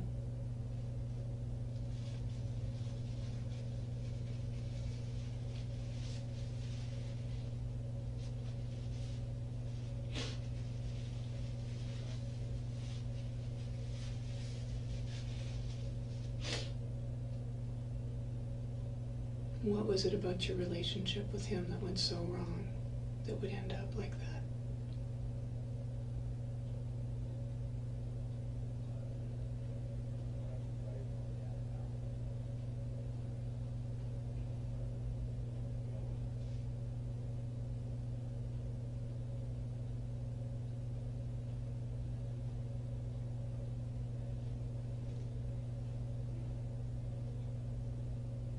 And if that wasn't your intention, then what was?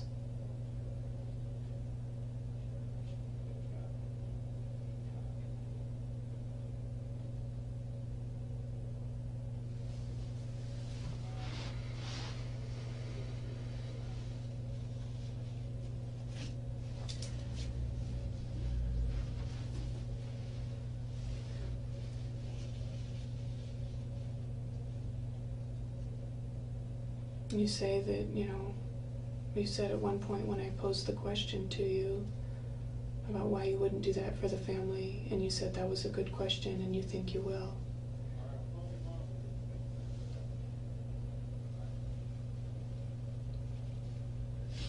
Pretty sure I will.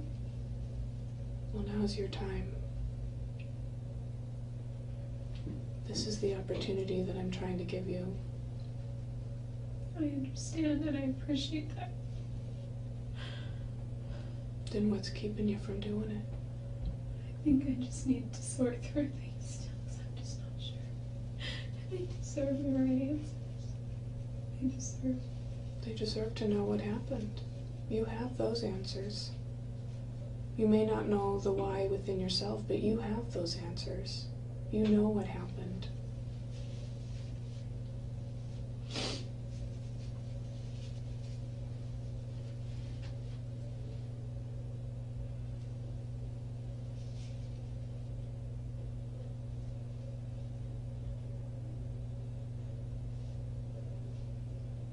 You can still write them a letter when you figure out within yourself, some of the questions that you're struggling with.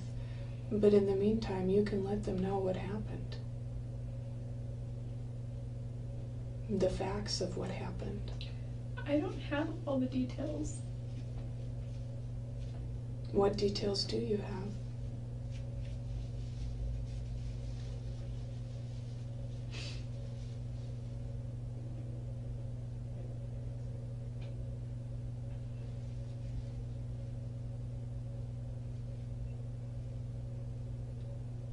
Was he happy to see you when you got there that day? Or did he appear happy? Or was he angry that you showed up?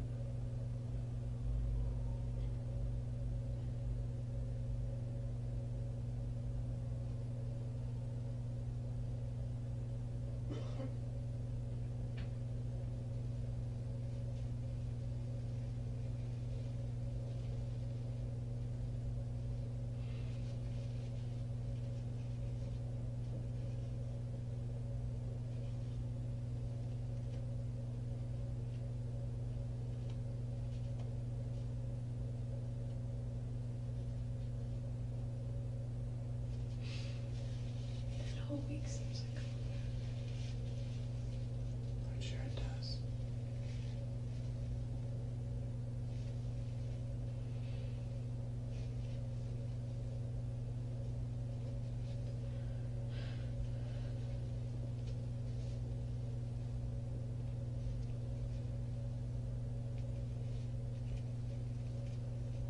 Is there any way I can see some of those photos?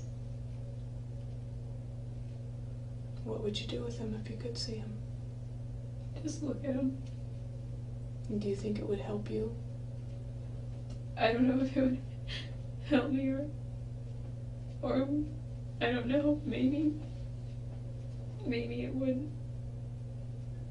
I don't know. I just think that, I don't know. Well, I know you can't tell me that you're not struggling in your mind, and thinking about what happened over and over and over again.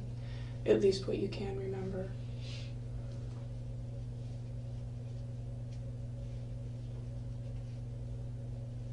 You can help me understand at least what led up to it.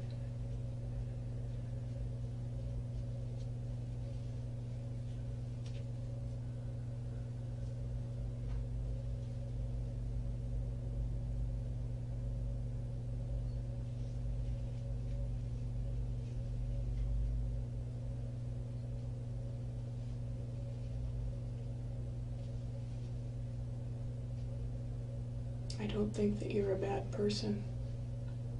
I think things got out of control, and you don't understand why. And I don't think that you're going to feel good about yourself until you unburden yourself and give the family some closure. Because at this point, what else do you have? What else do they have?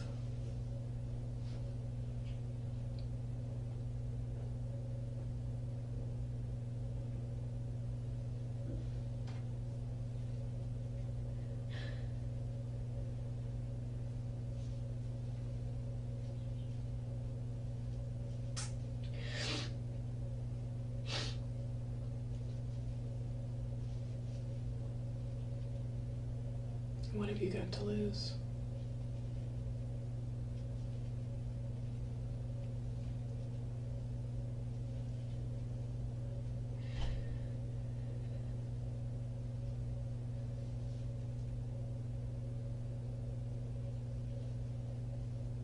I've already lost everything. Then do something selfless.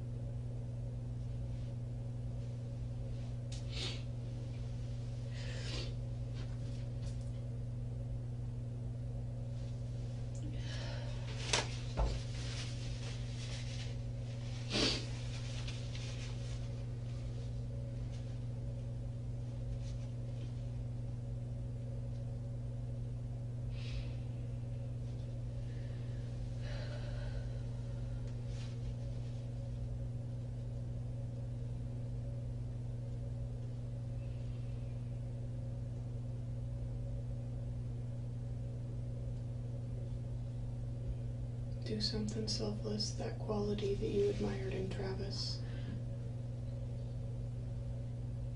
Show his family that at least you have that within you.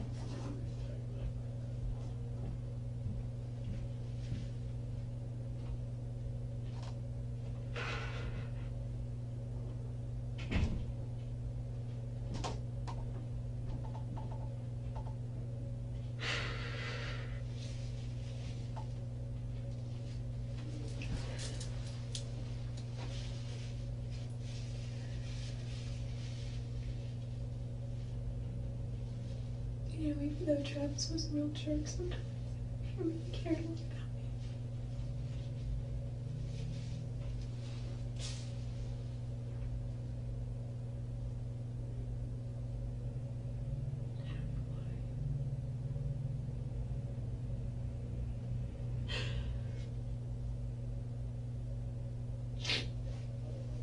He called it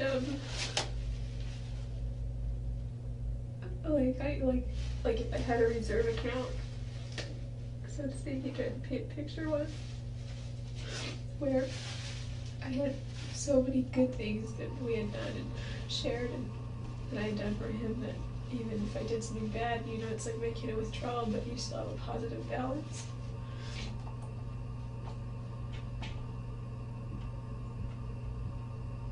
So he obviously saw that good within you. His friends thought he was blind. Well, 2 friends in particular, not everyone.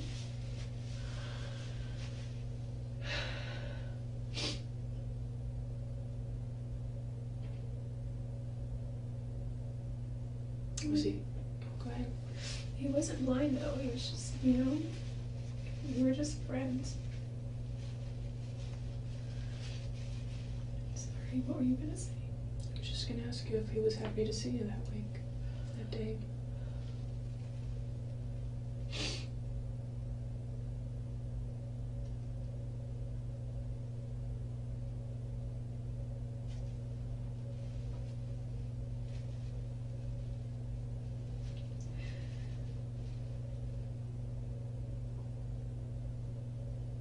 It looked like you're saying, yeah, he was. No, I didn't see. Okay. He was always happy to see me though. I'm trying to think. Were you happy to see him?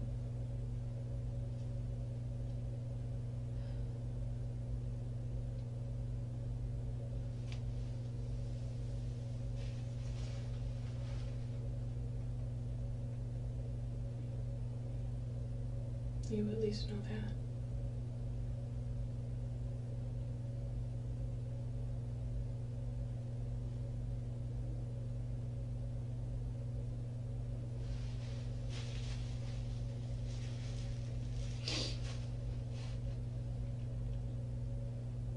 I don't believe that you went there with the intention to hurt him.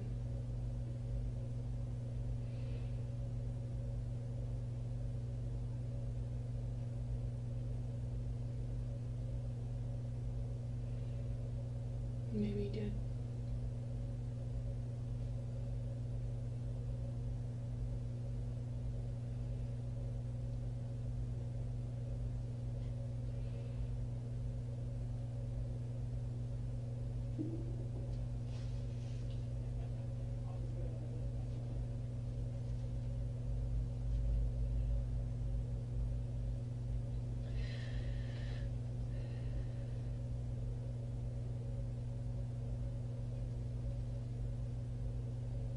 How is seeing those pictures again going to help you? I just thought maybe it would help me piece a few things together.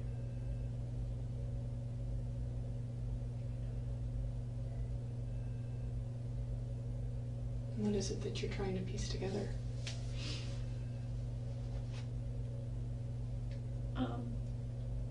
I don't know. There's also a bit of morbid curiosity, I think.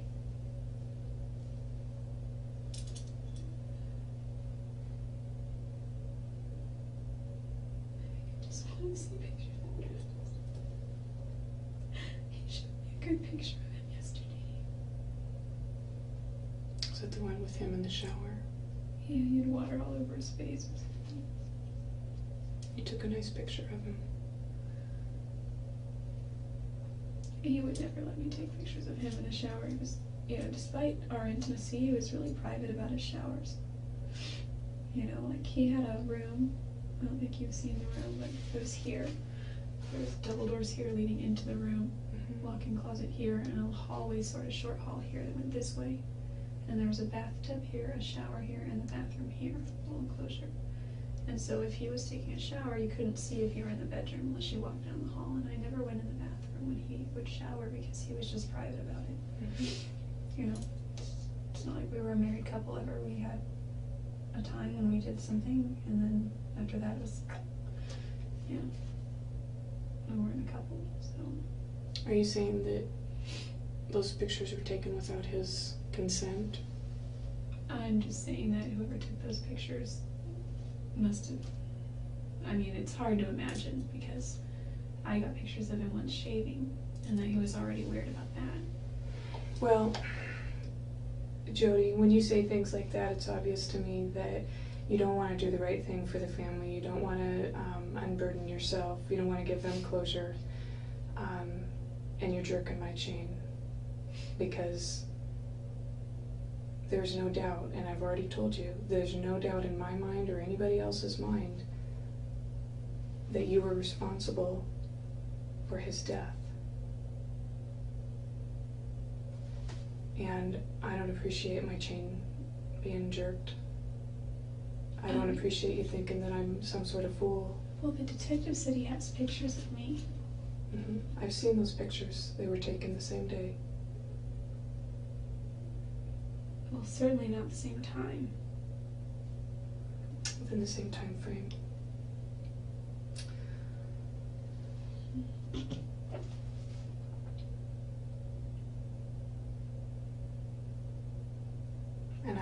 And to tell you the truth, I think that, I think I've done all I can here. I was hoping to, be able to relay some sort of information or message to the family, because they deserve it. And, you have the power there, you have the control. You're the only one that can give that. And I'm tired of playing games. I'm tired of skirting around it.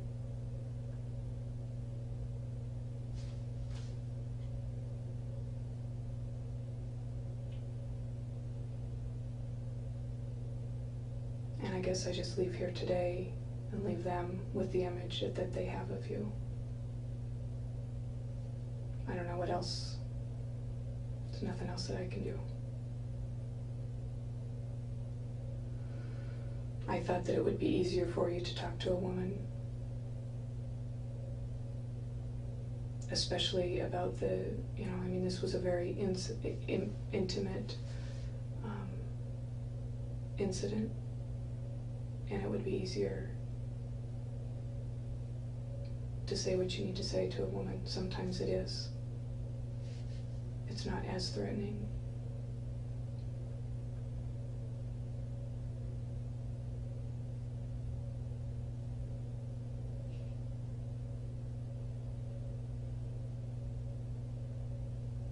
But unless you're willing to give me something to help you with, and I can help you, walk down that path and remember those details, then I can't do anything for you.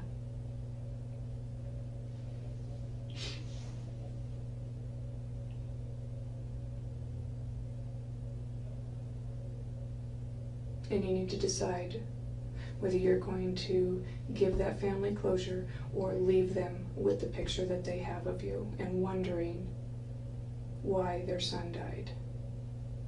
That's it. That's the bottom line. That's what you need to decide.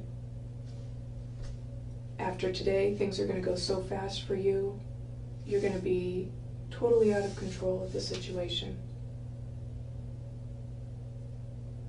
The wheels of justice will start turning.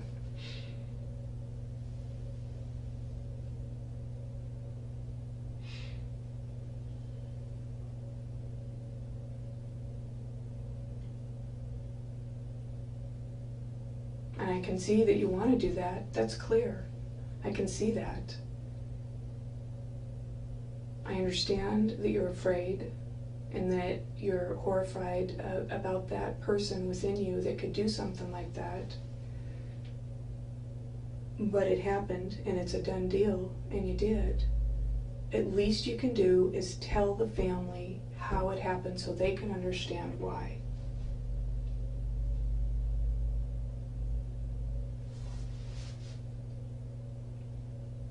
Are you going to do that for them today or not?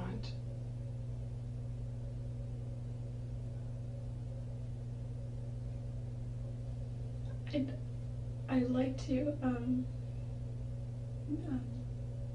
Then what's holding I'd you like back? to begin some, like, I don't know, because I don't know what to say to them. Well, let's throw a few things out. You said you were sorry. Yeah, sorry seems so meaningless. Of course I'm sorry.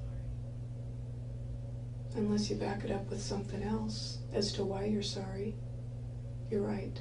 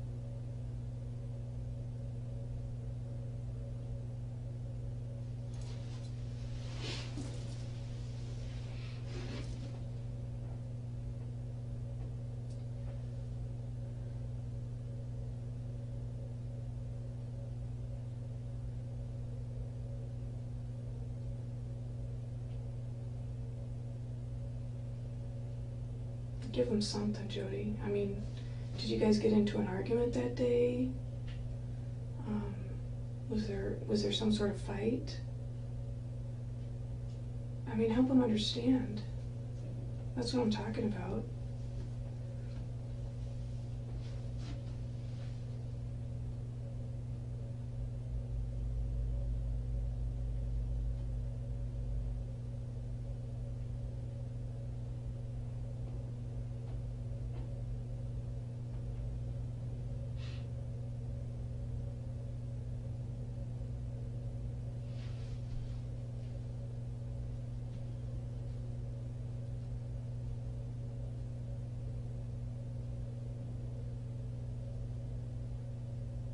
I mean, do you think you're going to get this opportunity again to sit down and just have a free-form discussion? Oh, probably not, unless it's with the lawyers. When you say freeform, you mean like in this room? Yeah, just exchanging, communicating.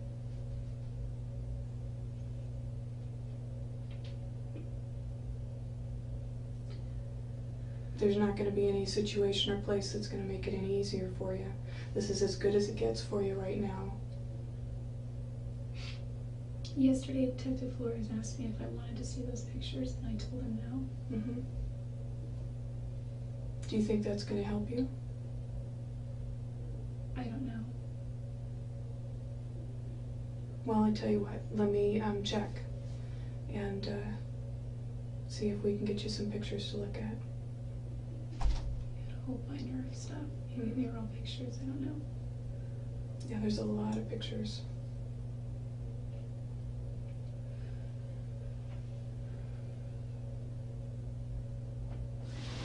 I'll be right back.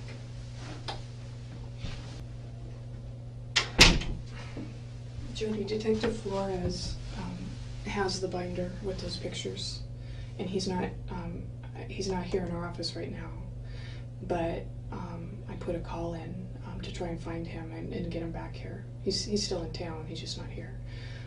Would you rather talk to him if you do, that's fine, and I'm sure that he'd be willing to talk with you again. Or would you rather continue talking with me? It's up to you. I don't really have a preference, I guess.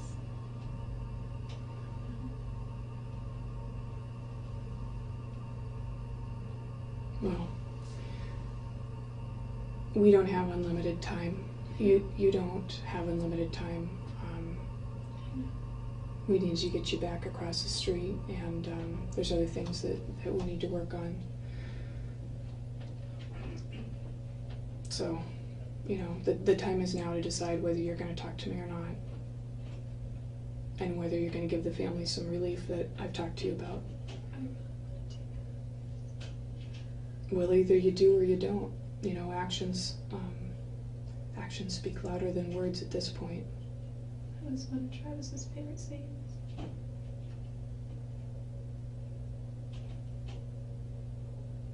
If you really want to do it, then do it. It's not going to benefit you or them to wait to do it.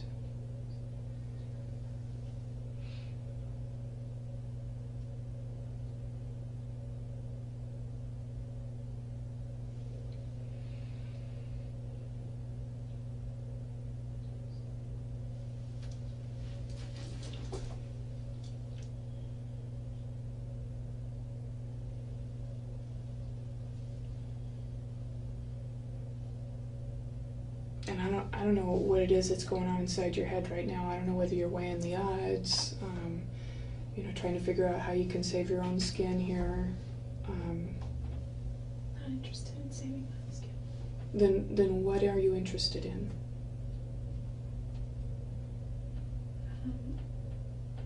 Well, I am definitely interested in giving his family closure. I'm also interested in maybe a little bit of closure for myself. I got a flat tire on the way to his funeral and was not able to go. I was in Weed, and my flight was in Sacramento, and it was early in the mornings. There were no tire places open when I missed my flight. And even if I had driven as fast as I could get there and didn't get pulled over, I still wouldn't have made it on time for his funeral. Don't you think that it's going to make just a little bit of difference inside yourself as far as that closure goes, if you know that the family at least has something? Yeah. If anyone deserves closure anyway, it's them, not me. But I think that's kind of why I wanted to see those pictures. I don't know if that will help or not. I don't see how it would help. I think it would, if anything, make you more upset. I mean, you know what happened, you know how it transpired, you know the end result and what the end result looked like. Maybe it'll help me process it. I don't know.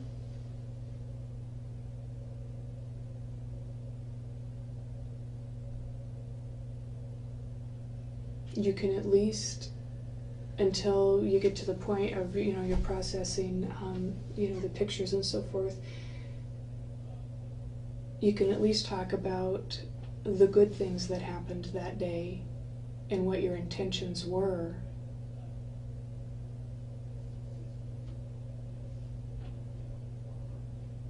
Maybe you can't bear to talk about the actual act itself,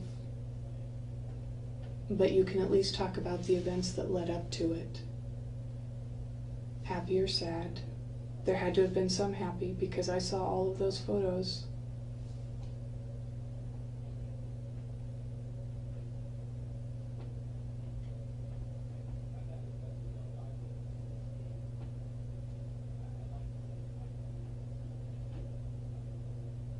And if you're not going to do that today with me right now, I'm just going to send you back across the street. Because we've been in here for a while. And I don't have, the entire day. I guess my patience are running a little thin.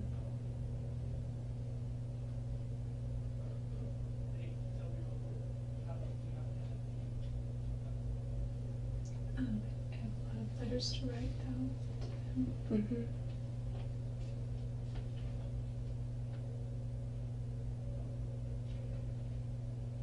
Like if I can just, everything's just like all blurred up and jumbled. If I could just get some things on paper.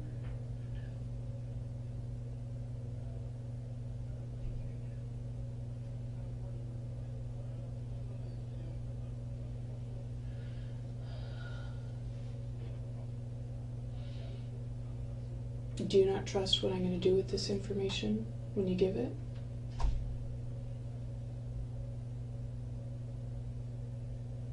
Well, I don't know. I mean, it's not that I distrust you, but it's not because I don't think you're not trustworthy. It's not that.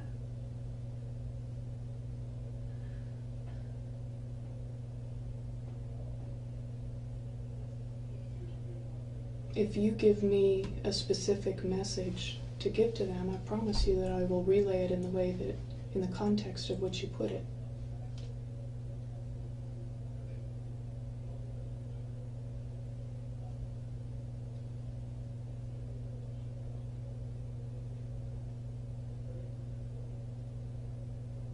But I can't do it without any information, without the information that you're holding.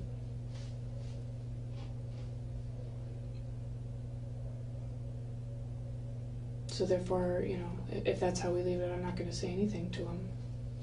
And they'll be left with, you know, whatever thoughts they have right now.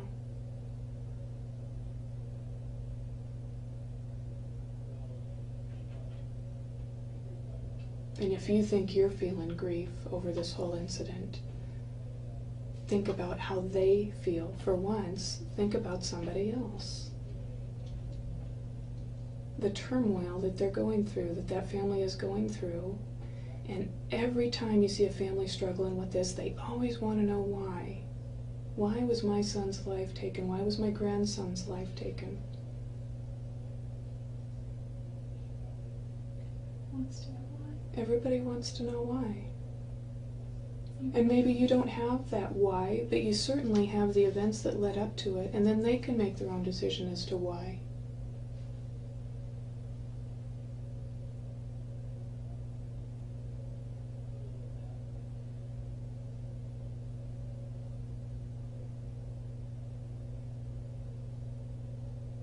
But the time is now. You won't have another opportunity like this. This is still early.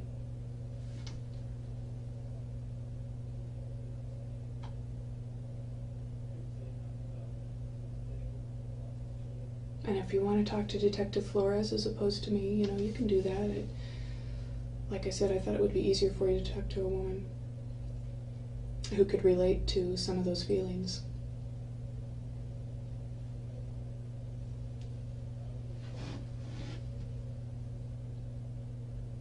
But if you want to go back across the street right now, just let me know.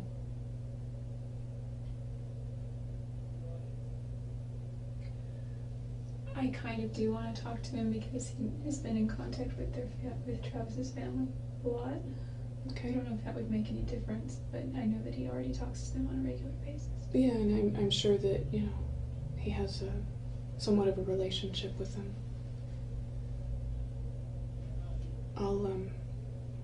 I had them put in a call, so I'll go see if he's... Yeah, I'm not trying to stall or anything, but I've got to go to the bathroom again. Can we go? Yeah. Thanks.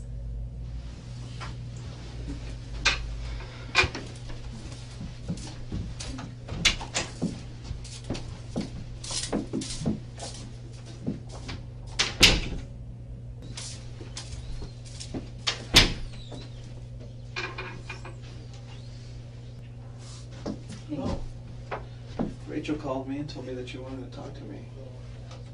I was just on the phone with Travis's sister, and I told her Which sister? Smith. What'd she say?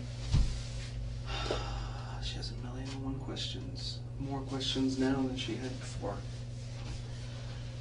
And I don't have anything to give her. Part of it because I can't give certain information yet, but the other bit is because I don't have a lot of information. I need more information.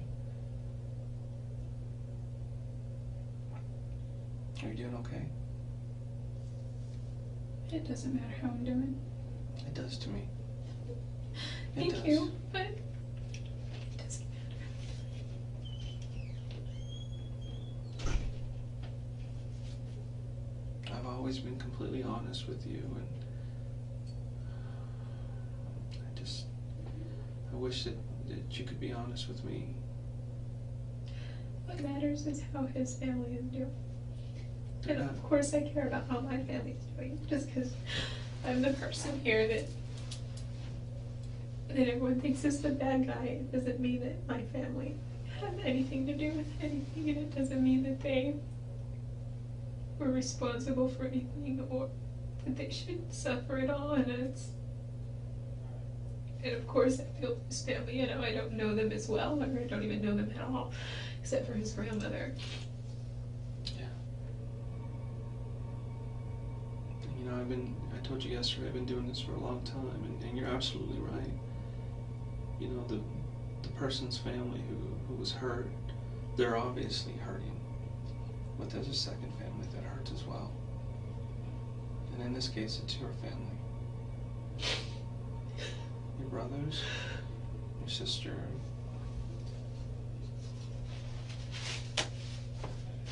your mom and your dad.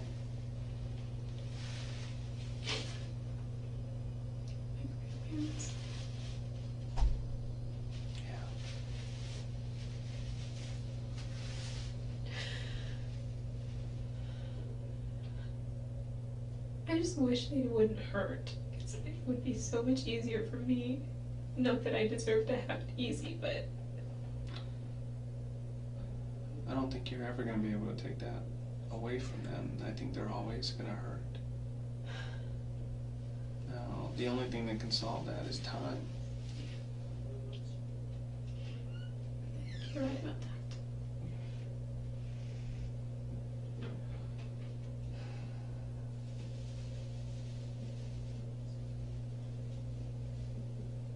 Rachel said something about you wanting to see some photos, but I don't think I can show you any more photos. Why not? Not just... I don't like doing that. Because something might happen to you. You might... First off, it's not something I do. The reason I asked was because I just feel like it might help me piece some things together. And this is more of a selfish reason. I think it might give me some sense of closure. I know it's kind of morbid.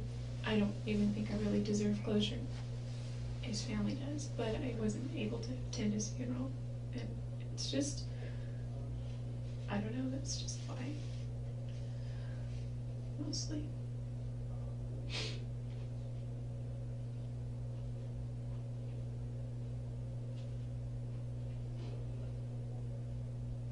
What is it you want to know about the photos?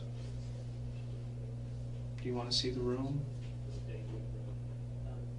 Do you want to see the bathroom, or do you want to see him, or is it the photos before it happened that you want to see? I think the photos of after everything.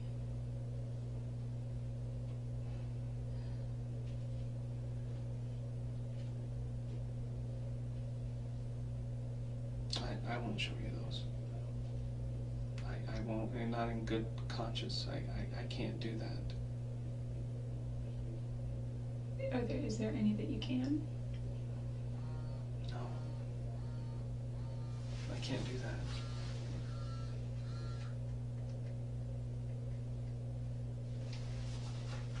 It's the ones of before. I mean, I've seen plenty of those kinds of photos.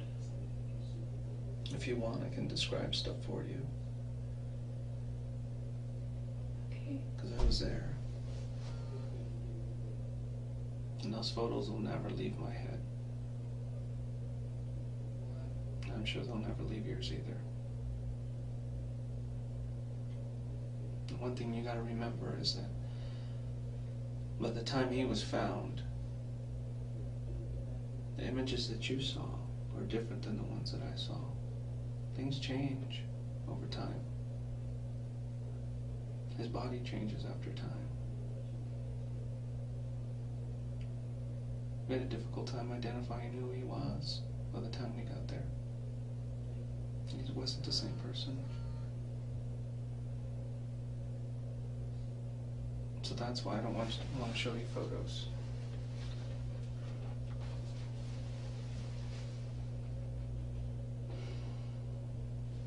What about photos of just the room with him not in it?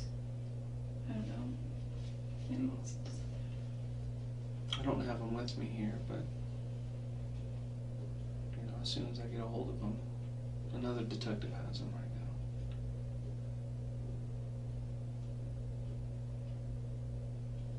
What is it you can tell me about that day?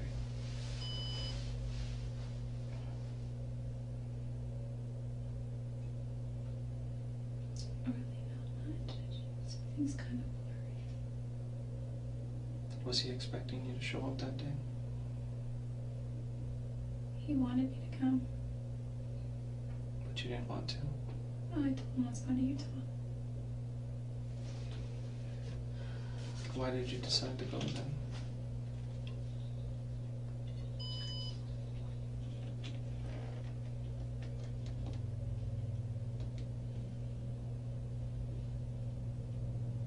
I didn't really. I was going to Utah.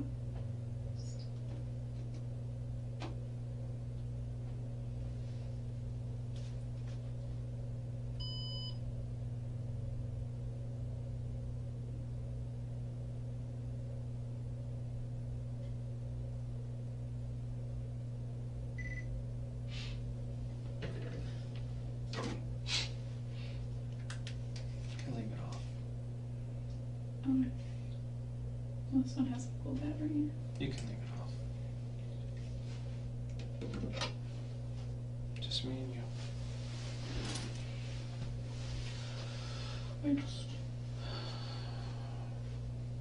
I know that you talked to his family and Every day.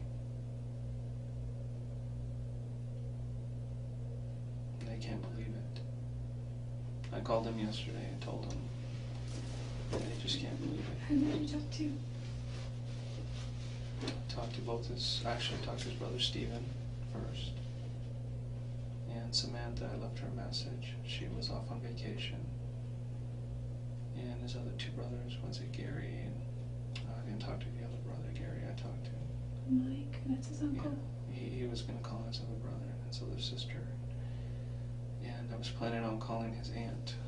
She lives back in the Midwest today. Which aunt? I can't remember her name. Renee? No. It's another aunt. Did you talk to his grandmother? No. Stephen said he was going to take care of that. And if she had any questions, that she could give me a call. And she's been so upset that she hasn't been able to call me yet.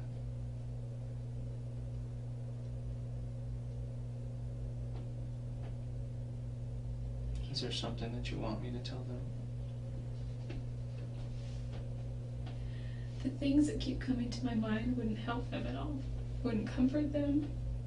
It wouldn't just be cliched, meaningless words.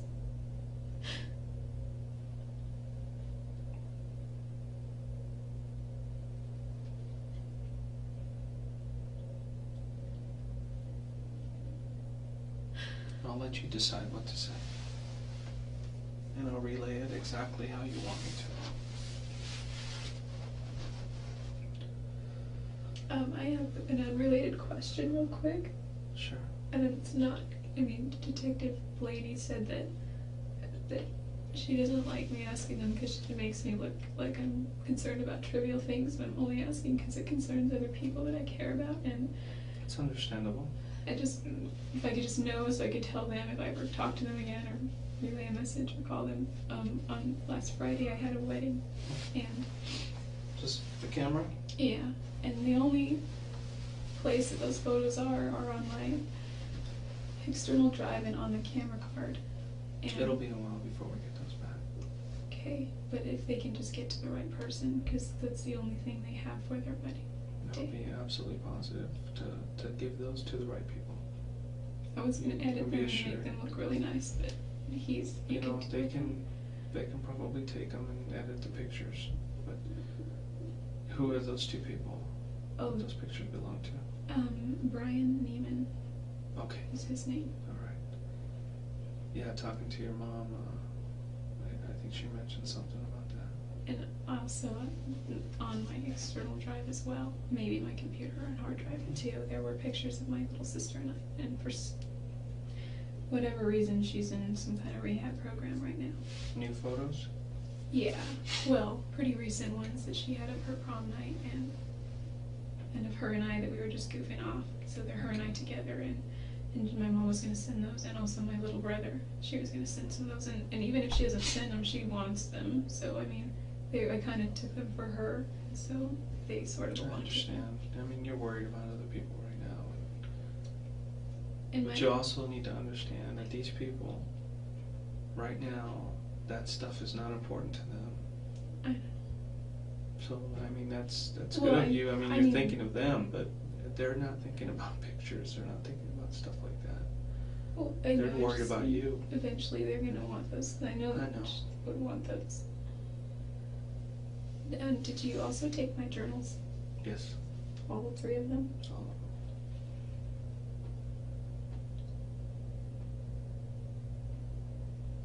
Are you going to keep that forever? No. I'd like to return them to you someday. I just, well, I'm probably not going to get anything back ever, but I know that my mom made a mention of saying that she likes the way I write and she's always wanting to know my business. So, I mean, that That's would something you want me to give to her? I wouldn't mind if you did. It's something I wouldn't want her to read otherwise, but in this circumstance, I think she deserves to have every piece of me that she can, because she's not getting any more. You're still here with us. Not going anywhere. I'm going somewhere. Not anytime soon. I'll still be able to talk to your family. They can talk to you, and they'll be able to visit you.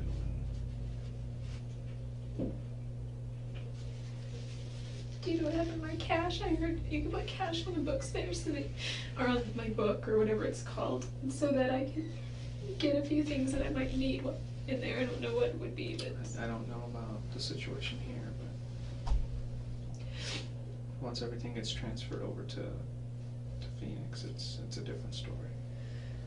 so I might not see that again. No, any cash that was there is yours. Like if you had cash in your purse, that's your money. I also had cash in my safe. I don't think they took any of that. I know there was mention that there was some cash that they saw and they just documented it and left it. Anyway, no, that's not important. No, it's I'm important. just- It's important to you, and I understand that. I mean, there's things that I would think of if I was in your situation. I'd want to take care of the people who love me and that I love, and want to make sure that everything was set. Because certain things you're not going to be able to do anymore. Like hug my family. No, you'll be able to. When they come visit, it's like behind a glass, you know? No, it's not. It isn't Mhm. here. No, in Arizona. And they're not gonna come to Arizona.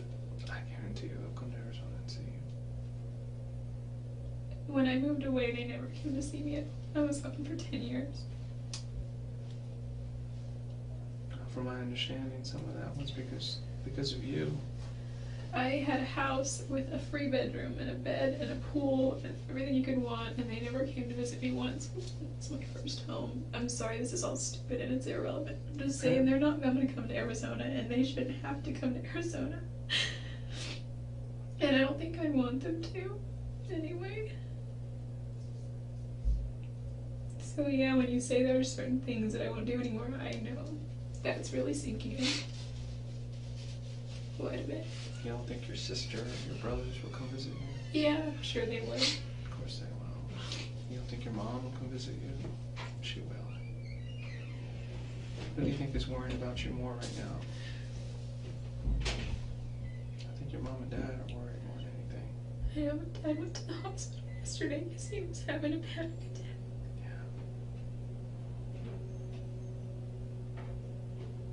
Yeah. And he gets these things where they just can't get his heart rate down. And it's not, I mean, I haven't really been the cause of any of that prior. It's just happened. But yesterday I had everything to do with it. It doesn't even matter. I mean, he's had a long life. Every breath he takes right now is because of modern technology. So it's bought him a lot of time, but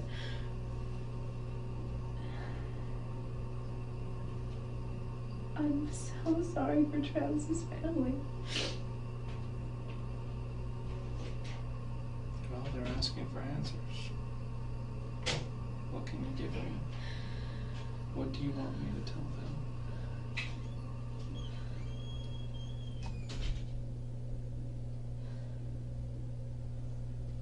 I will tell them anything that you want me to.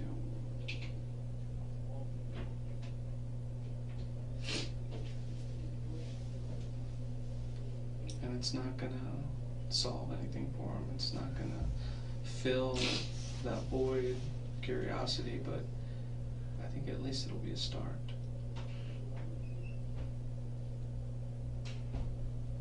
What is it you want to say? I will call her as soon as I'm done talking to you.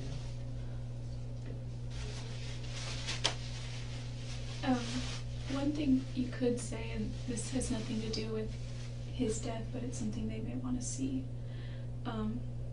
2 nights ago, it took me 5.5 hours, but I posted a 45-minute video on YouTube of him doing a training in San Bernardino. Where did you post that? On YouTube. If you go to YouTube, it takes some time, a couple hours to actually get it up, and once it's they have to go through some processing thing. But if you type in Travis Alexander systems training, so systems '(S) training, it should come up. What is it for? Travis Alexander, and then a dash. There's like a space and a dash. Space and just a dash? Yeah, and then a systems training. Apostrophe on an S. I don't know if that makes a difference, but that's exactly what I titled it. And then his friend Chris Hughes gives about a 6.5-minute introduction to it, and then Travis gets up there and does a 30-minute training. And he talks a lot about what's in the introduction to his book. He talks about his grandfather, Vic. He loves his grandparents. Yeah. He still loves his grandparents. Yeah. He loves his parents and his family, and you and I have similar beliefs, and we know he's okay now. I know, and I know that he's okay, and I know he's in a good place, and I know that that doesn't make it any better here for anybody. But there's always that but. I think he's waiting for you to give relief to other people who are still here with us. And you know you have to. You can't leave it unfinished. It's the last piece of this puzzle.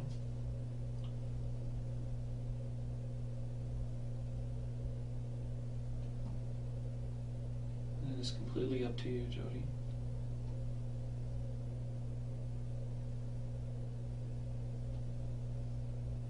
Like I told you yesterday, I have details on how things happen. There's ways to figure out. But the biggest question that everybody always asks is why. It's the biggest question of our life. It is. Why are we here? Why do we suffer? Why do we go through the things that we do? Why do we hurt each other? And the biggest reason I've ever found is for us to have happiness. We're here to have I think you're happiness. right. every situation that we have, no matter where we're at, who we are, and what our situation is, we can at least try to be happy.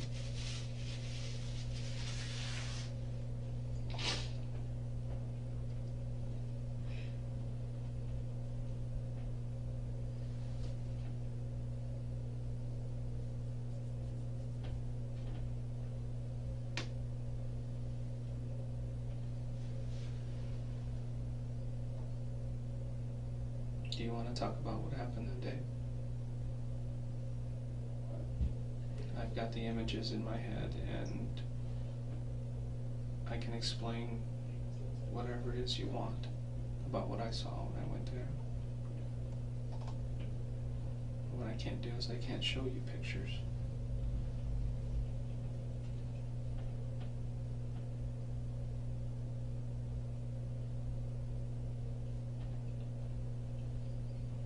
What time did you get there that day?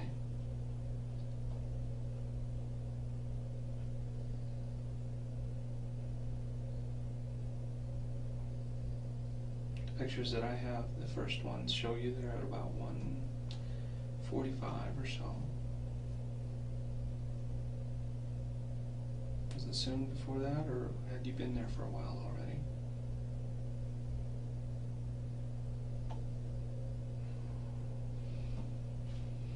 I know his roommates are off at work during that time and don't come home till about 6:30, 7 o'clock.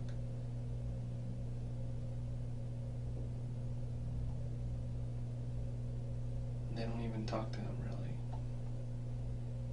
Just seems like they just kind of rent rooms and they don't really socialize. And they kind of stick to themselves, especially his new roommate. Who was that? Did you know his new roommate? I knew Zach was there. Zach and Enrique was the other one. I think I saw Enrique at his funeral services, or I mean his memorial services, but I didn't meet him, or I didn't know him. It's a Mexican guy. He's kind of short. Quiet, kind of reserved. His other roommates, I knew Dustin, who was, I think, in the room that shared Travis's wall, and John Hepworth was in another corner room. There was only Zach and Enrique there. Yeah, he had moved out. And those guys, we have all of their things as well, so I mean they're asking too. Zach is going through so much right now. He's like, how could we have not known that he was there for days? He racks his brain. He calls me 2-3 times a week.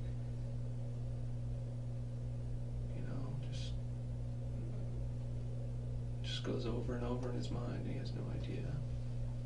And he was the one who first went into the room and found him. He's the one? I've heard so many rumors about how that happened. Yeah. Other friends came over looking for him, and they went into the room. There's a few of them. They came out, and you know what? They'll never be the same. When you see something like that, it's difficult, especially when it's somebody you know, somebody you love.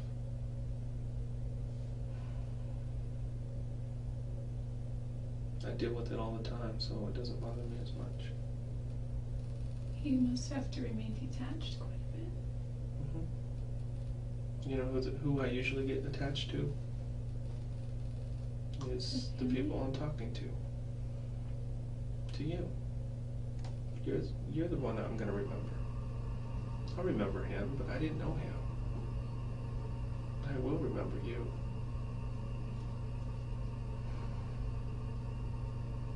I mean, we've talked so much since that day.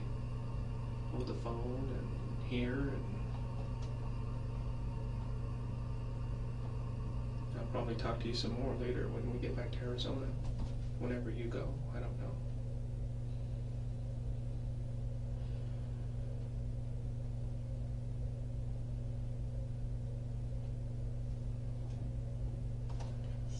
Hurt anybody? I know.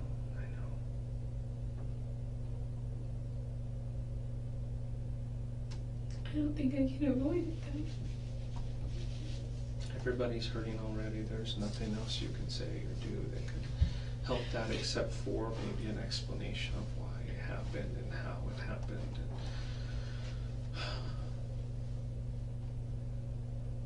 It's not my job to have an opinion of you and your personality and your character. It's my job to sit here and talk to you and get the facts of the incident and present those to the court and whoever else needs to know.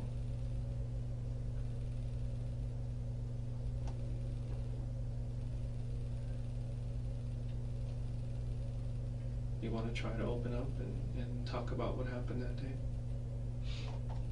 Because I'm ready. I do, but I don't think I'm ready. I mean, there's not much to say. I just don't. You want to start and we can stop at any time you want. Fill in some details. This is what I do to assure that you're not just saying you did something just to cop out. Because there are certain details that only I know and the person who did this knows. Nobody else does. And I use this information to confirm what I suspected. So if you can just start and give me some details as confirmation, then that'll be fine. And if you want, we can continue at another time.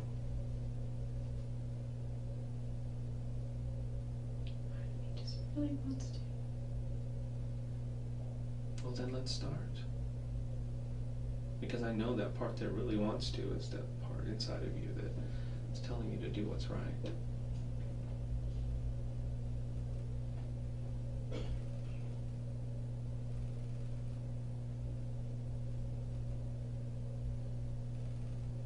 We don't have to go over details, all the details.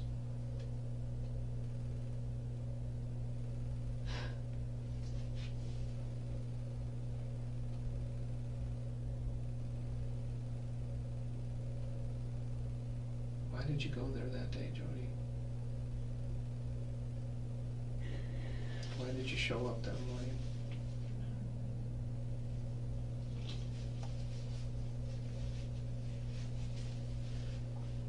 I have questions too. Were you going to try to convince him not to go to Mexico? Were you going to try to convince him to go on a trip with you? Or No, he would never not go to Mexico. I would never want him to not go. He was gonna see Chichen Itza, and it's on the list of 1,000 places. That's one of the things I want to do in my lifetime. Yeah, it's an important part of our history, both in the church and I guess our heritage too. That's where my people come from. Yeah. So why were you there that day? Please tell me.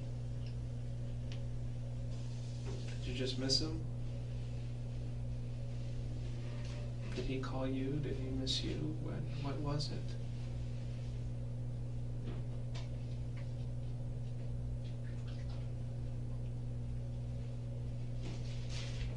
The only other explanation I can think of is that you went there for one purpose, and that's to hurt him. And if that's the case, if that's the truth, then that's what you need to say.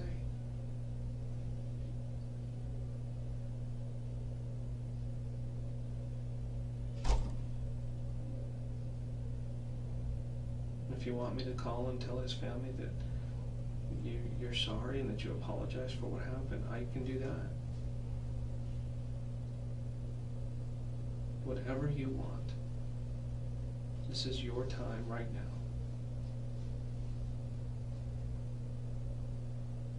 I flew up here for a lot of different reasons, and one of them, the main reason, was to sit down with you here and talk to you about what happened.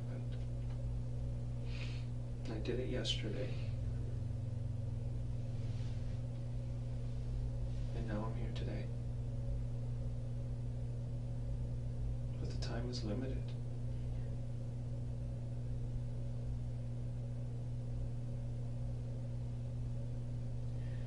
There's so many things that I want to say. Start with one. Start with the beginning.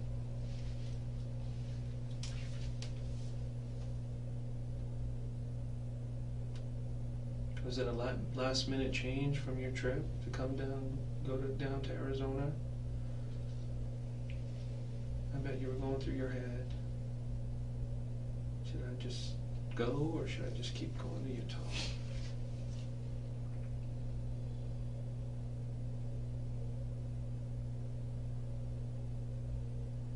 It's only an additional 300 miles from where you were, so.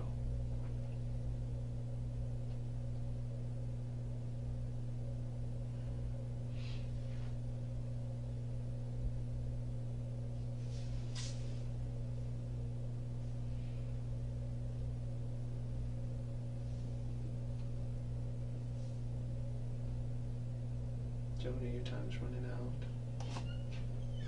I'm not going to be able to talk to you anymore. And I want to.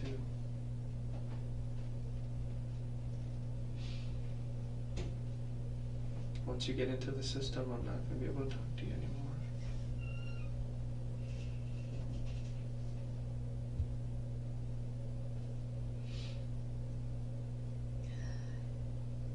You leave so many questions unanswered for me, and for his family, and for your family.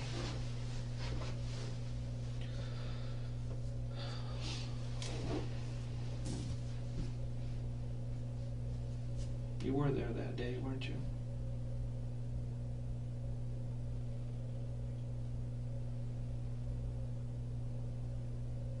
Were you guys alone?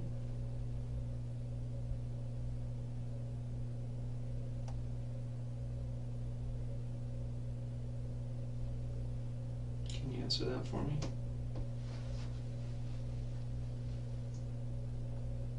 Were you guys alone?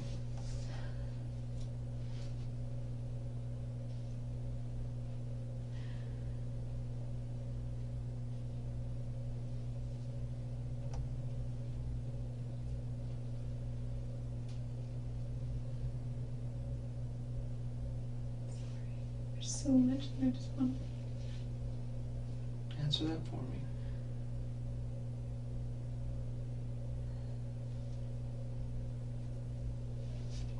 Should I be looking for somebody else?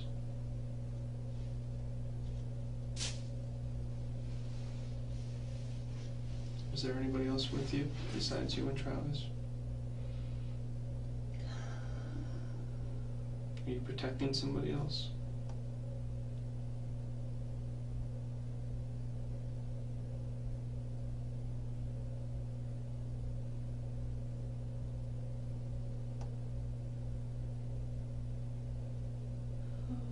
Jodi. I'm sorry, I just don't know what to do. I'm trying to just figure it I'm right here. I'm right in front of you. This is what you need to focus on right now. out.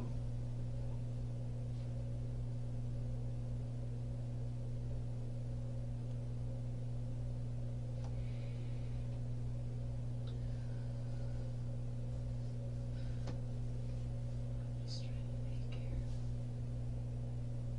You had Rachel call me for a reason. That's why I came back here. I had her call you about those photos. But I also thought that because you communicate with his family more regularly, I don't think she's talked to me. I just don't know what to say. They deserve to have some kind of peace.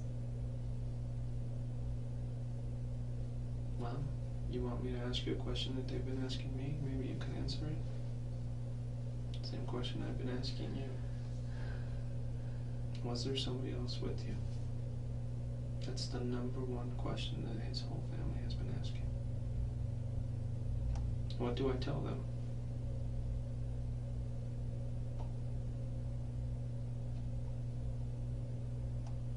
What do you want me to say to them? Because the only answer I can give them is, I don't have any evidence to show there was anybody else there. Well, that's another way of saying, I don't know for sure. And that's absolutely true. I don't know if somebody else was there with you.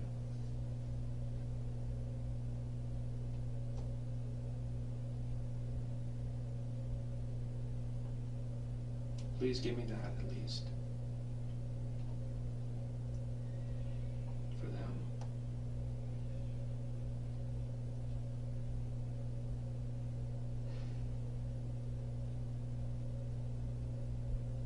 You don't, if there was, you don't have to say a name. It's a simple yes or no.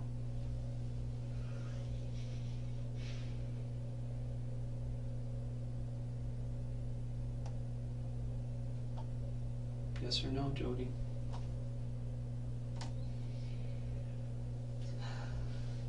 Look at me.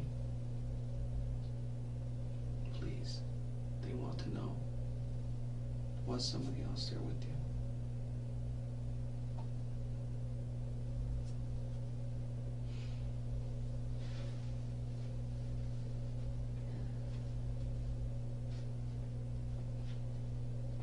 I'm just trying to think.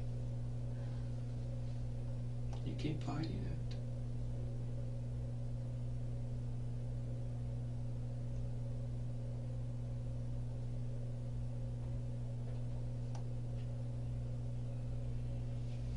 What happened to me today and from here on out?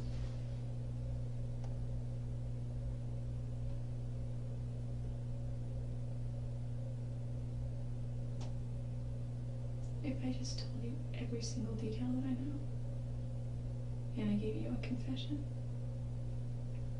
Nothing else changes. It just speeds up the process.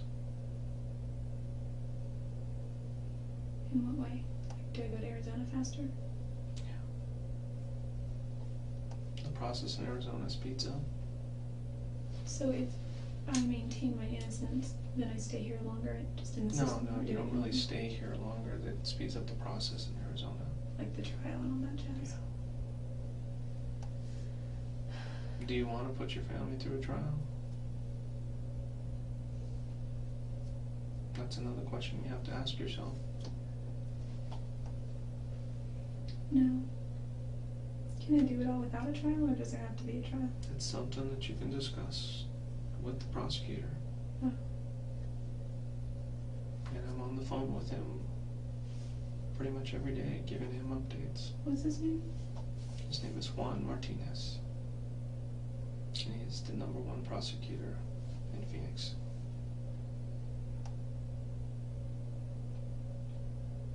Well, at least in my book he is.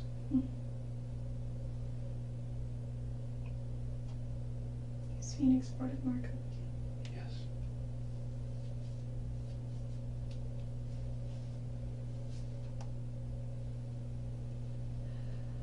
I wonder if I should just get a lawyer first. That's completely up to you. I know that you can't stay here forever and you need to go back. If I get one, will you be able to still talk to me afterward, or does everything stop, or what? I'll tell you exactly what a lawyer's going to tell you to do. He's going to say, nope, No fun, what? no more contact. She had her chance. You had your chance to talk to her.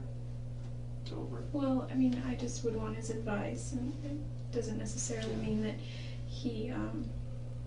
that I'm going to take his advice, nor does it mean that, That's completely up to you. sitting Jodi. in a cell somewhere not I saying anything can't- is going to help. I can't advise you either way. But what I can advise you on is the truth. The details of the case that you have in your head that you can give me will allow me to verify the information that I have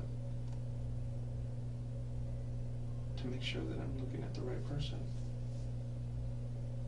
and to verify my theory that nobody else was there with you.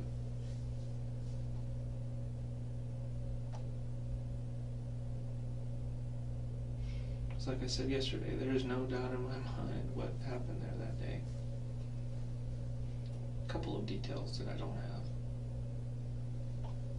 How it started and why it started.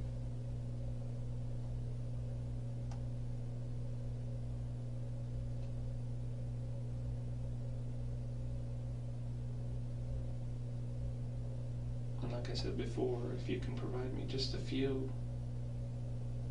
that I can at least relay to the family,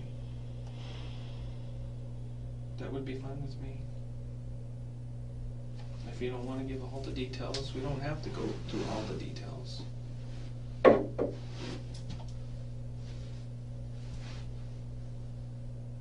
let's at least start.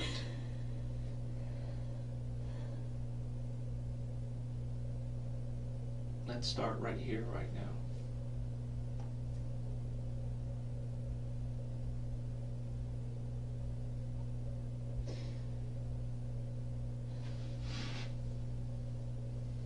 If there's a question that I ask you that you feel like you don't want to answer, you can say, no, I don't want to answer that right now. Okay, just hold on a second.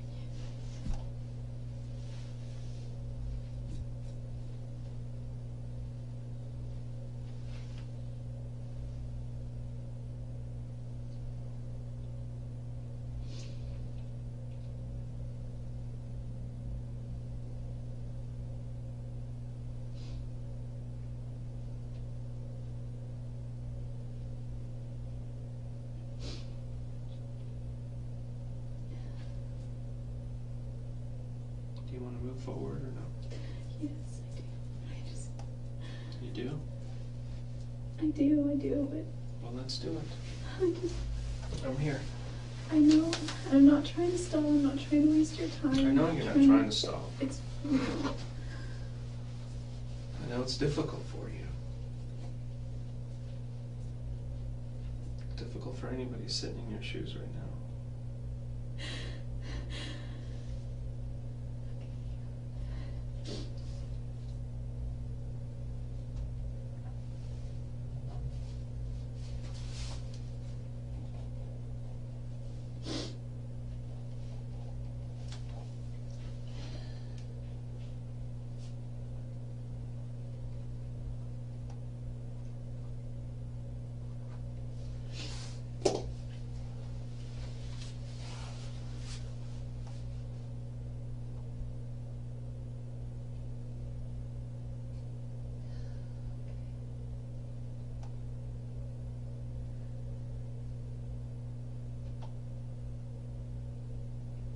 You decide.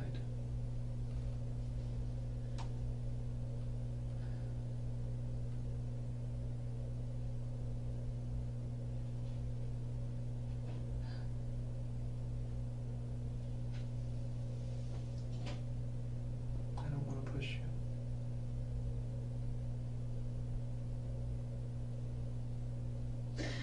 It's your own free will. That's one thing that we have, is our own free will.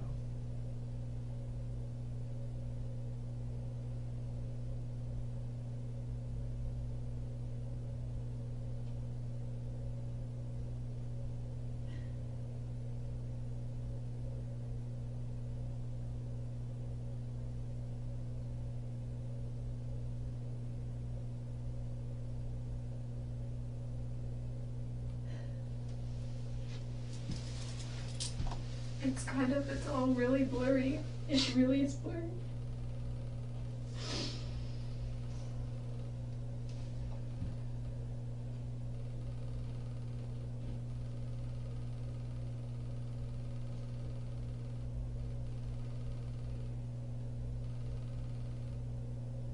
What went through your mind after it happened?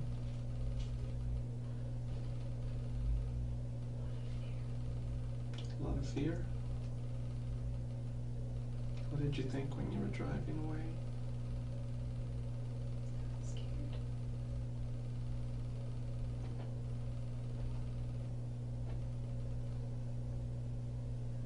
Finally. I can't imagine what you were going through waiting for it to finally come out. Waiting for what to come out? The news that he was no longer with us. He must have been going through hell.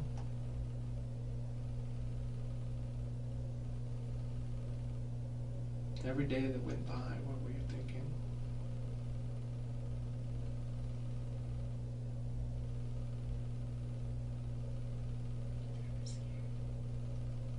What was that? I was scared. I'm sorry. It's okay. And you just went on with your day like nothing had happened? I had to. You had to.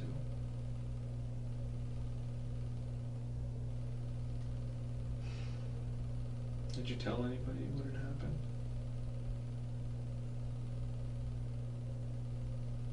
It must have been hard.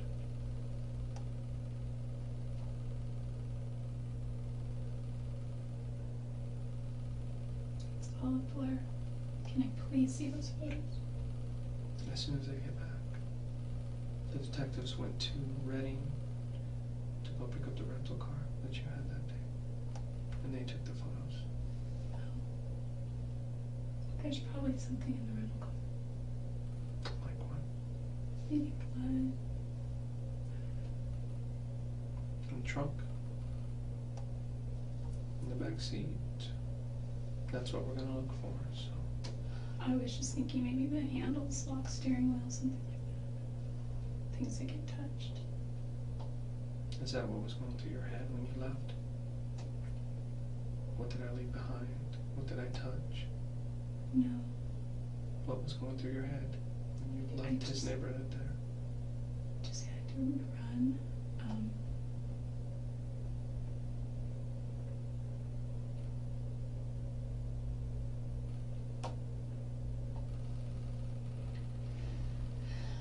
A little bit of a survival instinct, but it was mostly just Just run. fear.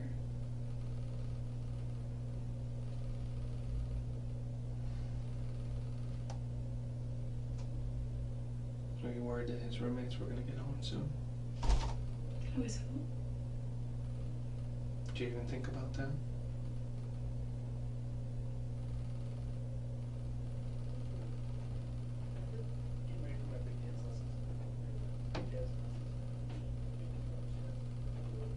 That's the first thing that I was thinking about, is when she left here. She barely missed his roommates. Or maybe his roommates had gotten home and just didn't hear her. Did they hear anybody at all in the house? No. They saw things which were unusual. Like what? They saw his CTR ring and his watch on the kitchen counter, and they thought that was odd. He never leaves town without those. No. He always leaves those there, but unless he's leaving, then he takes those things and puts them on. There were clues here and there, but they just went on with their day like nothing had happened, without even asking questions. They knew that he was going on a trip, but they didn't know what day. That's He what was took supposed to leave on Tuesday. Tuesday, that following week. That's right. And they found him on Monday.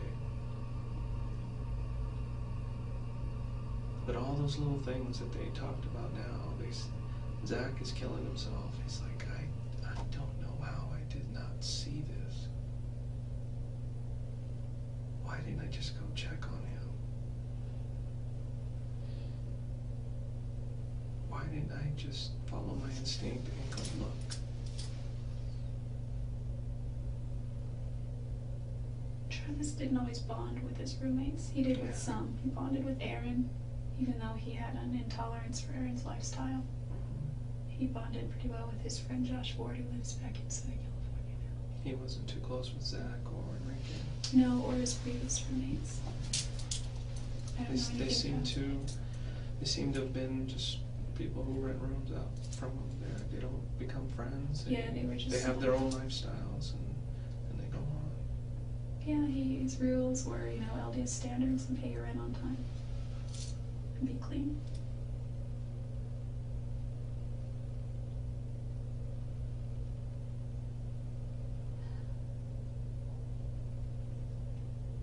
What time did you leave there that day?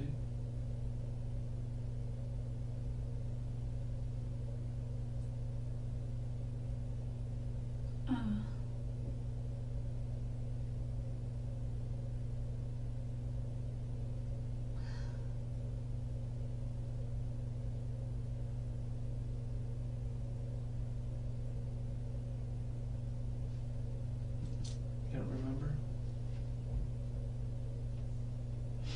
Just trying to drive and get as much distance as you could.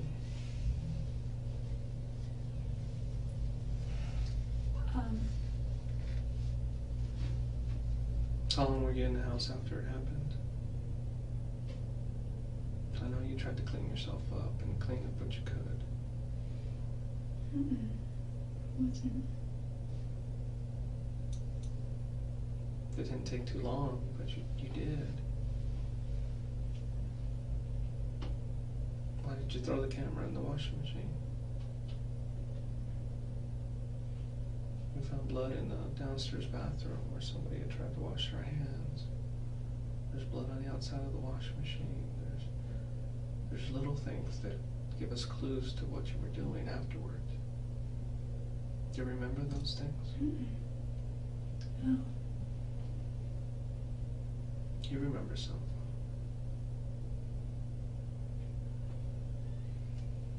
What was your intention in going there that day?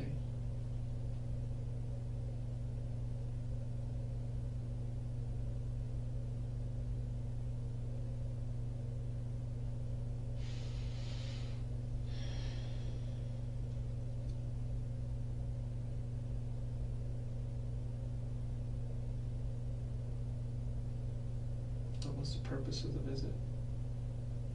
The same as before?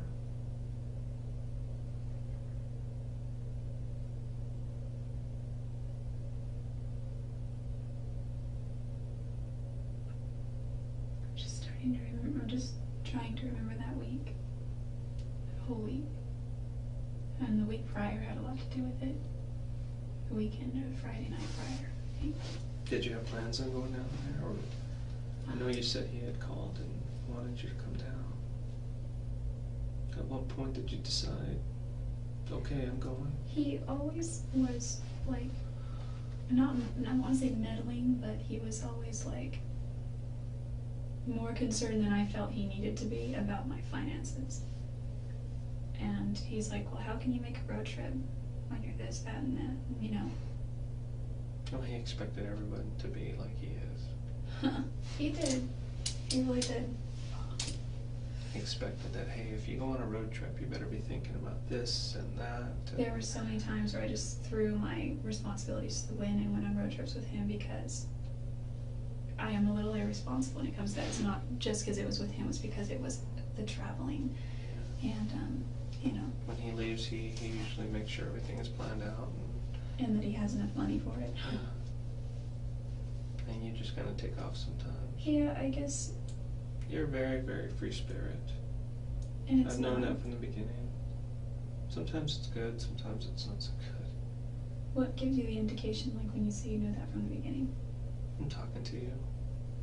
I'm talking to people who know you.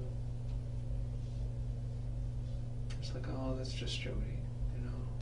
I am real She spacey and just. When you want to go do something, you just go do it, and you'll deal with the consequences later. Yeah.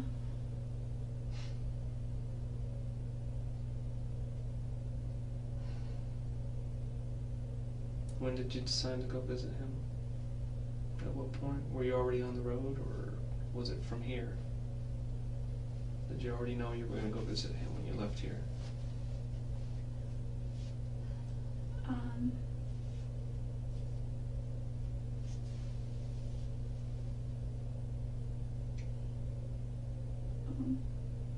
I've done that before. Sometimes I just leave and, oh, you know what? I'm going to go visit this person while I'm on the way.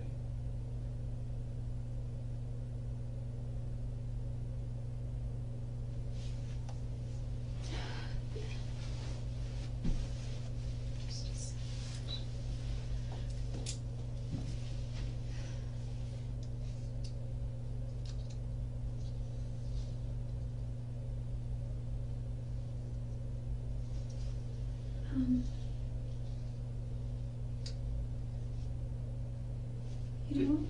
Go ahead. Did you see any of his roommates' cars out in the driveway when you left?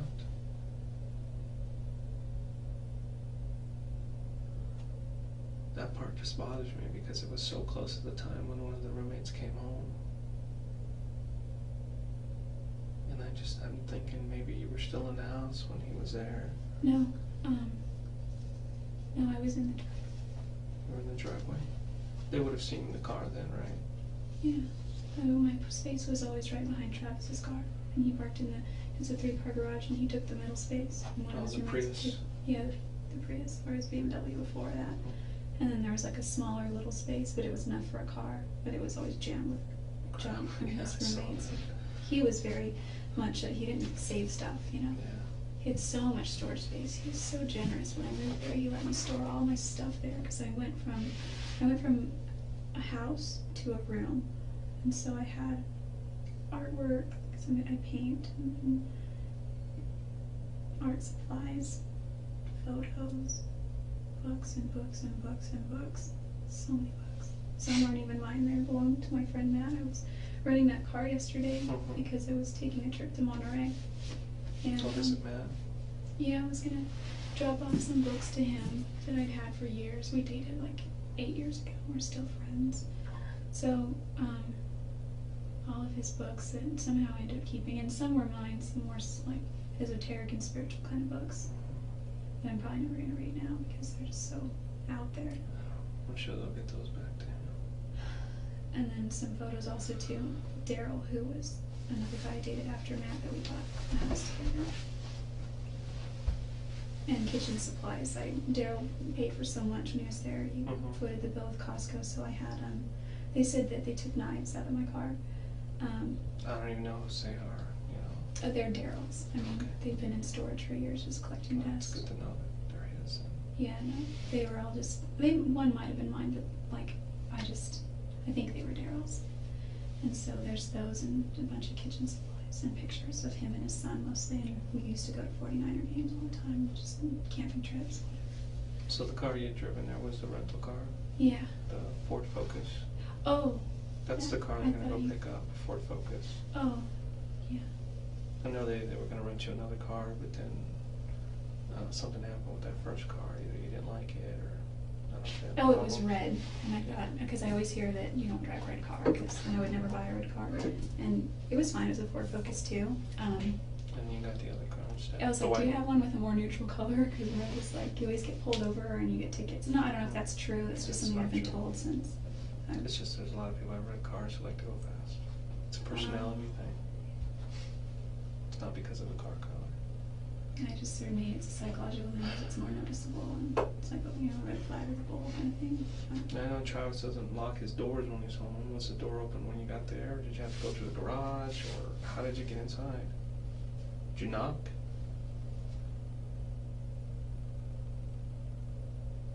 Everybody says he just leaves his doors open when he's home. Trusts everybody. Have you ever seen the movie The Secret? I don't think so. It's kind of, you're familiar with the whole law of attraction kind of thing, like what you think you become or you bring into your life. That's true. He felt that if you lock your doors, then what are you telling the universe? What are you telling the ether out there? Is that I need to lock my door for a reason. Yeah, I want to be safe. Yeah, I want to be safe, which also gives the impression that, well, there's somebody that could hurt me. So, and by trusting and opening them to He's a yourself. very, very trusting person. And that's what made him who he is. Most of us come from a different kind of background and have a different type of philosophy. Doing what I do for a living, I lock my doors. I can imagine. Yeah, I guess me coming from Salinas, I've always locked my doors. I used to go to sleep at night and I would hear gunshots. We weren't in a bad neighborhood, but our neighborhood neighbored another neighborhood that wasn't that great, and gunshots scary. And they were, because Salinas is agricultural and there were a lot of fields, and I used to think that there were hunters in the fields, their dogs catching animals or something. They were all just gangs. I'm sorry, I'm not trying to. That's okay. I've noticed that when I've talked to you, you kind of go off sometimes. Travis used to be like, get to the point. Get to the point. And that made me kind of mad. He had a little bit of a double standard with that, because If you ever see him train or talk, ask any of the leaders in prepaid legal. He is notorious for going too long. His friend Dave Hall in Utah cuts him off, and he got mad at him once because he went 5 minutes over, and he just talks and talks and talks. And I said, you're kind of long-winded yourself. Well, he had a future in that. That's what he wanted to do, and he was good at it. He was really so good at it.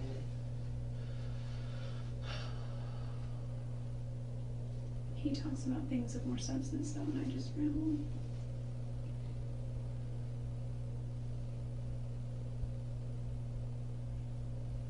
So was the door unlocked when you got there?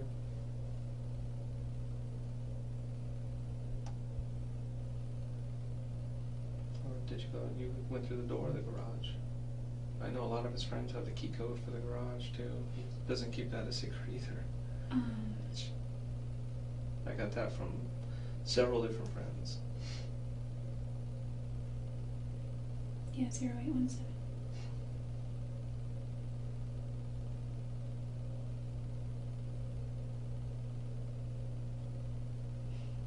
Was he expecting you?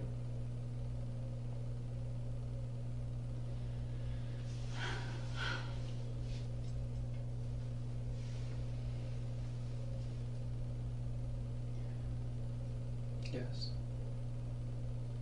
Did you surprise him? I know he was always happy to see you.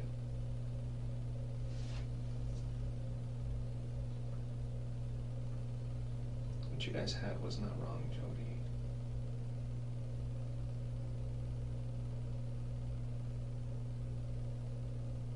Going over all his stuff, he was always happy to see you.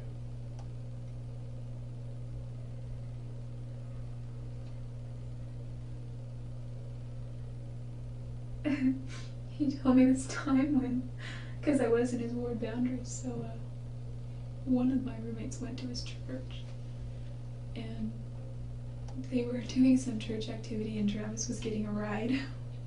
When he said his friend Katie Barnes was in the back seat, he was in the other seat, and there were two people in the front. I guess they were all going to squeeze in and go to this church activity, and they were swinging by to pick up Amy, my roommate. And I wasn't there, I don't think. I was at work or something. But he said he wasn't doing much. He must have been on his phone or something, texting. But he said they parked, and he looked up, and it was my house. He's like, "What are we doing here?" And he freaked out. I started laughing so hard when he told me that story. And they're like, "We're getting Amy. She's going with us." "Oh, okay." And he just kind of sat there, twiddled his thumbs, and then they got Amy, and she left. This is after you guys broke up? Oh yeah, because by the time I lived in that house, that's we were right. together. It was just, I think it just weirded him out. I don't know what reminded me of that just now. You said something.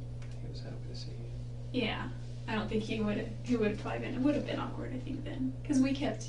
You guys had a different kind of relationship. You guys were happy to see each other, but for some reason he couldn't outwardly show it in public. He was afraid of his image, and to him his image was everything. And he told me on several occasions that it saddened him and it bothered him. He had two friends in particular that gave him a very hard time about our friendship, and that was Chris and Sky. But I think they did it out of concern for his future, his marital status. By him and I continuing that, we were both just postponing what we should be focusing on instead. well, you're living life. Life is what you make of it. It's not set in stone. Yeah, I don't think It's either not a of us gen- had our priorities in the right I know the place. church has a general plan. You go if you're a guy, you go on a mission, you come back, you find a girl, and you get married, and you start having kids. And you start contributing to society and to your church. Yeah, that's really not that much. And you came into something, I don't know whether you came in with both feet or you still had one foot out, but it's a whole different society in that church. It's an all It or is. nothing. It is, and I think that's just because the church actually And that's what people lives struggle their with. standards. They have the utmost standards, and you look around, and there's not one person in that church, in those pews, who doesn't need to be there. If they were perfect, they wouldn't have to go. And sometimes I think it's a facade. I know.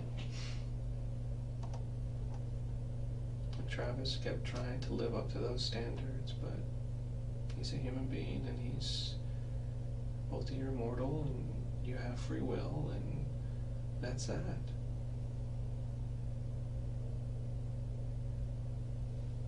Sometimes I think maybe he put too much pressure on himself to be perfect, or to at least portray himself to be perfect.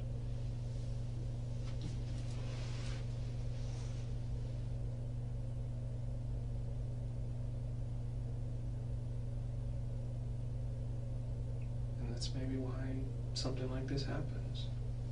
Things get way out of hand. I'm not an evil person. I know you're not. But I've always have.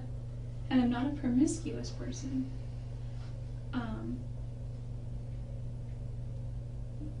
Something attracted you guys to each other. Yeah, and I think there was also, I knew him well. I knew him through and through.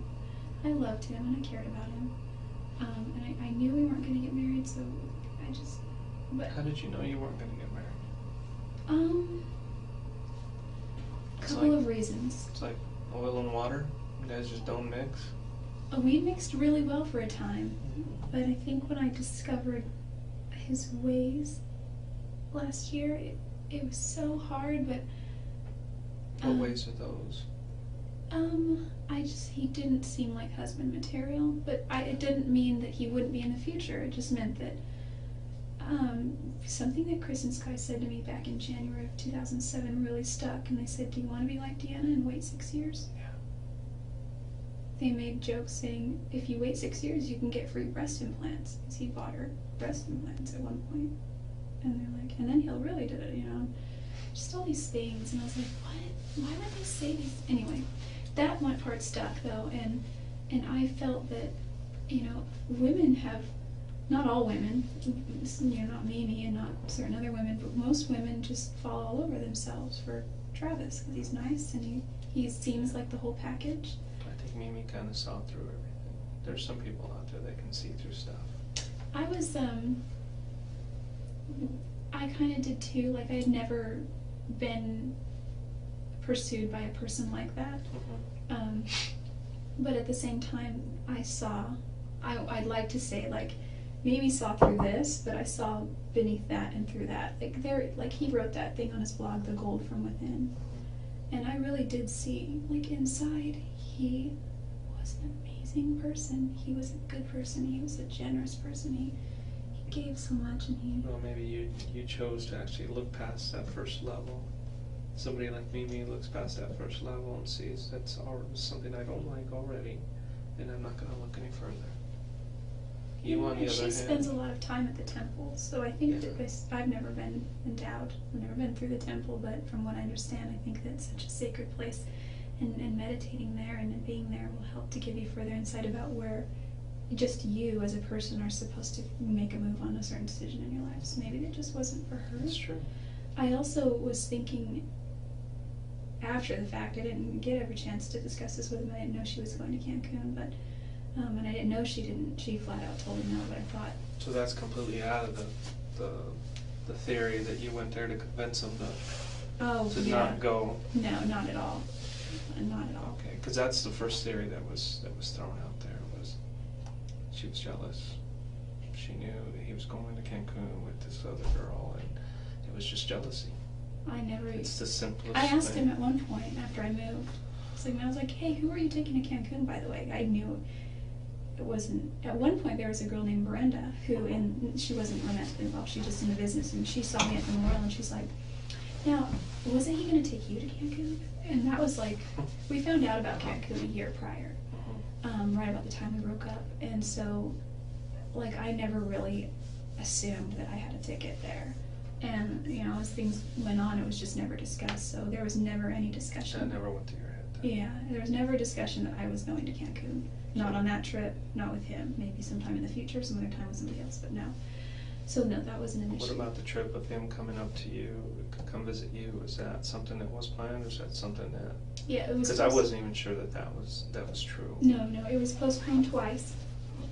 He was gonna maybe come up and I kind of like was hoping he would come in by May 24th, because I was singing the national anthem at the races, and I thought, it's part of one of my goals for this year, was one of my fears to overcome was being in front of a large crowd or public speaking.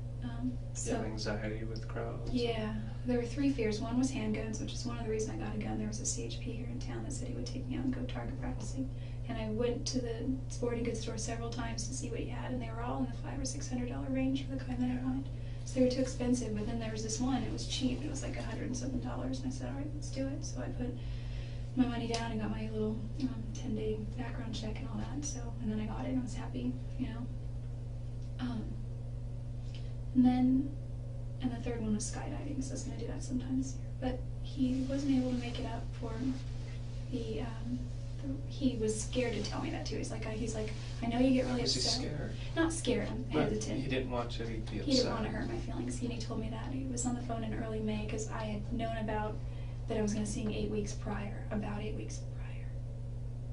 Yeah, because I had approached the guy at the state down by the Purple Plum, which is this one of the middle exits there. He works at the gas station area. I ate there this morning. Oh, really? It's pretty good food. He used to work there, didn't you? Yeah. They're good people. They So took me I on went to go eat there, and I couldn't get it out of my mind. Jodi used to work here.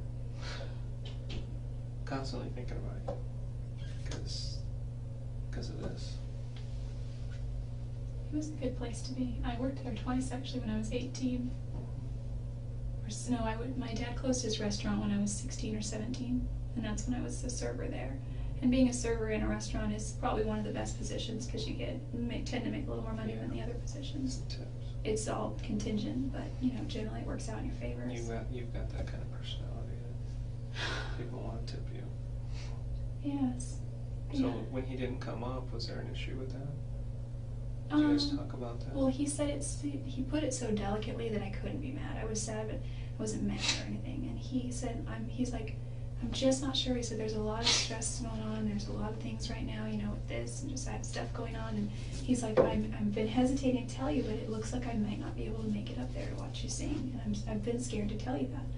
And I was like, oh, and he says it, and he taught me this technique. He says it in a way to disarm you first, to where you're just like, well, oh, no, reverse psychology sort of. So he said that, and I could tell that he really was concerned that he would hurt my feelings. Is that when you decided to, or he decided to invite you up? No, not at all. Because he didn't invite me up till he found out I was going on a road trip. But then he's like, but he's all definitely the first week of June. He's all probably before I go to Cancun. And so, as that week got closer, he was like, look, we had a big fight somewhere around then. Mm-hmm.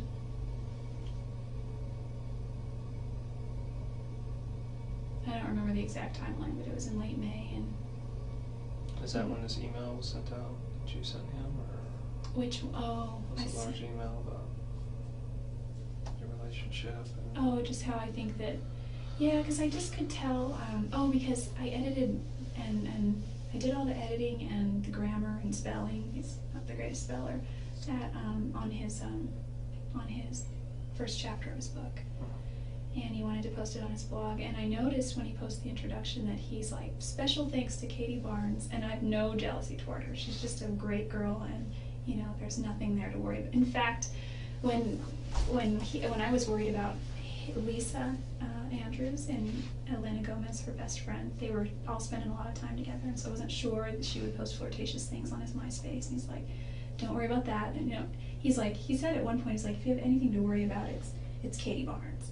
And so I was like, you were so spinning it to throw my focus off something, and I don't think there was ever any concern with that. I know that he liked her, but nothing more as a friend. And he said she's a little freaky and emotionally unstable sometimes, but I think she's just young. She's a nice girl. And so he said that, and I said, hey, make sure you post a special thanks to Jodi Arias for editing. And he's like, I can't do that. And I was like, why not? And he's like, Jodi, we've discussed this. And what he meant was, I made a few comments because he was like, leave me comments on my blog and rate me 5 stars, you know, and that kind of thing, because also it looks like people are going there. So I left a few comments, and he saw people who already said things, and he was referring to Sky Hughes, who was like, hey, I noticed a certain someone's been commenting on your blog, and I think it's because he had given her and I told him to say this too. Okay, I'll be real quick because I know this is all I'm just giving you background. We sat next to each other at the last convention, in a pre-legal convention in Oklahoma City, and it's because we buy our tickets way in advance. So we bought our tickets last year, and you know, because he qualifies for executive director every month, which is one of the top levels in the company, he gets to sit on the floor close to the front as opposed to the stadium seats. So you know, I had a ticket because he bought a ticket for me at the time. So it wasn't a big deal, but we were just sitting next to each other. But she made a comment, you know, he has to explain, listen, you know, we got our tickets a year ago, there's no way she's going to give up her seat for stadium seats. So he sent that ticket, he sent that text either to her friend Holly or relayed to her or someone. Anyway, I realized that she was giving him a hard time, so I said, listen, tell her next time she says anything that Jodi's dating other people and that she's moving to California soon, because it was already in the plans to move to California. I don't understand why he couldn't just tell them that you guys were still friends. What issue is it? I wondered that too, and he said it's because him and Sky had a lot of arguments, but it wasn't because they disliked each other. It's because they both have sort of fiery personalities. Yeah. She has a strict set of standards, and he's just like opinionated. So together that's kaboom. And but nonetheless they were really best of friends, especially him and her husband Chris. And a lot of their fights were about me, from what I gathered. I don't know a lot of that. Is that what that email was about? Is the whole situation? Yeah. So we had that conversation, and I walked to work because I was, you know, I just Purple Plum in my grandmother's house. It's being in Mesa, going to that it's ridiculous to drive when it's less than 10 minutes to walk, and gas prices here are almost $5. A motivational speaker in Scottsdale, and we spent the day there. And when we were done, we drove to his house, but Deanna was there waiting for him for some reason to visit or something, and he was so scared that she would see him in my car that I practically had to keep the car rolling and kick him as I drove by his house. And he's like, don't even put it in park, just roll up real quick. And he jumped out and shut the door, and he's like, no, go. So I was like, okay, and I just kind of laughed at that. That was August 18th. So I see the type of relationship. I mean, it's exactly what I thought it was. Well, his thing with Deanna was, and I don't think that he had anything physical going on with her. I don't know. I don't think so. I know that for a time there was, and then she's pretty strong in that category, I think, as far as her values and standards go. So why this trip this time? I know you said he couldn't. He canceled on you even coming up here in the first part of June, right? Why did you end up going there then? Is it because he couldn't go, and you guys still wanted to see each other? Well, when his trip the second time got postponed, it was probably last week of May that you know, it was kind of obvious that he wasn't going to come then. But he said, listen, after Cancun, I have like 2 weeks that I have nothing going on before I go to DC. And he's like, I think that's the best time. He's like, I'm going to see if it works out for my friends up north, which would have been Chad Perkins, his friend, and now his wife. And we can do it all then. And I said, all right. But at that time I was like, whatever. We'll see. I might just not see you till I go back to Utah. Everyone convenes it. And which everyone's going to do at the end of the month. So did he know you were coming the first part of June? I wasn't even, like, I had been talking with Ryan at this point, and obviously there's a distance there, and that was difficult, and he really wanted to spend time with me, and I really wanted to spend time with him, and it just seemed like he had made a few comments, when am I going to come out there? And, you know, I was like, as soon as you want, you know, but I didn't think he was serious. And was this Ryan you're talking about? Ryan Burns. Yeah. So finally, things began to work out at Casa Ramos with my schedule. just a Mexican restaurant, and I have a 3-day weekend there. So I thought I'll take this opportunity and go see Ryan, and that was my intention. What happened when you left? Why did you go the other way?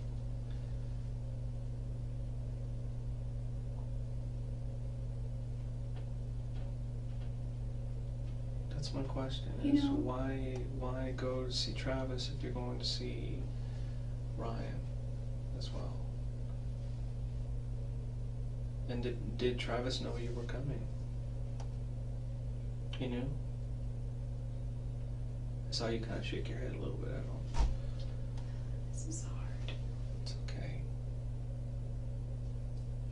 Did he know you were coming? Did you guys talk on the phone?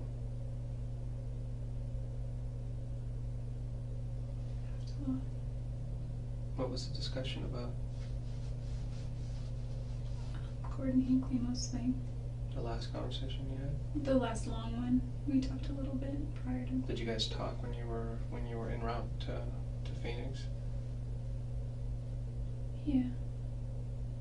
Just briefly. Told him my phone was dying, which was true.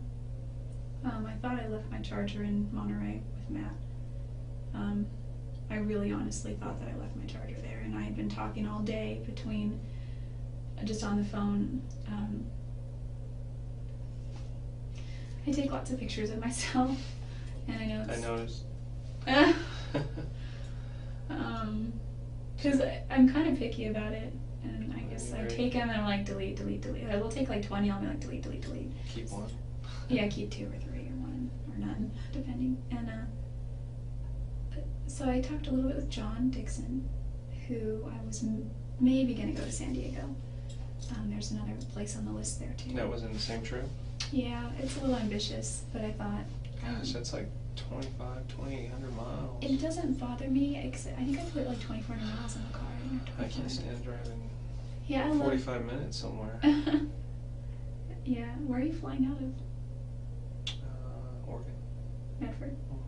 Yeah, that's just about an hour. Anyway, it's a pretty drive.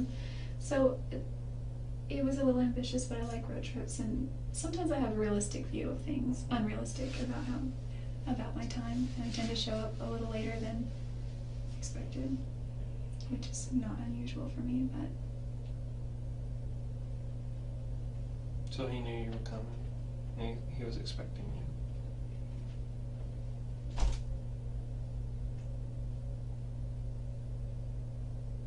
Now, obviously, you guys had, a little encounter,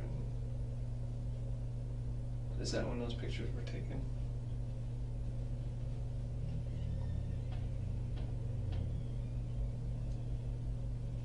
Did he even show you those pictures?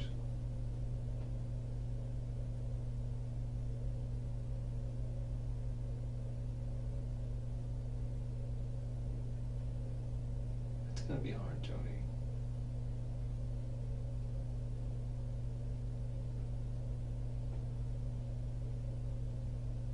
I feel really powerless in here. Do you know what my family is doing today? Do you know if they're good or? I haven't talked to them today. I know they're worried about you. Everybody's just kind of in limbo right now.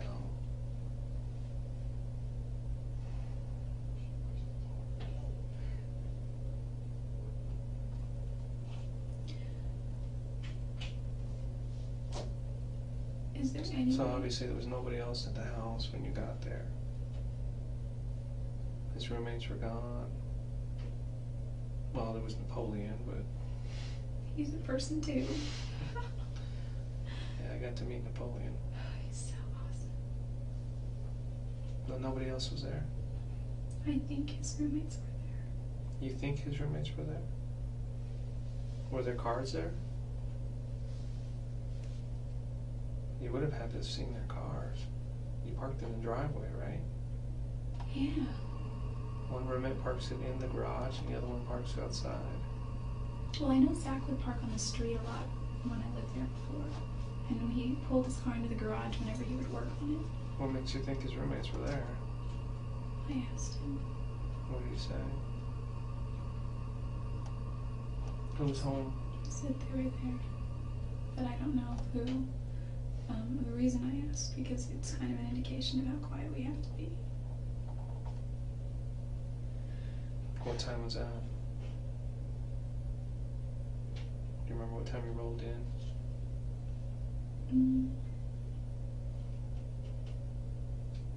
3 o'clock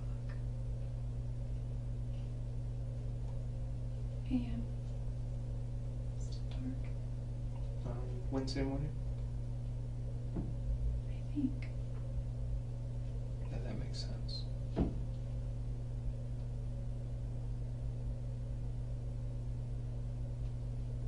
You're pretty sneaky. You go up there and your roommate doesn't even know that you're there. I do that many, many, many nights. How did they not see your car?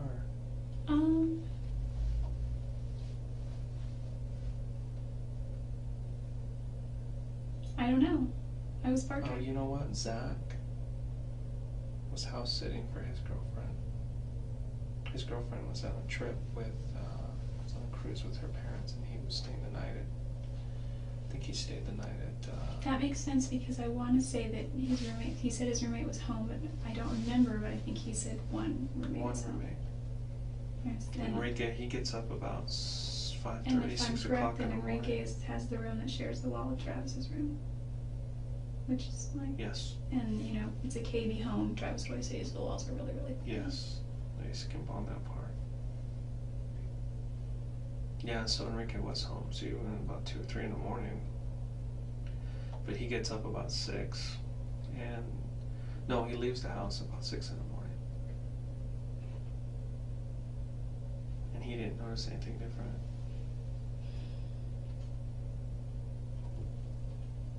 Did you guys spend the whole day together then?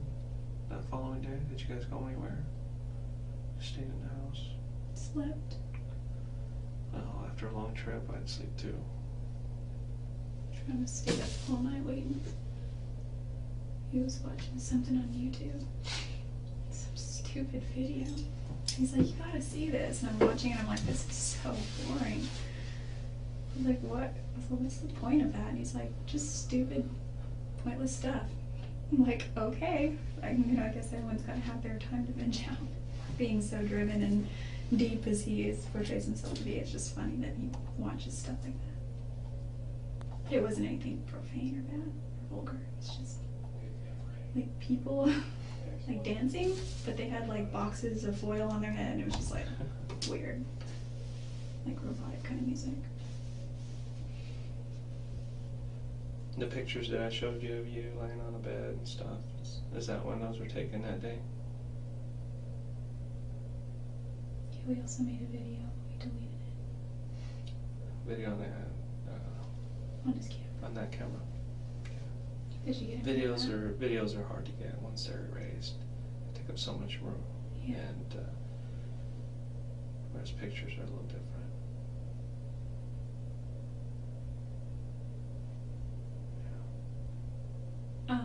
What happened after that? What went wrong? I know that the last photos of him were taken about 5:20, 5:30.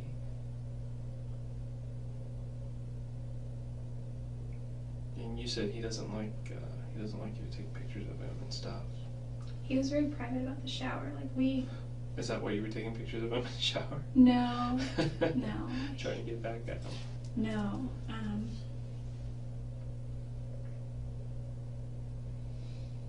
I'm surprised he allowed you to take pictures of him in the shower. The first few looked like he wasn't too comfortable, but obviously whatever you were saying to him made him a little more comfortable. I remember all that pretty clearly. You remember that?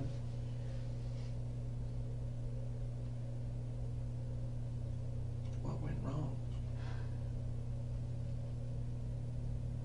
Did he say something to you? Were you angry about something? Were you frustrated? What was it?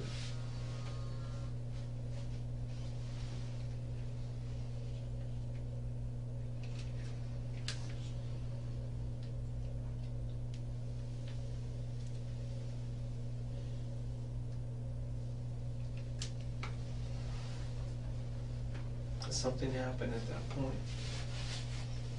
and I don't know what it was. What are they gonna do with the rental car? Are they gonna bring it here?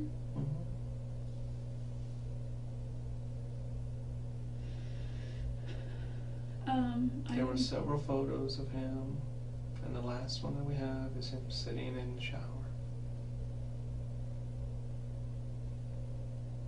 And that's when I think it happened. He was sitting down, looking up at you.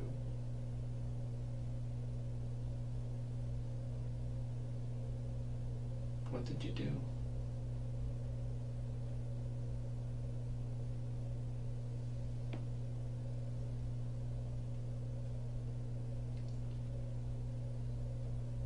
What happened, Jodi?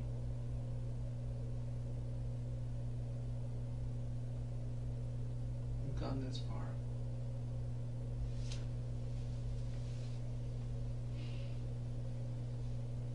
Did you plan on doing that the whole time?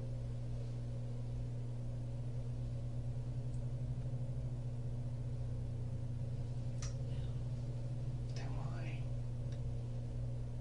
Tell me.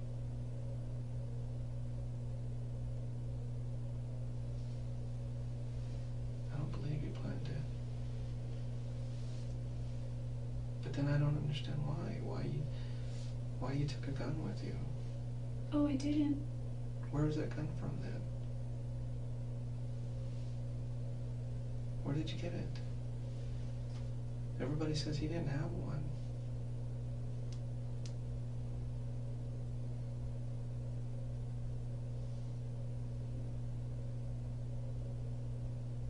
Where did you get it? If you didn't take it. Did he have one in the house? Not to my knowledge. Then where did you get it?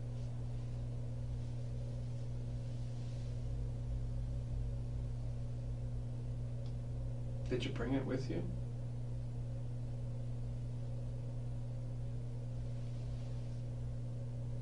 Did you get it there in Arizona? I didn't ever have it, actually. Didn't like have it in my possession. Then who had it?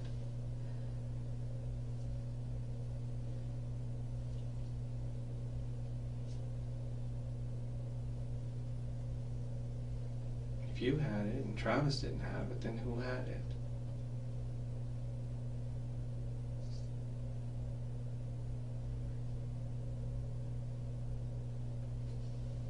Jodi, please. I can't. Why not? Are you protecting somebody else?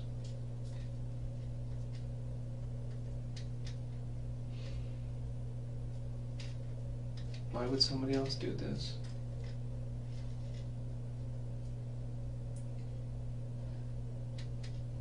I don't know. Did someone catch you there? Someone not expecting you to be there?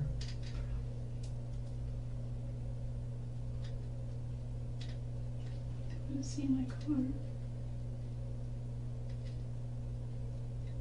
Then who was it?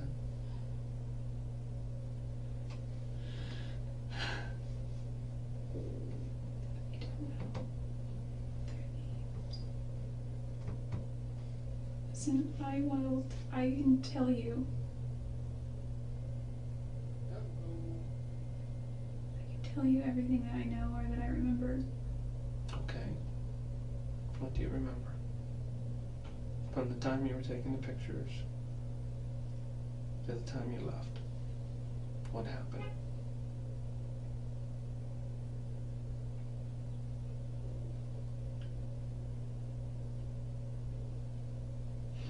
What happened after that last picture was taken?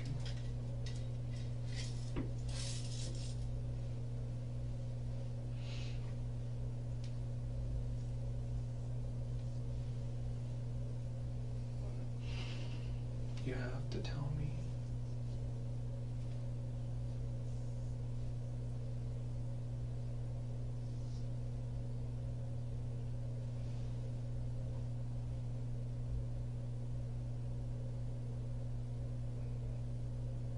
you want me to believe that somebody else was there, you have to show me. You have to explain to me what happened. Otherwise, it was just you. And if that's the case, that's okay.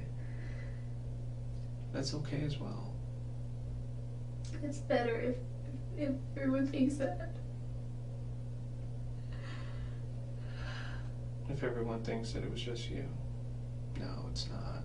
It is really no idea. I do have No, an you idea. have no idea.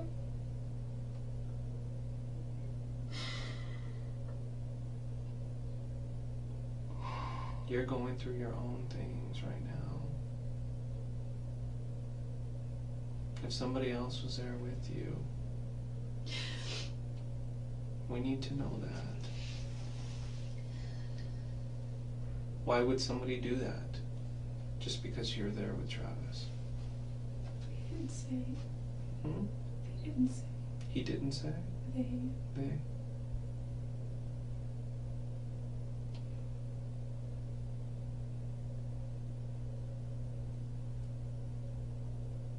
What was the first thing they did to him? You were there. You saw it. What was the first thing I you saw? actually didn't see it, I heard it first. Was there an argument? No? Not between Travis and I. Any argument between anybody?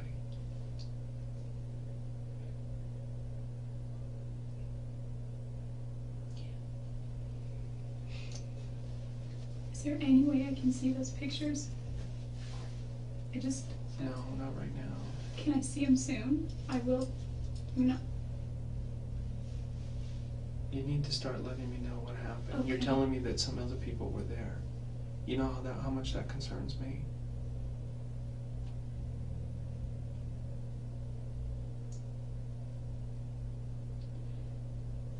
I don't know who they were. They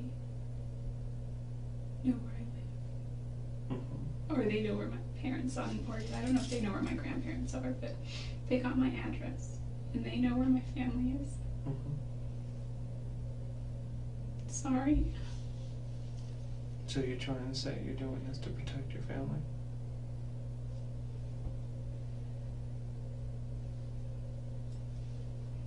Why would someone do this to you and to him? I don't think they really intended to do anything to me. You're saying somebody followed you all the way to Arizona from here? No, I don't think. I think I was an element of surprise for them. You were an element of surprise? So they didn't expect I'm you guessing. to be there? I don't think so. They didn't expect you to be there. I mean, they had to see my car. Is it someone who lives in Mesa locally? I didn't recognize any of them. Well, you have to give me a motive. Why would they do this? Were they going after Travis? For what reason? You tell me this, but you give me no reason. They didn't discuss much. They just argued About what? about whether or not to kill me. For what reason? Because I'm a witness A witness of what? of him. Of Travis. Of Travis's murder. Yeah, but I didn't really witness it. Didn't see much. Okay.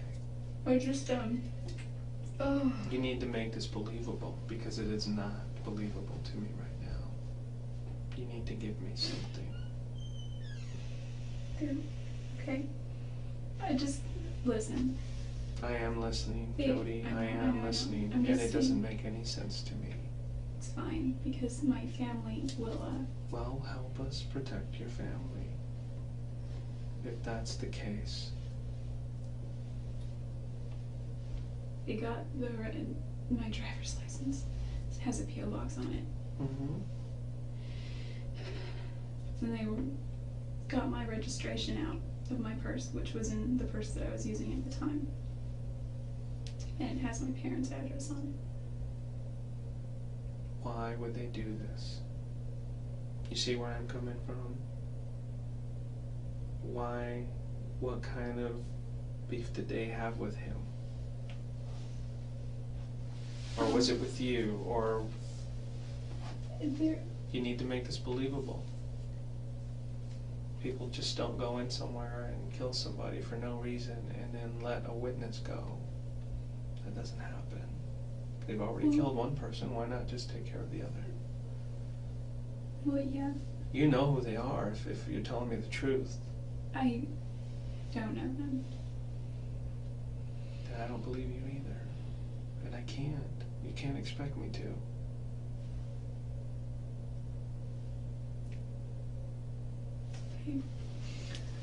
Here's what I happened. want to. I wasn't planning on going to Travis's house. I was gonna go to Santa Cruz. Well, I wasn't even planning to go to Santa Cruz. I was gonna go to Monterey, but by the time I called Matt, he's like, we're in Santa Cruz, meet us here. And I said, okay. So I went to the Red Room there, just a little kind of hangout for the locals. So the younger kids our age, sort of 20-somethings and 30-somethings. And I stayed the night in Monterey that night. Got up the next morning and visited with Daryl and his son before he went to school. Drove, this was Tuesday, the 3rd, and driving to LA, hadn't heard back from Laura yet, but that's what, it was. It wasn't until I got to LA where I thought, I was looking at my map, and Utah wasn't really on there, but, I mean, Arizona, but because it was to Utah, the MapQuest directions I printed.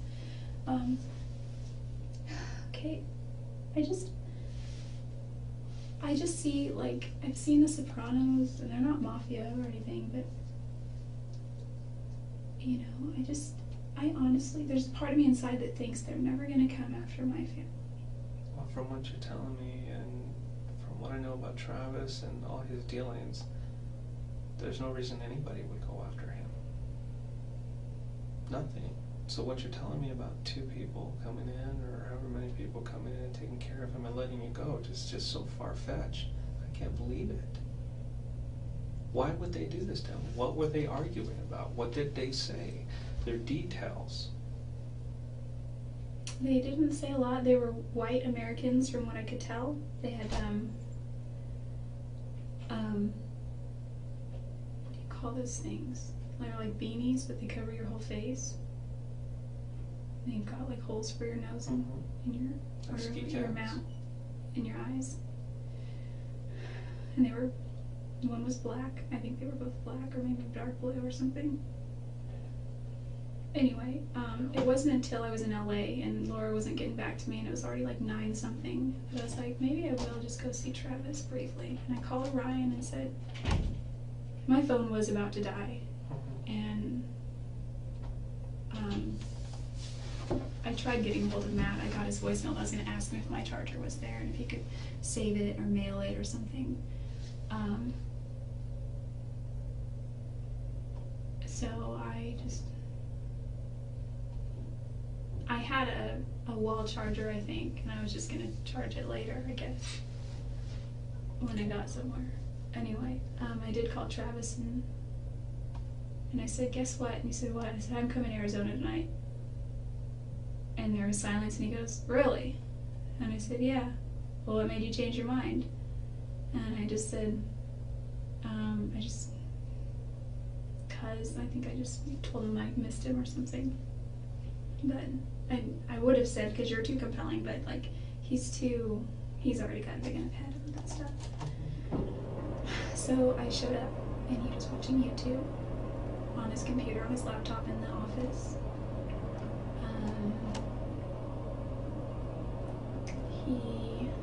We watched that for a little while, and he was very happy to see me. Napoleon barked, but he always barks when somebody walks in, and then Napoleon was really happy to see me. He gets so excited, his whole body jiggles. Yeah. And I just do this thing to his butt where you just kind of push him on the side, and he goes around in circles over and over and over until he realizes, hey, stop putting me in circles. So it was a good reunion.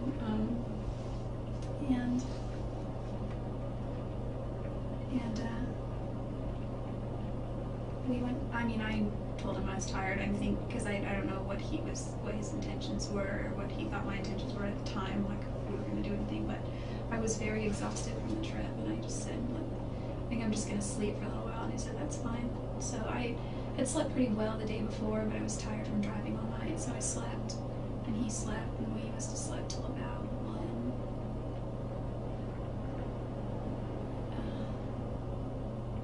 In the afternoon? Must have been around then. His roommate was home when I got there. I did never see his roommate though, so I think I was asleep by the time he thought I'd been left.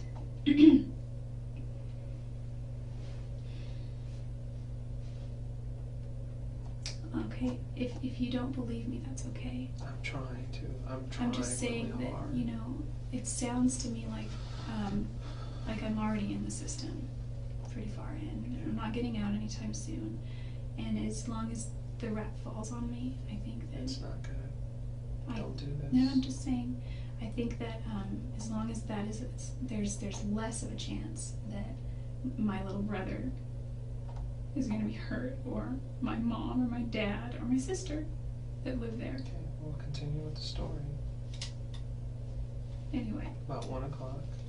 Yeah, we had sex a couple of times. Once was in his bed, and once was again downstairs in his office. And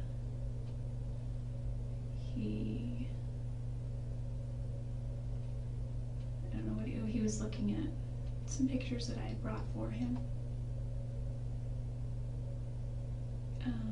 But he has a virus on his computer, so when you click the start menu on Windows XP or newer, or 2000 or whatever, you have like my music, my pictures, my computer. Yeah.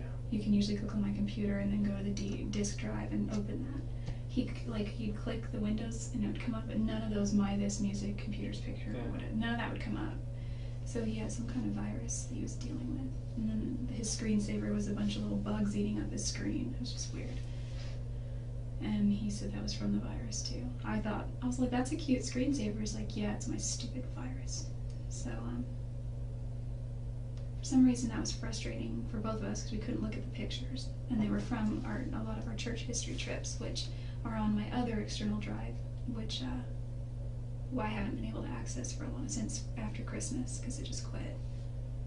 And I just haven't had the money to spend to get all that stuff back. So you guys worked with that for a while, or? Yeah, we had 3 discs, I think. Okay. Yeah, 3. And So what time is this now? You guys are messing with the computer? I don't really remember. It was after we had done A couple hours, or yeah. an hour or so later? Yeah, maybe. Okay. Afternoon. I just, you know, he had been cleaning his house.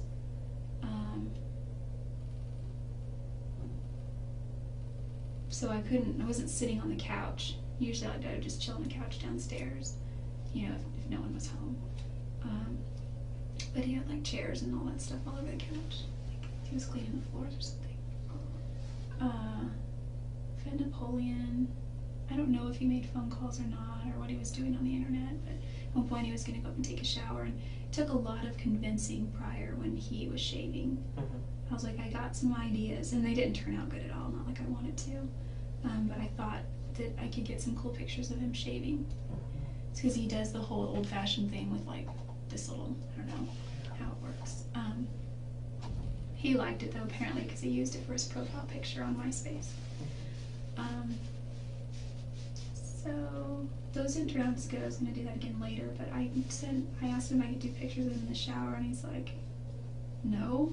And I was like, I just have an idea. I have a couple ideas. And he's like, well, what do you mean? And I said, I have this, I saw this thing in a Calvin Klein ad once that looked really good. And so he was, you're right, he wasn't very comfortable at first. He's standing there and he's all, I feel gay. He has that look on his face, though. So some I deleted and some I kept taking.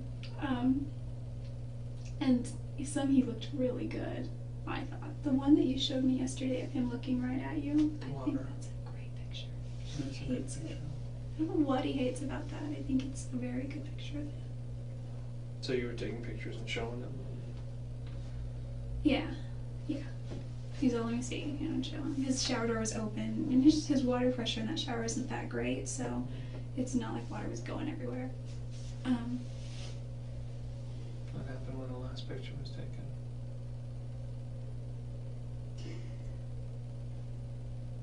He was kneeling down in the shower. I don't remember him. If this is his shower and the sink is over here, I was like right here taking pictures. And I don't really know what happened after that exactly, except I think he was shot. Where were you? If this is his shower and he's sitting here, I was like, well, if this is his shower and he's sitting here, I was like right here on my knees, and his bathtub was right here, and I was taking him here, and I was just going through the pictures, and I heard this loud ring.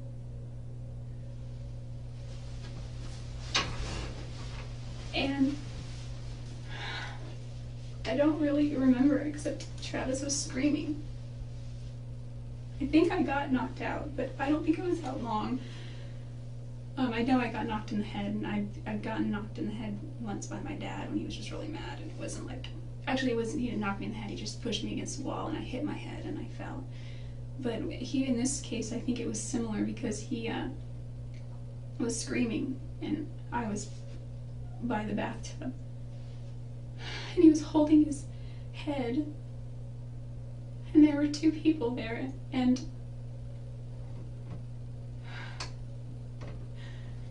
What'd you say?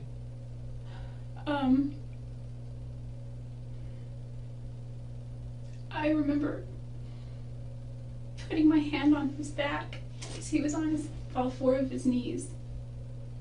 He was like on his knees like this, doing something like this or something like, I don't know. And I was like, are you okay? What's going on? What's going on? He's like, go get help, go get help. And I said, okay. And I turned around, there were two people there. One was a guy and one was a girl. I couldn't tell that at first, but I could just see one was a girl, and I assumed the other was a guy because their build, and then their voices. I don't remember what they were wearing, like maybe jeans. What did they say? One was in all black, one was in jeans. Did they say anything? Yeah, the girl wanted to kill me too. What did she say? Like, What words did you hear? What phrases? who is that? Who is that? I thought he was by himself or alone or something, and he was like, shut up, just finish it, and Travis was screaming the whole time. He wasn't screaming like a girl, he was just like he was in pain, like he was like shocked, like, oh, you know. He wasn't really moving though, he was just staying kind of still on the floor. Then what happened? Well, as soon as he said, go get help, and I turned around and they were there, and Where were they were in the bathroom. Where at the bathroom? In the The hallway girl or in the was- bathroom? The girl was in the hallway, kind of. And the guy was more toward in the bedroom, but like still in the bathroom, like on the tile carpet area, right there where it starts. Okay. And he started coming in toward the bathroom too, and What'd you do? it was. What happened?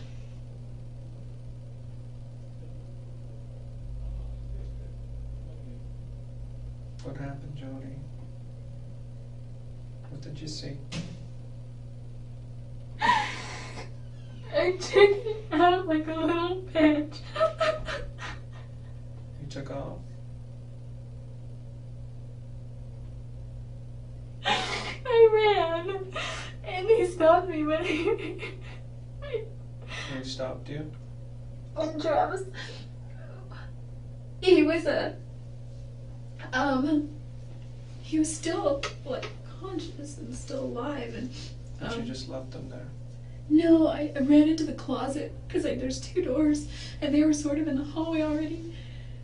And he stopped me and he didn't touch me. He was just held the gun to my head and he was like, "You don't go anywhere." And he told the other girl to finish it. I didn't see. But he was like, I don't think he was saying a lot. But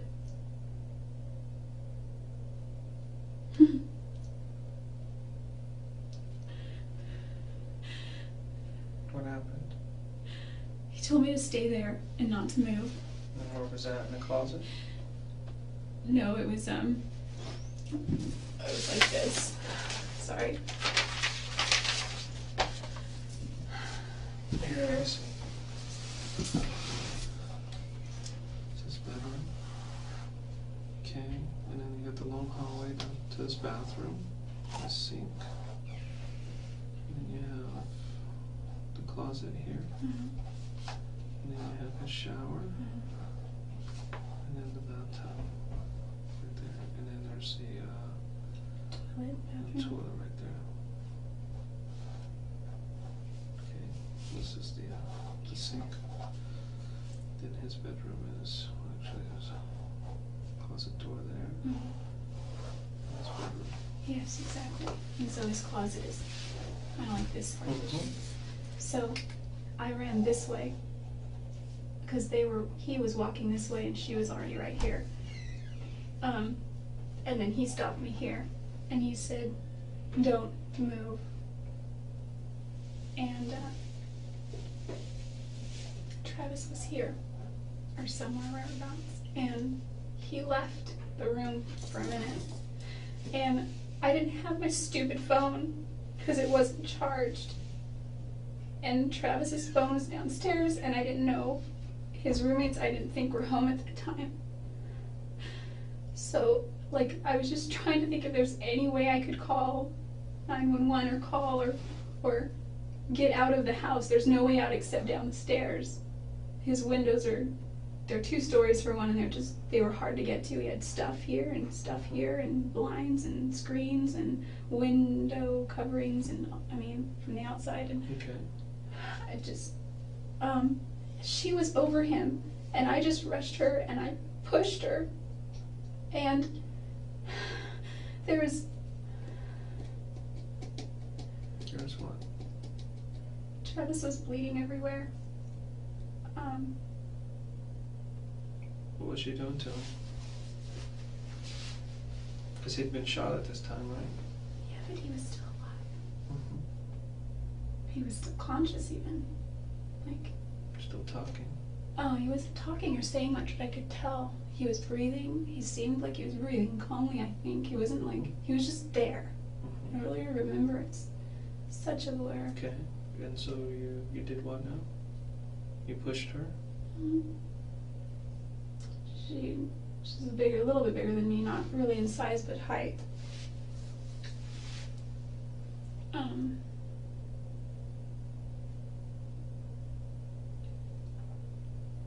what happened? Oh, it didn't really deter her. Did she have any weapons on her at all? Yeah. What'd she have? I thought she was the one with the gun, but maybe she had the gun, but he had a gun. So either there were 2 guns or one gun, I don't know. Well, she's the one who shot him though, right? 'Cause she was the one here and he was back here at that time when you saw them. I would think so, because, I mean, I don't know, I got hit here somewhere. I don't know. Because when I woke up, he was screaming. And I saw her at this point, like right here, and walking either back. She must have been walking back this way. And I saw him sort of following. And that's when he's like, finished. And I started running this way, and he stopped me, and then he left the room for a couple of minutes. Why did he leave? Maybe just, I don't know. Okay. So He's what like, happened "Don't you after move." you pushed her? I got Travis, and he wasn't like standing up really. He wasn't really doing much, and I was trying to get him, and she came back. I got him kind of far, like right here. She came back, and he was starting to just get weaker and weaker. And this guy came back in, and she said that they needed to do me too, because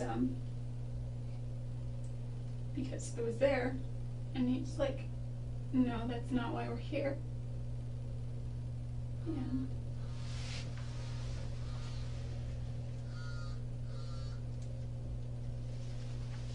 he had my purse,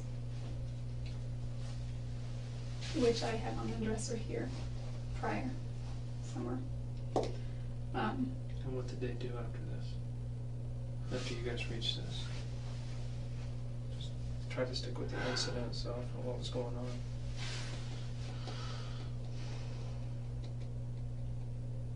She came after me, and he stopped her. Okay.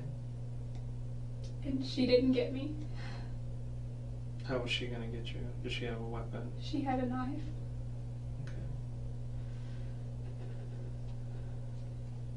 You said she had a gun before.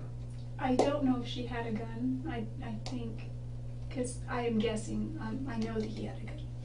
I don't know if she had a gun or not. So she was basically the aggressor. Yeah, unless he took a shot too. I don't know. But it seems like from what you're telling me, she was the aggressive one and he was the more passive. Yeah, I mean, there was definitely aggression as far as, I mean, I don't know what you define aggression by, but like there was definitely a sternness, and I wasn't like just free to walk out of there. Like, hey, it's cool, you know, and it wasn't anything like that. Then what happened?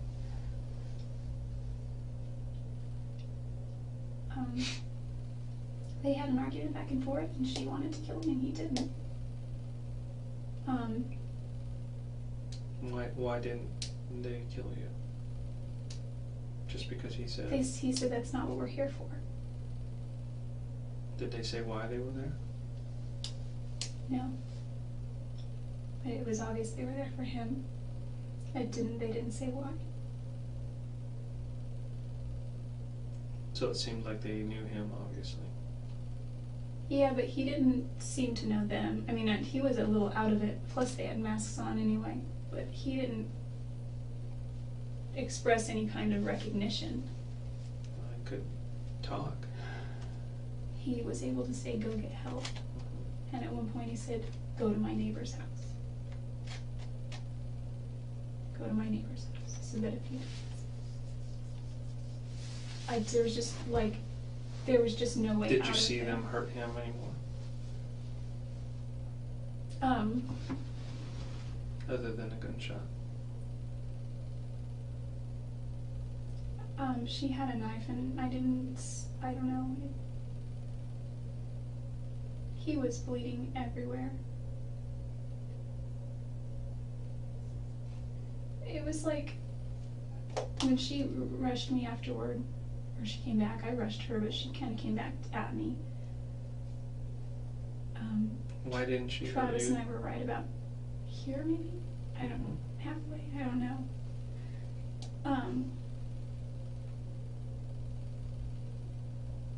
And there was a little bit of a struggle with her and I.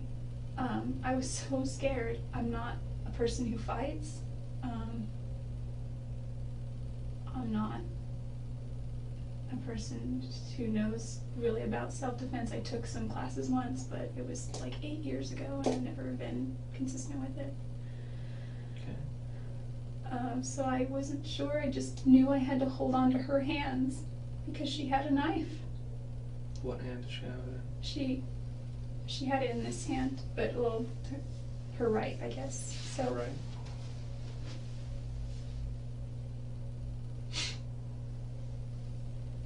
What happened?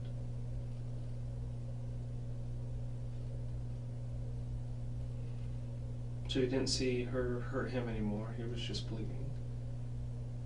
Where did he end up? He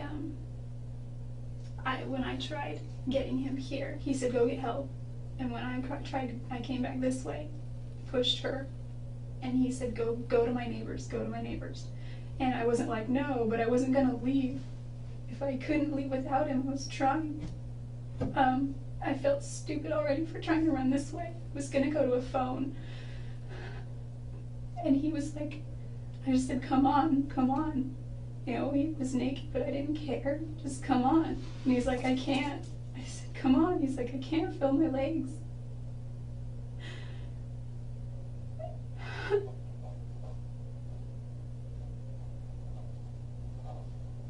And they wouldn't let me be by him. Were you clothed at that time, or were you also nude? Yeah, I was clothed. Are those the pants that I showed you the other day on that camera? I don't think I have pants like that. I don't know. I've got a lot of clothes. I'm trying to remember the clothes that I took to that trip. Oh, I do have another pair of striped pants, and they're gray though with a black stripe. I don't think they were those. I don't know. Okay. So what happened after that?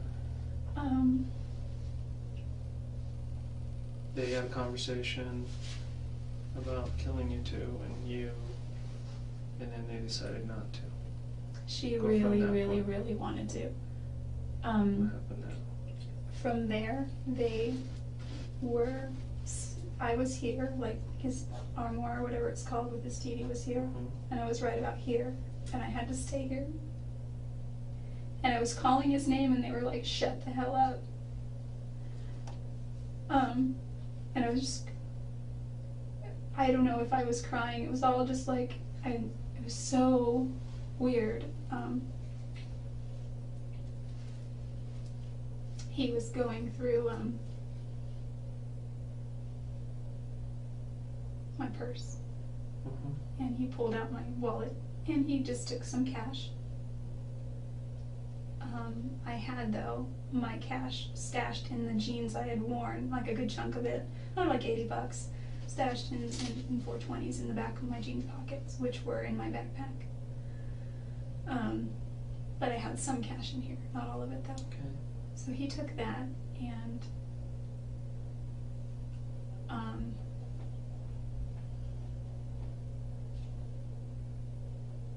And what happened? he was. What was she doing?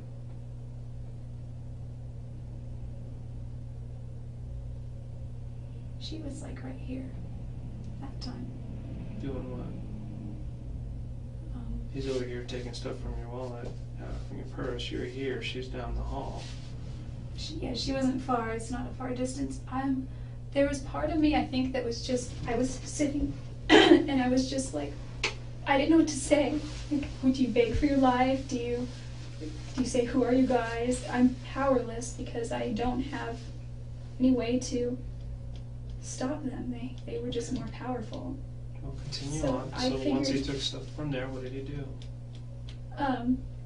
She was, I don't know what she was doing, but she was arguing with him and talking with him and saying, What were they saying? she's like, it wasn't like super yelling, it was kind of like hushed but Mhm. intense, like, you need to da-da-da, shut up, it's not over here, things like that. And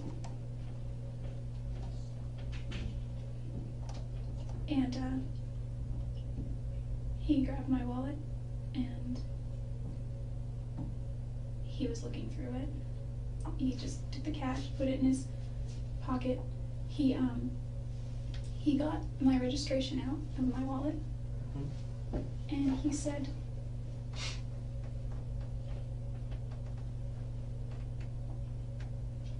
What do you say?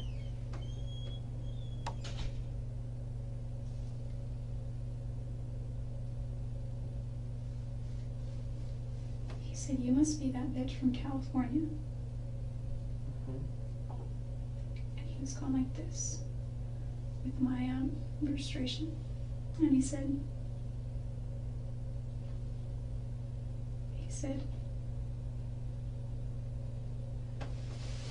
if you ever say anything about this,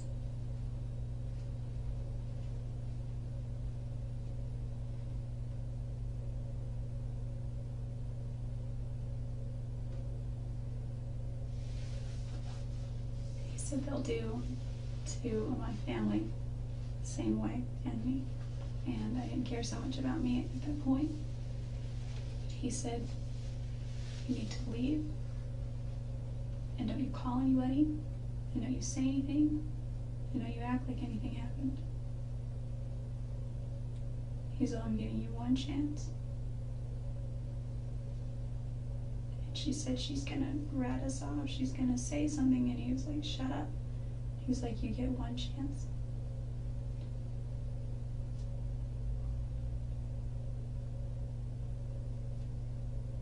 Is that when you left? So leave now. And part of me didn't want to leave.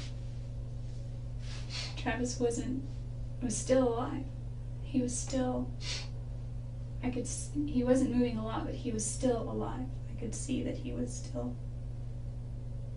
Did you leave at that point? I left the room.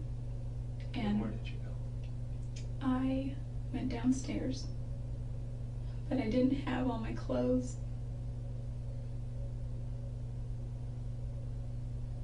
What did you leave there? Well, Travis said I had some stuff there. I didn't see what it was. He said it was in his closet. So they were clothes of mine. But all I had was my purse and my backpack. I left with those, and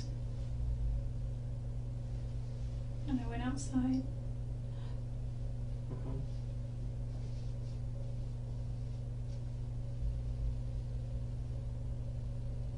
And then what'd you do? I wanted to get help. I just wanted to get help. He What'd told you me do? that if I didn't say anything, that I would be, that I wouldn't even live to regret it, but that I would regret it. No idea why they did this to him. You have to know something about it. Trying to think what else was said. Anything that clicked in your mind. Because why would anybody do this to him? He does nothing but help people. Everybody likes him. Doesn't owe people money. Owe people like that anyway. No. He doesn't get involved in things he's not supposed to get involved in. He doesn't do drugs. Doesn't seem like a robbery. No, it doesn't. Burglary. I was wondering if they took my stuff to make it look that way, but then he told me to leave. And, you know, Travis usually keeps his cash in his wallet. So you didn't see what happened to him then? I just saw that. Did you get hurt at all? You said you were fighting with her. Yeah. What happened to you? She cut me. Where at? My hand. Let me see. Where at? You Can you actually show can't me? see it. If you look in my finger isn't the same now. I was Let me see. Where did it get cut? it was conveniently it was right on the crease. Right there on the crease? Can you see? Oh, it's kind of a purpler color, I guess. This one here, It's right compared there. to this. Yeah, right on the crease. Well, there's a vein on this one, maybe. I don't know. Is this one here? Yeah. So a slice there. Yeah. Just a small one? Or was it pretty deep? I don't know how deep it was, but my finger hurt for a while. Okay, so like right in that crease that you, right, across both of them? Not my middle finger. It cut this one a little, but not as much. This is where it really went. I don't know how it happened that all these other fingers were missed, but this one, maybe that, I don't know. This one, like I still can't close this finger all the way. It's as close as it goes. Whereas this one goes like that. Mm-hmm. Also, my CTR ring used to fit both fingers, and I can't get it on this finger anymore. So they cut pretty deep then. I guess if you feel it, squeeze it, it just feels like bone, like there's nothing abnormal there. Mm-hmm. But again, like my CTR ring slides right on this finger, and it used to slide right in off this finger, and I just can't fit a ring on here. Okay. It's a bigger size now. What about this hair? What's that from? That's my cat. Okay. I'm pretty sure. She scratches me a lot. So, when you were told to leave, you left? Did you get in your car and drive away? I always have my keys. My keys are on. I'll have a little clip on them, and I do that because I'm very, very spacey. Did you see any other cars in the driveway or on the street? Any vehicle descriptions you can give us? No, not that I don't think his roommate's around. And you just left. You didn't run to the neighbors. You didn't try calling. You knew they were in his house. You had time to run to a neighbor. Why didn't you do that? I was really scared. Okay. I was really freaked out of my mind. Okay. I don't believe you. I came in here hoping that you would tell me the truth. And this is not the truth, Jodi. This is all I know. Does not make any sense. Does not make any sense. That's all I know.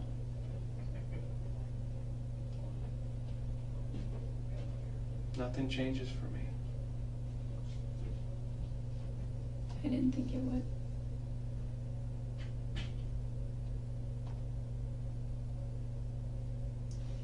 I feel responsible because I feel that I could have done more. I feel that I should have gotten help. I feel that I should have been stronger. You feel responsible because you did this. I did not Jodi, kill you Travis. did. You did.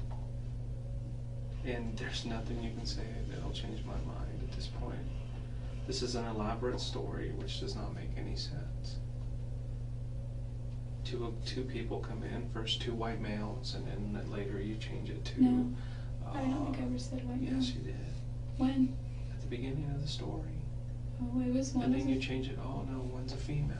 Oh, it was female the whole time. I said I wasn't sure at first, but you could tell by their build. Okay. It doesn't make any sense to me. And there's no reason anybody would go after him. There's nothing in his past, nothing in his, at that time that he was going through that would cause somebody to do that to him. And the fact that they left you alive and let you go, that never happens. Why would anybody do that? Why would somebody risk the chance of getting caught, just letting you run out the front door when they're upstairs in this house, killing somebody? Knowing that you could just run across the street and tell somebody. It doesn't make any sense. Does it make any sense to you? It doesn't, does it? No, they argued about it. It doesn't make sense. I thought for sure I was dead.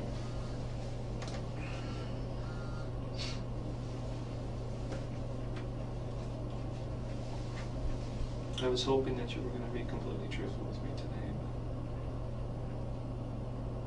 but obviously that's not the case. I know you were there. I know you had some situation go on with him that got out of control. And the cut that you're showing me there, it's pretty obvious how that happened. I've seen that before. That happens when a knife slips through someone's hand because of blood. It's slippery and it cuts. That's what that is. I've done this for a long time. And this is the most far-fetched story I've ever heard. And it's not going to help you. Is that how you want to leave this? I just don't want my family to get hurt. Your family will not get hurt. They will not get hurt.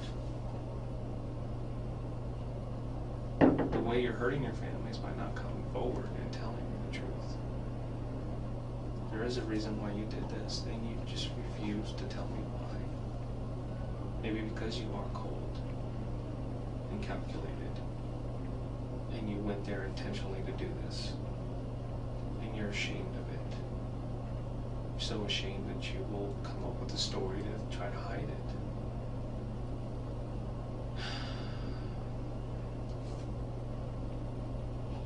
I was there that day, but I didn't take Travis's life. You haven't convinced me. I hope you can convince the jury, but I doubt it very seriously. Because there's no evidence of anybody else being there. Nobody.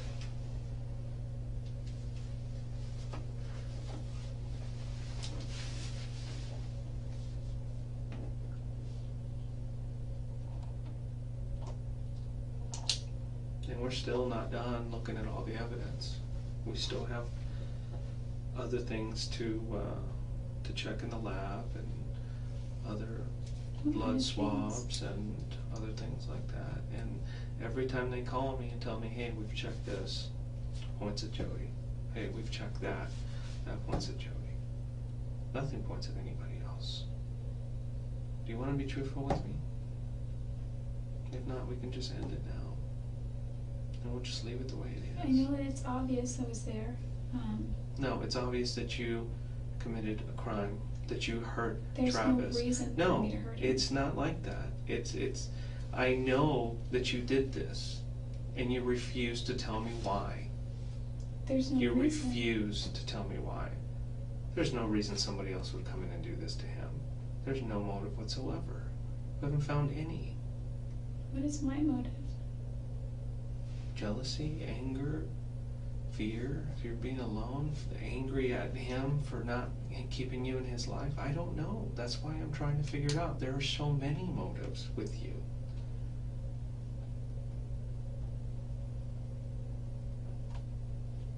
Too many.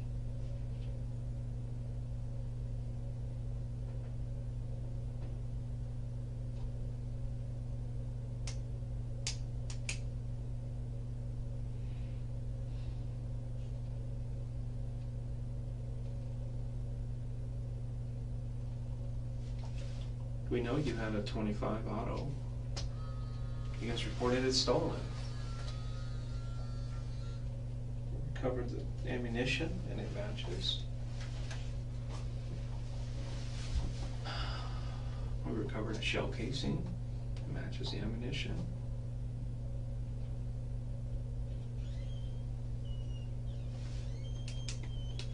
Prints, your blood, your hair, the motive.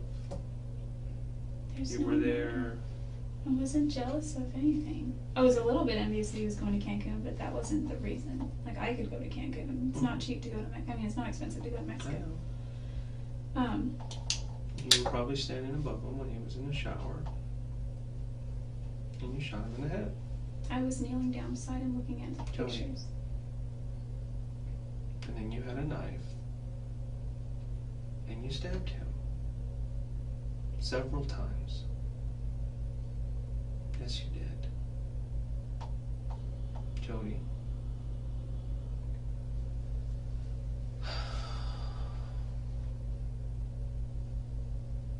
Tell me the truth. Please. Or if you want, we can stop here. It doesn't matter. You've given me so much already. Why stop? Do you want to? Do you want to continue? Do you want to tell me the truth?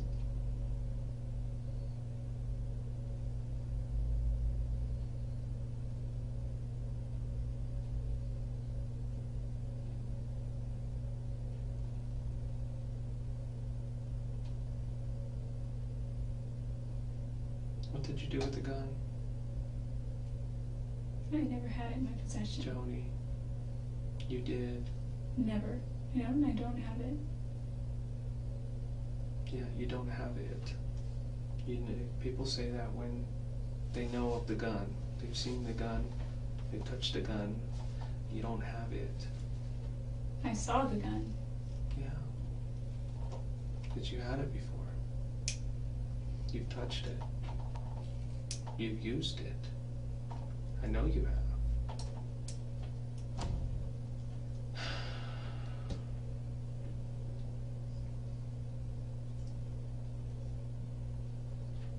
don't think I've ever even fired a gun.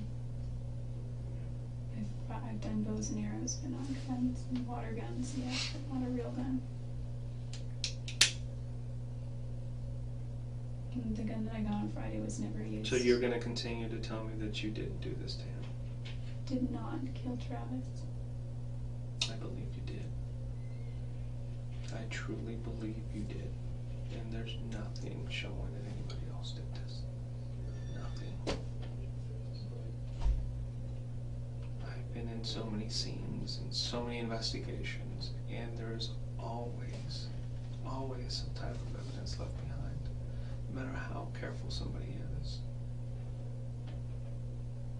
And in this case, there was evidence. Not pointing at anybody else, just you. And that's what I have to go by. And that's what my report's going to say. Okay. I'm just, if I had planned to hurt him in any way, I'm not the brightest person, but I don't think I could stab him.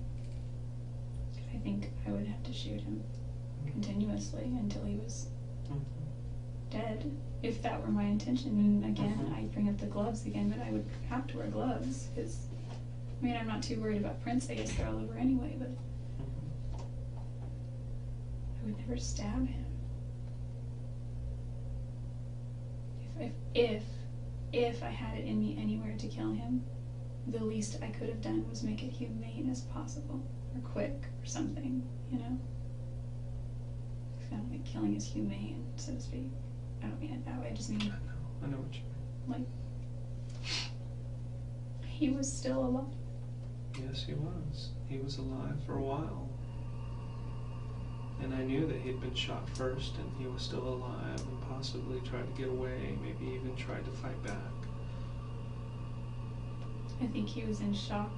I just remember waking up and... But you didn't see him fight back or anything, did you? He just kind of collapsed there and... No, he was here, outside of his shower. Yeah. And then you pulled him this way, and you tried to get away with him, but then he couldn't go any further. He said he couldn't move. Yeah. He said he couldn't feel his And that's legs. the last place you saw him. You said that he stopped and kind of collapsed right there. She No. was standing there, and he was over here, and it just doesn't make any sense. He was still, able to move. He was all, I guess he was all conscious up here, sort of, still. But he wasn't, on his leg, or on his knees, or on his feet. He wasn't walking. Just crawling. Yeah, I'm trying to think if when I got him from there, he was sort of using his legs, but he wasn't standing up. Yeah.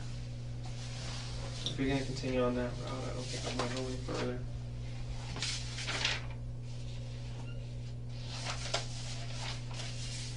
I don't remember what time I left, but... I gave you an opportunity. This was the only opportunity. Okay, and you just, yeah, you gave me the information that you were there, but I knew you were there.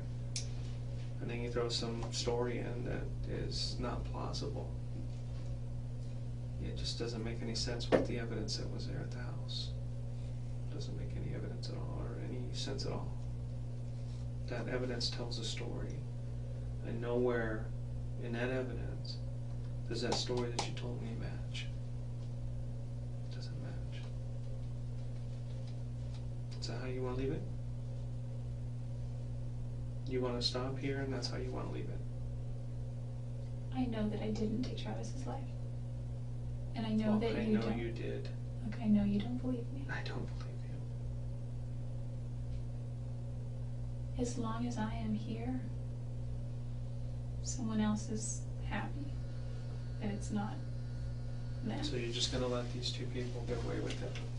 There's not even any way to identify them.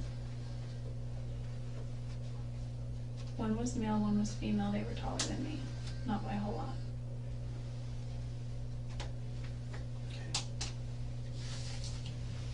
Okay.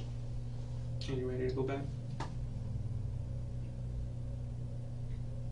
Yeah, I guess I'd still like to say something to his family, but I don't think I have anything that could bring them comfort. Okay. maybe I could write them a letter. Oh, if you always have that opportunity to do that, so Would they receive it? I don't know. I don't know. I don't mean would they accept it, I mean if it made it to them, would they get it?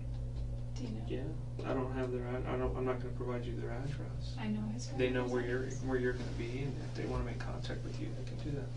That's fine, I know his grandmother's address, and I guess if I could mail it, but Okay. I don't know if that's something. Well, let me see if I can get someone to take it up. You're absolutely sure you wanna leave it like this?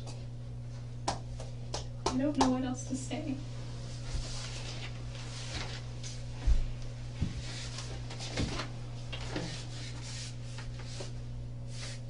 That's it then. Okay, the next time I see you will probably be in Phoenix. Is that cool?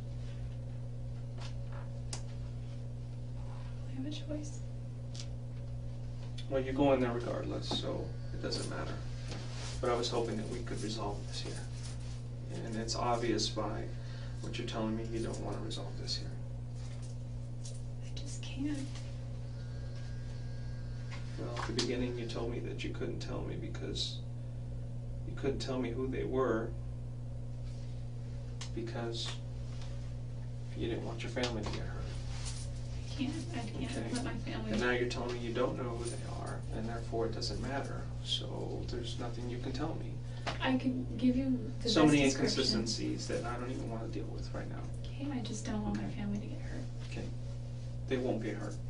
You're hurting them right now by not telling me the truth. That's what you're doing. Okay?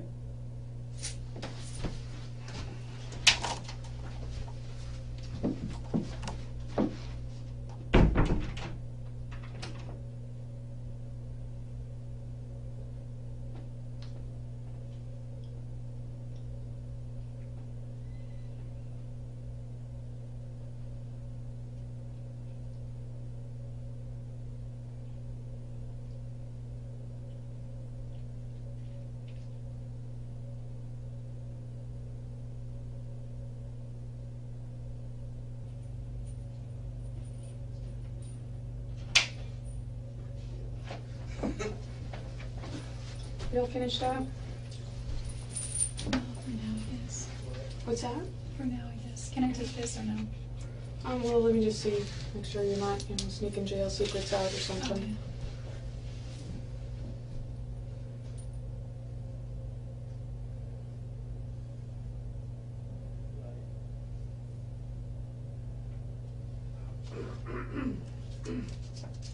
It's hard to get paper in there, so I can keep writing stuff.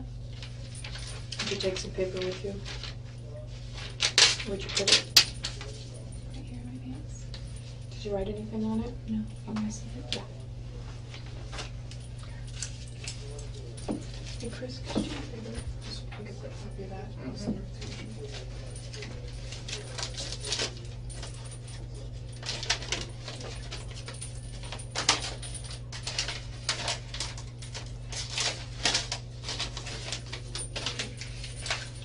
Thanks. Just go ahead and stick it in your pocket if it'll stay there. You can stand up for me. Put your hands out in front of you.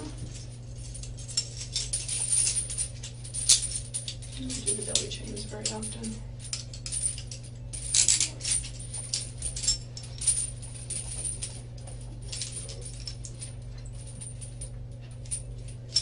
Oh, this is what's holding it up.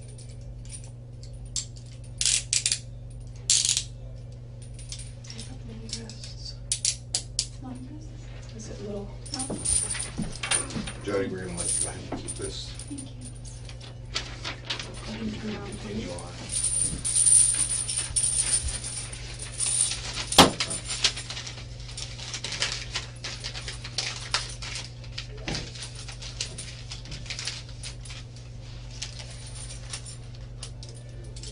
Okay. You ready to go? I think so.